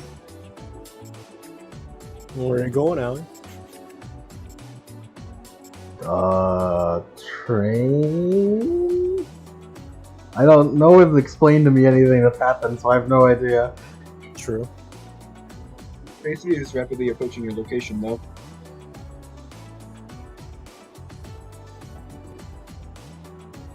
How do you know this? Lace. I was like, I'm here whenever God says I'm here. Wait, what are you doing? You arrive. You sense her. Go check the dorm. Oh my god, it's Lace Gently Ariadne. open the door. Ow! And she's eating pancakes. Perfect, as things should be. It's Lace Ariadne of the ARGYLE. Good afternoon. If I'm to be correct, I imagine Steph and Paul are hot on my tail. Ed will be here, probably a little bit after me. Is that How is it? How's your nap, Howie? You look awful. Wow, you really did just wake up, didn't you?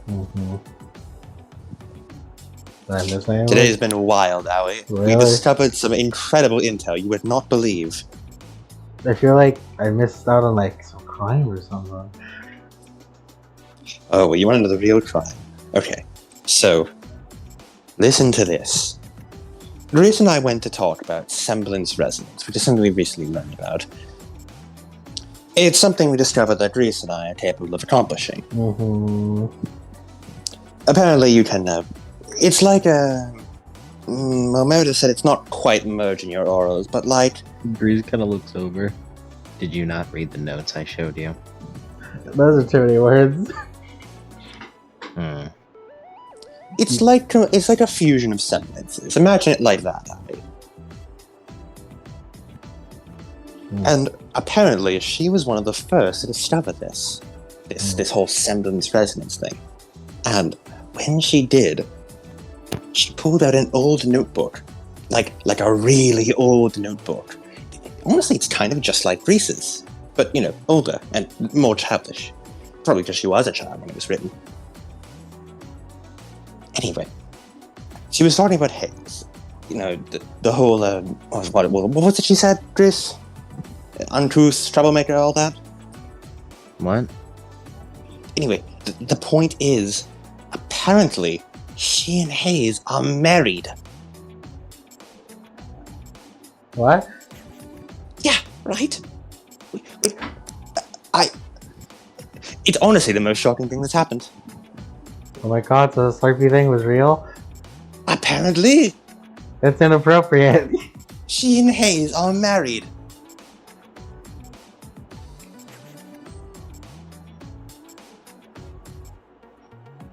Wow. Anyway, that's my exciting news of the day.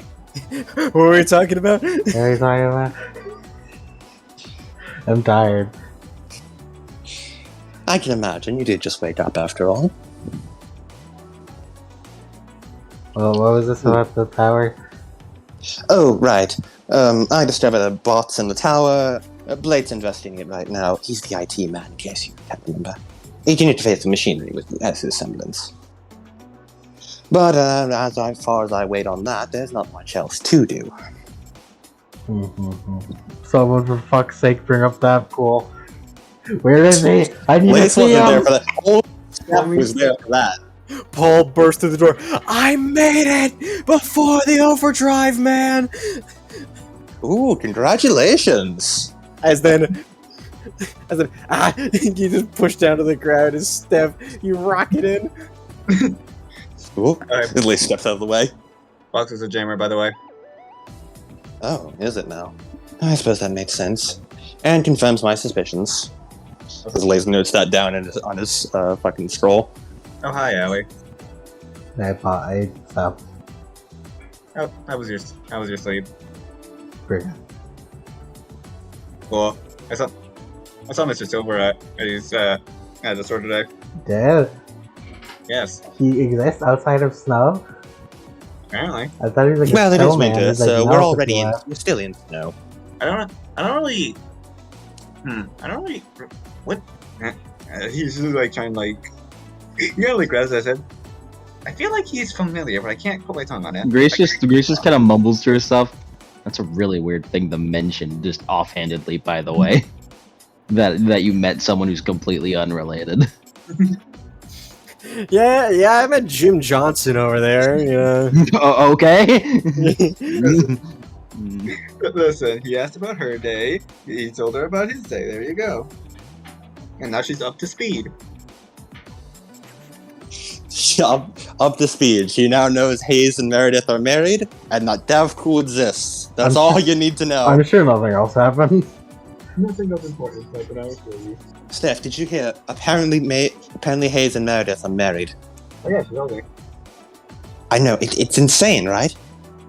That explains a lot.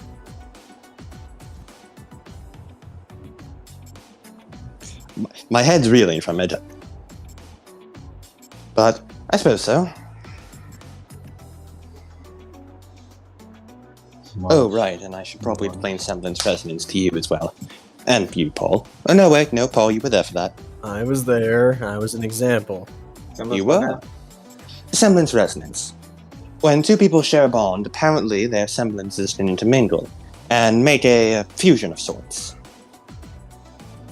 It allows you to combine the effects of semblances for similar things. Like Azure's, for example. His parents could create a semblance similar to his by performing Semblance Resonance with theirs. It's kind of like Semblance Fusion. Yes, like that. Can we do it right now? Presumably. Do it. Wait, didn't she say something about it only being... Oh yeah, I didn't say that. Oh, I didn't say that.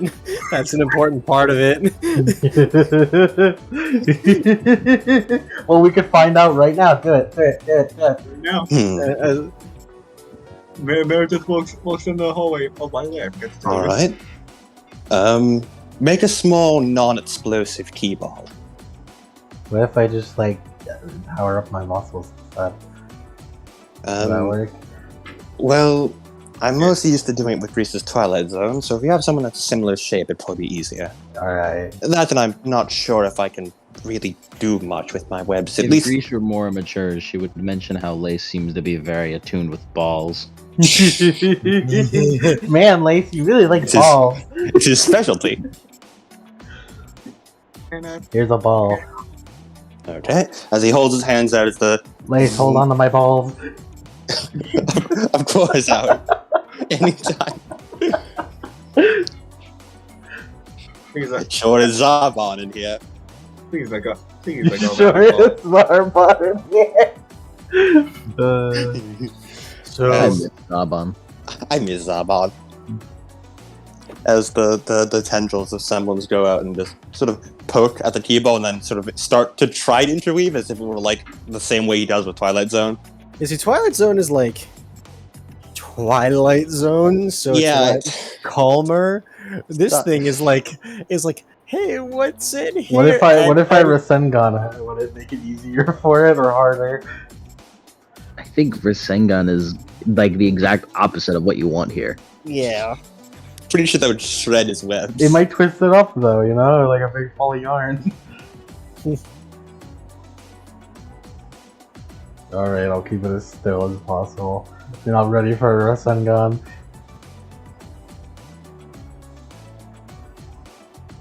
Face does his best. Roll up, both of you. Gonna empower. Oh god, I have to open Aui's sheet, don't I? I have to open sheets for sessions, god. Lace rolled a 20. 20. I'm rolling my Semblance, which is... Strength plus willpower? I believe that's what it is, yes. Who's this motherfucker? Anonymous tiger on my sheet. Who's this motherfucker? It's me. Oh my god. Oh my god, hi! Oh my god, hi! I got 14. 14. As try and keep it still and keep steady, like Lace. You start to weave it through the key ball a little bit. Difficult. As Greases is a lot more like a cool feeling, like sort of like like a very like a cold autumn night. Like it's just really chilly and creepy kinda. And this is like, oh, it feels like lasers. Oh shit, it feels like they're not hurting you. It just feels really weird and like it feels like radiant. It feels like a toned down radiant damage. Is the best way. It feels like a normal day in California when you stand outside in the sun. Imagine the warm light of a divine being, but cranked up to 11, where it's starting to get kind of get uncomfortable. I feel like every cell of my body is on fire right It's like standing out in the sun too long. Yes, exactly. You feel the skin cancer.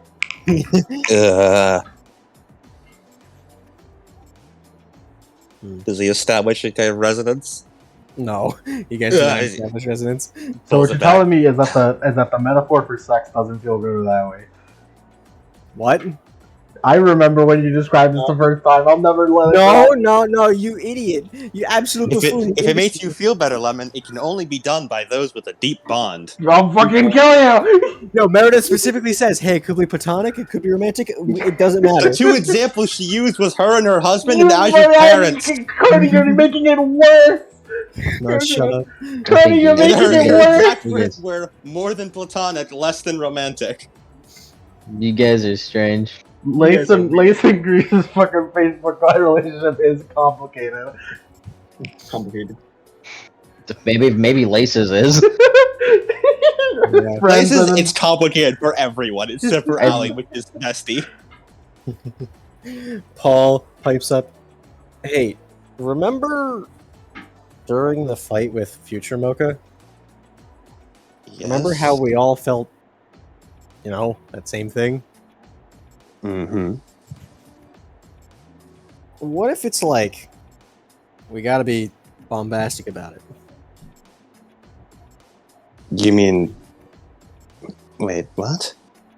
Well, like, What if we were in the middle of combat in a really tense moment, and then we all did a resonance, I guess. So I need to make it bigger? No. Hold on. But Grace and I were able to just do it in the middle of the classroom, just as an example. Well, There wasn't exactly much pressing anything there. I mean, that was kind of a small scale. In this... Well, I guess nothing's really small scale with Allie, but even so... Maybe you guys were on the same wavelength. His face sort of scrunches up a bit at that, like, eh? How dare you imply that? He just shrugged. Like that sentence feels wrong to hear. It's like, I don't know, man. Maybe he just needs to practice more. I mean, I don't know, man. But hey, I mean, like, we were able to all do it right then, so maybe a bunch of adrenaline helps. Probably. Especially since I was to mitigate the bond thing a little bit, considering, you know. Not helping you out of fortune. What do you mean? What do you mean? What do you want me to do? What do you want me to do? What do you want me to do, idiot? It's a funny gag. It's a funny guy. Strange. Funny Yeah, gag. Y'all are horny. Don't you dare say that. Yeah, I am horny. Yeah, you're right. Yeah, I have horns. That coming from you. Exactly, I'm calling you out. I see You have no right. I think I do have the right. Oh, you don't have the right. Oh, you don't have the right. Right. Oh, Strange. therefore you don't have the right. Oh, you don't have the right. I did not view this as sexual until you brought it up. So ergo, I'm the superior one in this situation. I feel like Yank got down bad while I wasn't here. You get strange. You guys are strange. Someone did. It wasn't Yank. Wait, I got what? What? Moving on. Did I miss anything else? I mean, the CCT tower, the jammer bots in it. I have more leads on the Red Fang. Oh, right. By the way, this one does actually involve you, Aoi. I've got more leads on the Red Fang, and it seems they are rather not fans of your father. But everyone was really. Not the Red Fang. They refer to him as what I can only describe as a race traitor. What do they call him? A race trader. Race trader? Race traitor. Why did you say it like when I could only describe race trader then? That and I believe jester dancing for human amusement. They aren't fond of his wrestling career. It seems they believe he's doing it to entertain the human masses. It sounds like they're trying to target him. Yes. They must think he's a heel. Well, he sort of looks at his feet like a heel? Not that kind of heel. Like an antagonist? Yeah. Oh. Well, I learn a new term every day, I suppose. Maybe they're big fans of the heel. Well, they're certainly big fans of something that happens to be arson, as they're all learning how to make Molotovs. Oh, Imagine bottles full of fire. Firebombs. I suspect they'll probably be trying to throw those said firebombs at the Red Oni's arena. Sending a message, as it were. We should probably prepare a countermeasure or put something up. That's what I was planning on, yes. Grace got Twilights out there, just goes back. Perhaps. Then we could shoot them out of the air and it'll be like fireworks. Perhaps you could launch them into the air with a wind blast.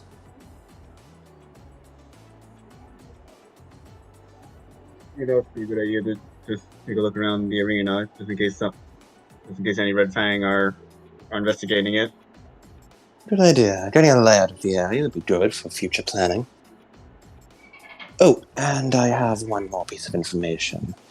The, Red Fang, I guess you'd call her leader, but she's not the actual HQ leader, just the one who's rallying things up here in Vale. Apparently she has a bodyguard of sorts. Odin, I believe is called. He has a distinct appearance. Large metal armor, especially on the back. Dressing like a huntsman in many cases. A bright pink hair, a bandana, and sunglasses and an eye patch. Sort of guy you'd know if you spotted. Seems like he's trying so hard to be inconspicuous, he wrapped that right around being conspicuous. I don't think anyone with bright pink hair is ever going to be inconspicuous. Or sunglasses and an eye patch. It's kind of standard for this one.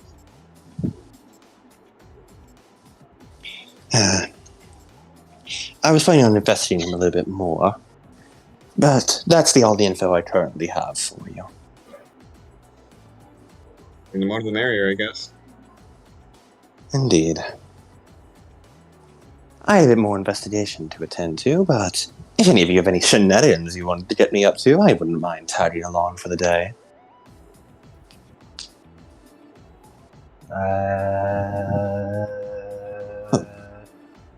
That reminds me, Aoi, I think, Kyoki might need some company today. Gotcha.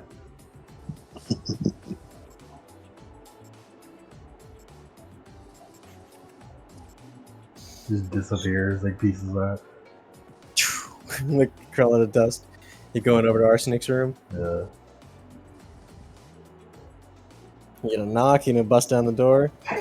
What the? As Kyoki's sitting on the edge of her bed, it's like ah! As she drops her scroll and she just sort of kicks it underneath the bed. Owie, what are you doing here? Just here today? Yeah, Cobalt's going on. He's working right now, and Mocha and Azure fixing up the dune buggy. So it's just me. Eyes are pretty puffy. Bitch, did you not wash your face? She did. You heard the sink going when you were leaving. What the fuck did I miss? Let that sink in. Let that sink in. Let that sink Let in. that sink He's in. cold. If you're cold, he's cold. The fuck did I miss? A lot. Why was anyone wanted to roll me in? You have to watch the session. She's sad about future Mocha. Sad about something. Sad about something. Lace assumes it's future Mocha. He doesn't know for sure. Something. Wow, a train? Maybe later. But you go on ahead. What was that move she did recently? I remember it was a new move. What the fuck was it? I always called the remember, but Crimson now Special. I don't. What? It was the Crimson Special. She drop kicked a guy. May I change the music to something more somber? Yeah. Wild.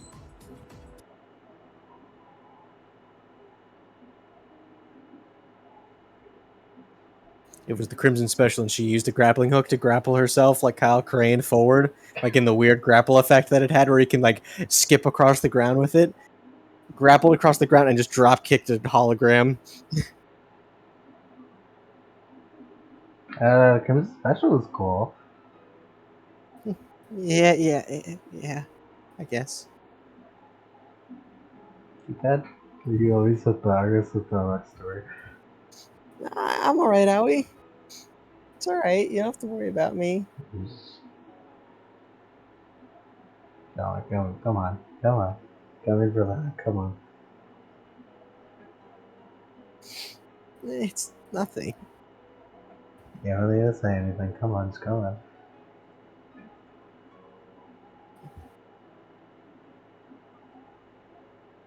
She needs to come in for the hug herself. Comes in for a hug.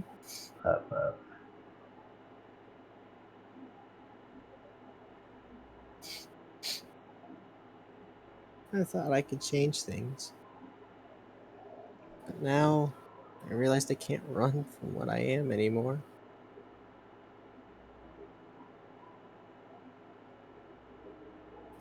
I just want to be a good friend, Owie.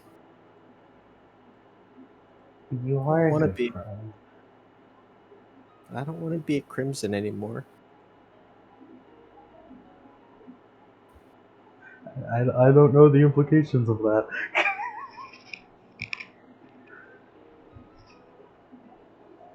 Well, then ask. Why not? I guess you wouldn't know, would you? I don't know. Crimson family. For generations have been the royal guard of the Emperor of Mistral. They had really high hopes for me. They set me up in a position in Mistral Academy I even had a team. I was gonna lead it. Team Rush or something. Because I run fast. He said my weapon was stupid. I came to Vale. I stopped talking to him. I stopped taking all the deals they made me sign. And now they just cut me off. I don't have any money anymore. I can't keep Arsenic going anymore. They were relying on me.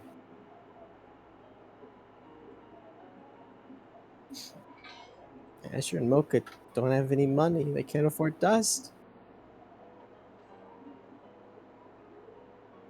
Now I'm not going to be able to.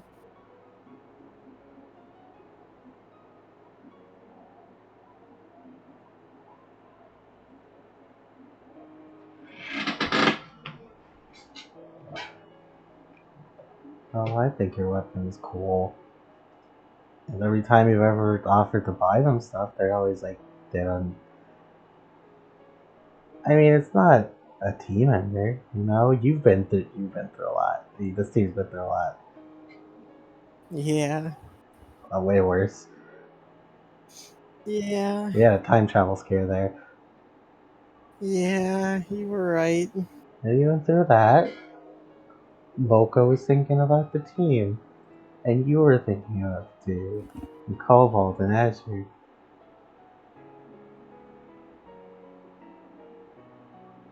Man, Arsenic really doesn't think about anyone. Well, they don't think about themselves.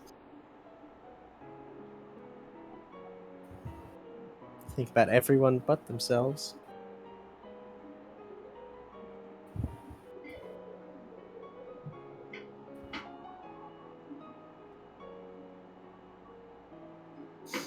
Damn, if only I had money.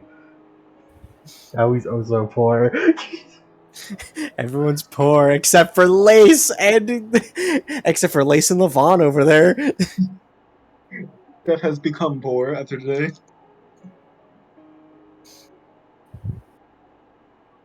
And I also don't have money. You know, I didn't have my scroll broke and I didn't have one for like a couple of weeks. Anymore.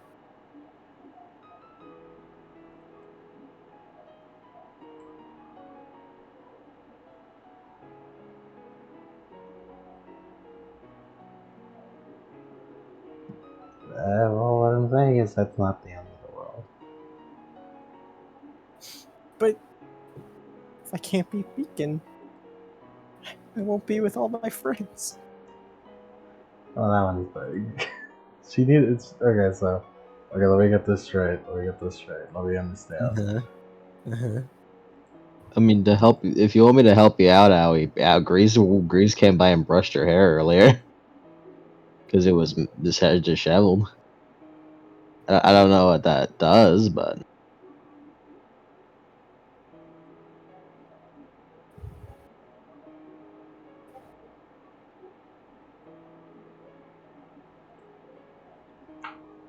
So she doesn't have money. And do you have to pay for tuition? Yeah, Owie, you got it on scholarship. Yeah, Owie literally doesn't know. Yeah, Owie, you don't know, but meta-wise, you got it on scholarship. ironically, Awie's like the kind of the worst to handle this. Mm-hmm. Yeah. There's money. I don't know money. Lace is technically a fugitive exchange. Greece is actually paying out like a shit ton of money. Like the Levant company is paying out a shit ton of money. My tuition is already paid. It's already paid. It was paid. Like Rob Levant set aside a bunch of money. Say, okay, here's your money to go to Beacon. You're gonna use this in like 10 years. My tuition's paid 4 years. People pay to be here? For real? I don't even know. Steph, your dad is paying your tuition. Ed. I mean, I could force. He's a professional huntsman. I can make Lace pay or something. He has a lot of money. He doesn't know what to do with it here. Lace does have 11 wealth. He owns a business. But it was so much money. I can't ask Lace for that. Okay, come on. You paid for everyone's stuff even when they said not to, so we'll pay for your stuff. Even when you're saying not to, against your will. I can't just take Lace's money. What's he using it for? That. I mean, he has to pay for his tuition, right? I don't think he does. He doesn't pay tuition? No. Hmm. He's like Why a am I criminal. He got paying? like transferred there for crimes. That makes sense. I will pay for your tuition. This is a threat. So don't worry about it.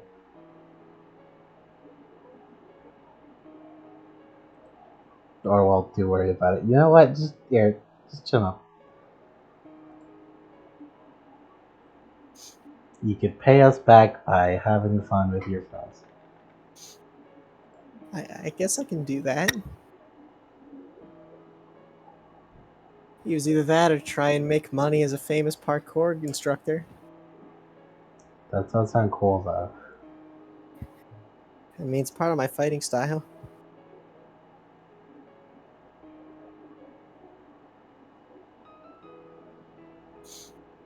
Big hug to Big Aoi. hugs, big hugs, big hugs, guys, big hugs.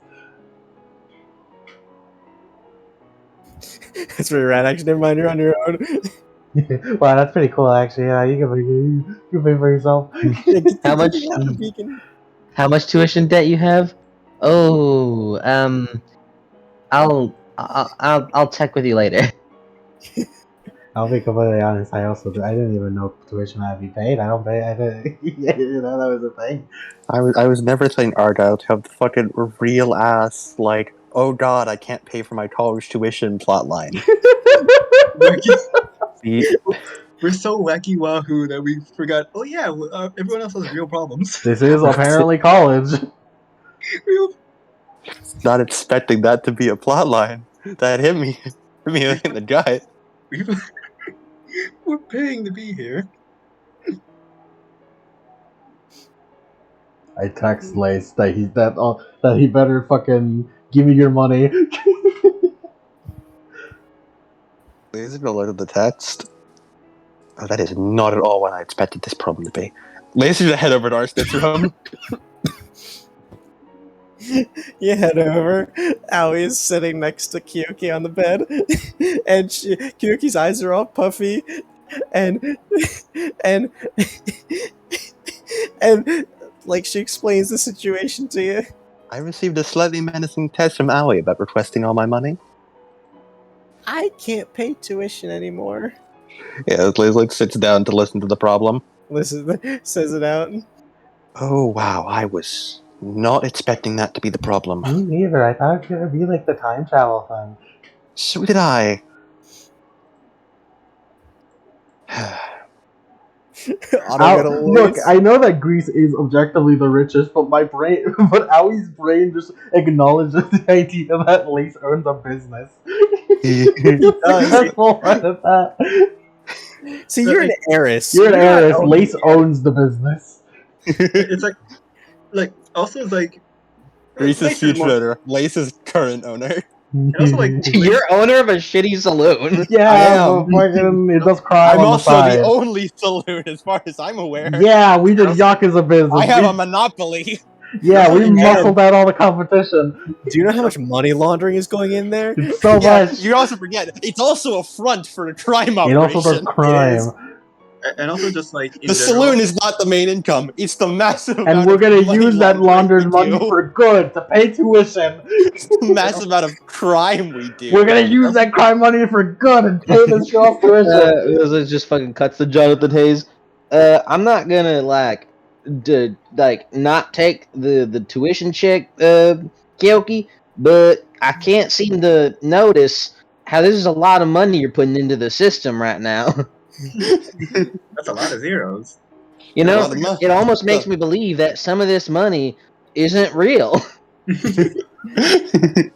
Also, I was just gonna say, like, who would you rather ask for money, Grease or Lace? Because I feel like one of them is a lot more open to say yes. I feel like Grace is like not Grace. I mean, Lace has talked about how they launder money, and Awie's overheard it. But she thinks they just like actually do laundry for money. Yeah. They like put them in washing machines. Oh, it's like a dry cleaning business. I love all about that. Aoi assumes the massive amount of money just comes from the shitty saloon, I and do. not the fact that it's a front for a crime does. operation Well, of she massive knows. amounts of money laundering and other knows it's criminal a- activities. I just think you're a very successful businessman. Uh, I, I kind of understand, in a roundabout way. Not in the told me that you're here for free because you're a criminal. that I am. I was But- right. Yes, actually. There was a whole exchange with Hayes. He specifically requested me. But before that, I grew up on the streets of Mantle. Didn't have a single dollar to buy food, much less attend at college. Well, I guess I had everything, but I hated having everything.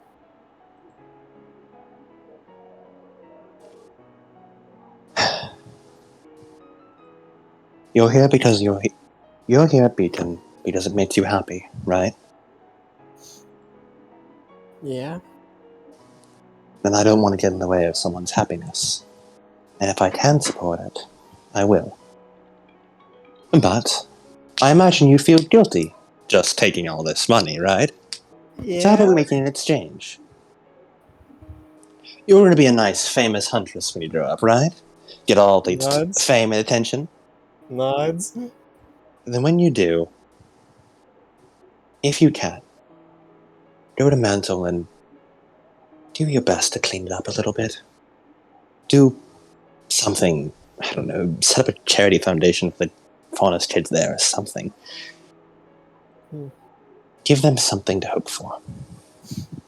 The youngest of the Crimsons doing charity work. Yep. Doesn't sound half bad.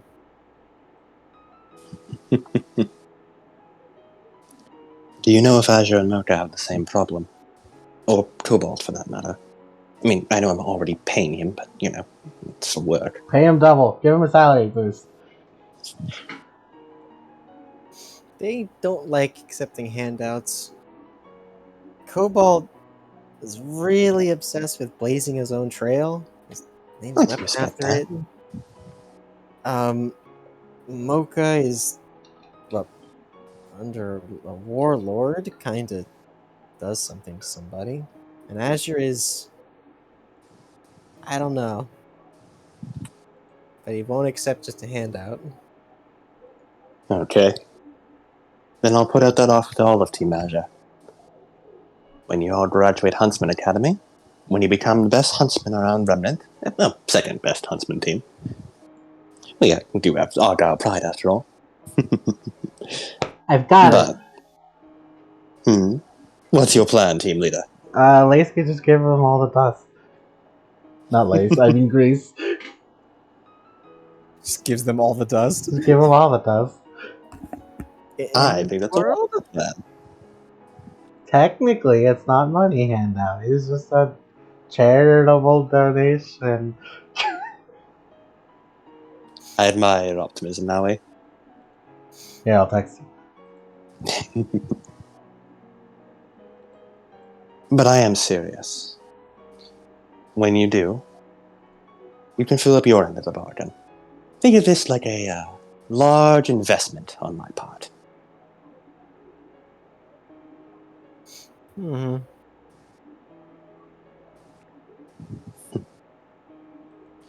And if you really want to make it happen immediately, the Spider Saloon is always welcoming you more shifts. Scrunches up her nose. I don't know if I go that far. There you go. Hold on to that pride of yours. I hear they launder money. We What? wash it. Yeah. Don't worry about it. Don't you worry your little head about that, Kirky. Just No, pat, pat, pat. Aoi would say, I hear they laundry money. They hear they do they set up a laundromat. I hear they laundry money. Huh? We have a laundromat. You It's do? under- Yes. Lace is lying. he takes Lucy. It's like, we need to go to the laundromat business now. That is neither here nor there. We text Greece about giving team arsenic dust. Text back why? Because they're poor. They're Because they're poor. Well, they should have thought about that before becoming poor. Now, She just types a question mark.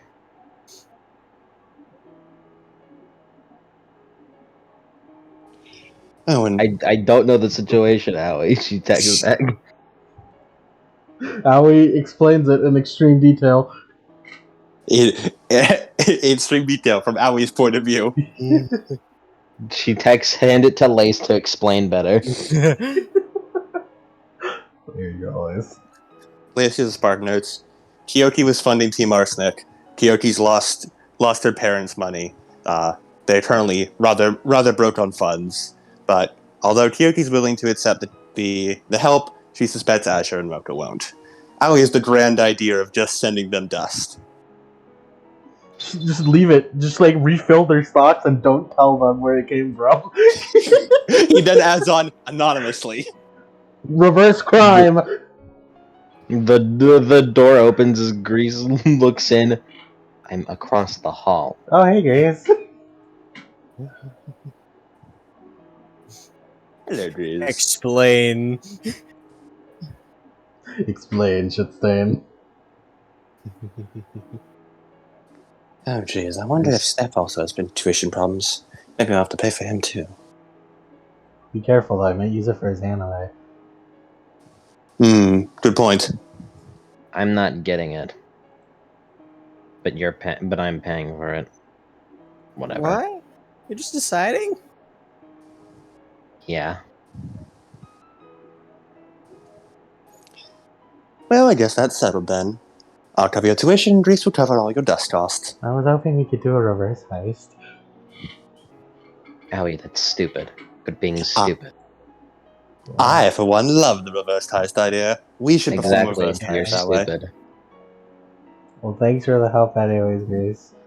I'm brilliant. We're cherishing our friends! We're cherishing our friends. fucking abridged Grease would just go, not brilliant enough to not kill Mocha.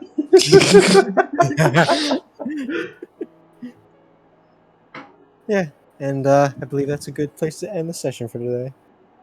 Aoi starts the session being a butt. Being mom comforting friend. Lace, leaves for 3 hours, comes back, comforts Kyoki. Does not explain. Refuses to elaborate further. Sleeps. Any epilogues? We do have some epilogues. Nice. Is the epilogue gonna be that fucking out of context message I saw of Mike thinking that Cody said, and then a bullet appears in his head? I don't know what Mike was on with that one. He was a schizo right there. Look, man, I just like the way the tone of her voice, like it like just kind of me. rose. The way that the tone of her voice rose, kind of sounded like she was about to like split like a moment from getting interrupted. And my first head was like, "What's she gonna get interrupted with? Oh, a bullet to the head." You've been watching. Immediate You've hard been plot. playing. You've been fucking reading too much Yakuza. You've been playing too much Yakuza. I haven't played that much Yakuza. You've been reading too much Yakuza.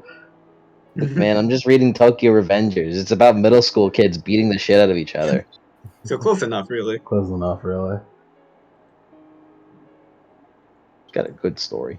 I like it. As we'll keep this right for here for now, and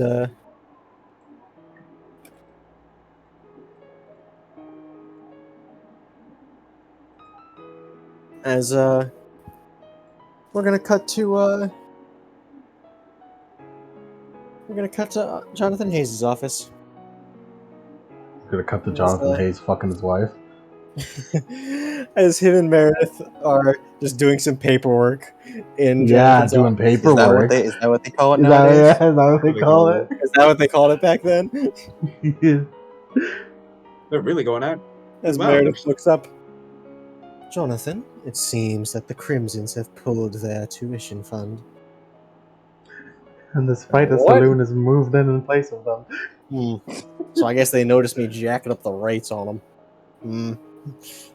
Hayes, what the fuck? That's a crime. That's fucked up.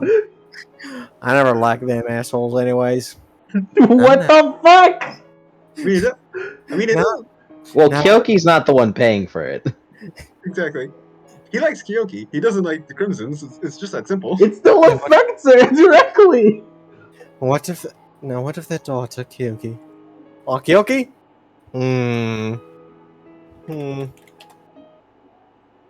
I'll give her a scholarship. Nah, just give it to her for free. Scholarship. Fuck it, we ball. I just really hate the Crimsons. Not gonna lie, that's a Chad move right there. Here, I'll go tell her tomorrow about the scholarship. I'll just let her wallow in that for a bit. Professor Hayes, I will be the one paying for Kyoki's scholarship. Oh, that shit? Man, I waived that like last night. Get with the times. Now that she's going to free, yeah, I was just squeezing money out of the Crimsons. No, not the fucking Chris. As Hayes is like looking through, it's like, Oh, finally those emperor ass kissing assholes are finally getting what they deserve, I guess. Meredith raises an eyebrow. What? I mean, you gotta agree. They're kind of stuck up. Keeps raising the eyebrow. Look, it worked out. She gets to go here for free. They had to pay that money all that time. They don't gotta pay no more. Meredith looks at him, just... Alright, Jonathan. He looks back to her paperwork. As Hayes pours, reaches into his vest, pulls out a flask, pours it into his coffee. Well, at least that made my day a little bit. Takes a sip as he looks down at the scroll, spits out it all over the scroll. He wipes it off. Why has a certain itsy bitsy spider given me about 500,000 Lien?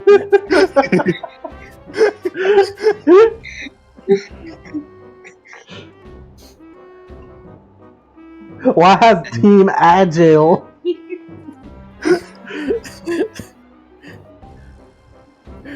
And that's the end of that epilogue. Is it like in PayPal where you can add a note that says reverse heist this shit? You've been reverse heisted. He clicks refuse. It doesn't work because he spit on it. Man, I probably should have done that. Refuse. Money accepted. Nah, shit. And that's around that epilogue.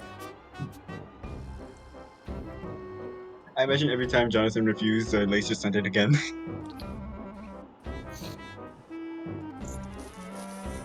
And any more? Yes. It's my favorite. We have to do this quick because I'm pretty sure it's the whole playlist. There is a man standing on a building. I've seen this one before, haven't you? Hey, I know this one. There's a man standing on a building. On the roof of a building. And he's looking out at the Vale police station. God damn it, not another goddamn Arthur at the police station! At the prison wing. As this man is standing. Why it's Odin. It is like pitch black at night by now. And he just has like sunglasses on. He seems to be looking around.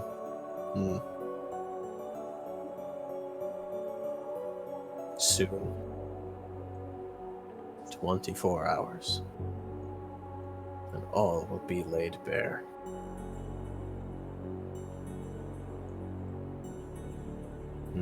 As he looks around. points to certain like parts of the wall. And sort of nods a little bit. As he goes over to the edge and starts like climbing down mundanely as he begins stalking towards the edge of the police station.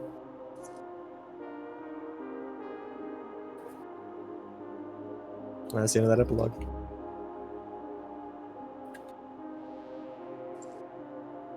Uh-oh. Hey guys! Yeah! You beat the session! Woo! Yeah, you guys beat the tuition! Yeah! Woo, college! Tuition.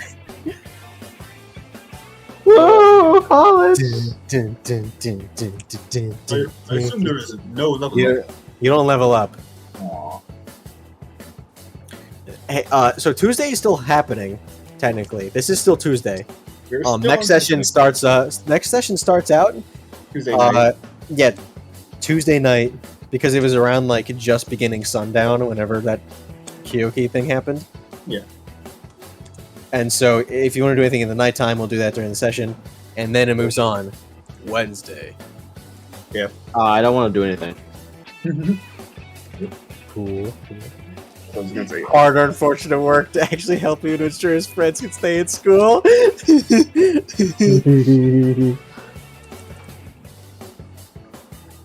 only other thing. Oh yeah, I remember the one other thing Seth did. He asked about his mom to Hayes. There you go. That's what Lemon missed. He was fully funny.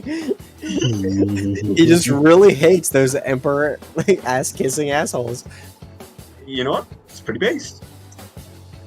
Something happened with Greece, but I don't want to tell you. You're gonna have to figure that out. Me? You're not gonna tell me? I'm talking to fucking Lemon. Whatever. that's He wasn't here for it. I don't know. You gotta I figure heard it you out. started committing crimes. No. Oh. It's crimes if you get caught. And as a member of the rich community, I never get caught. Well, thank you, Greece, for helping out with their dust problems. Dude, I remember whenever Grease was saying like, "Oh yeah, dude, I can't imagine being Lace, the crime boy, filthy crime." Can't believe it. what are you talking about? He does actual crime. I do fictional crime. The fictional crime. It's fictional because they don't catch me. Yeah. People fucking know Lace is Lace is just lucky that people fucking want him around for some reason. You see, Also- Lace has the criminal advantage of he has ties to the government. That's his advantage of being Woo, criminal. baby! Hayes is on the Vale Council, and therefore all his crime is forgiven.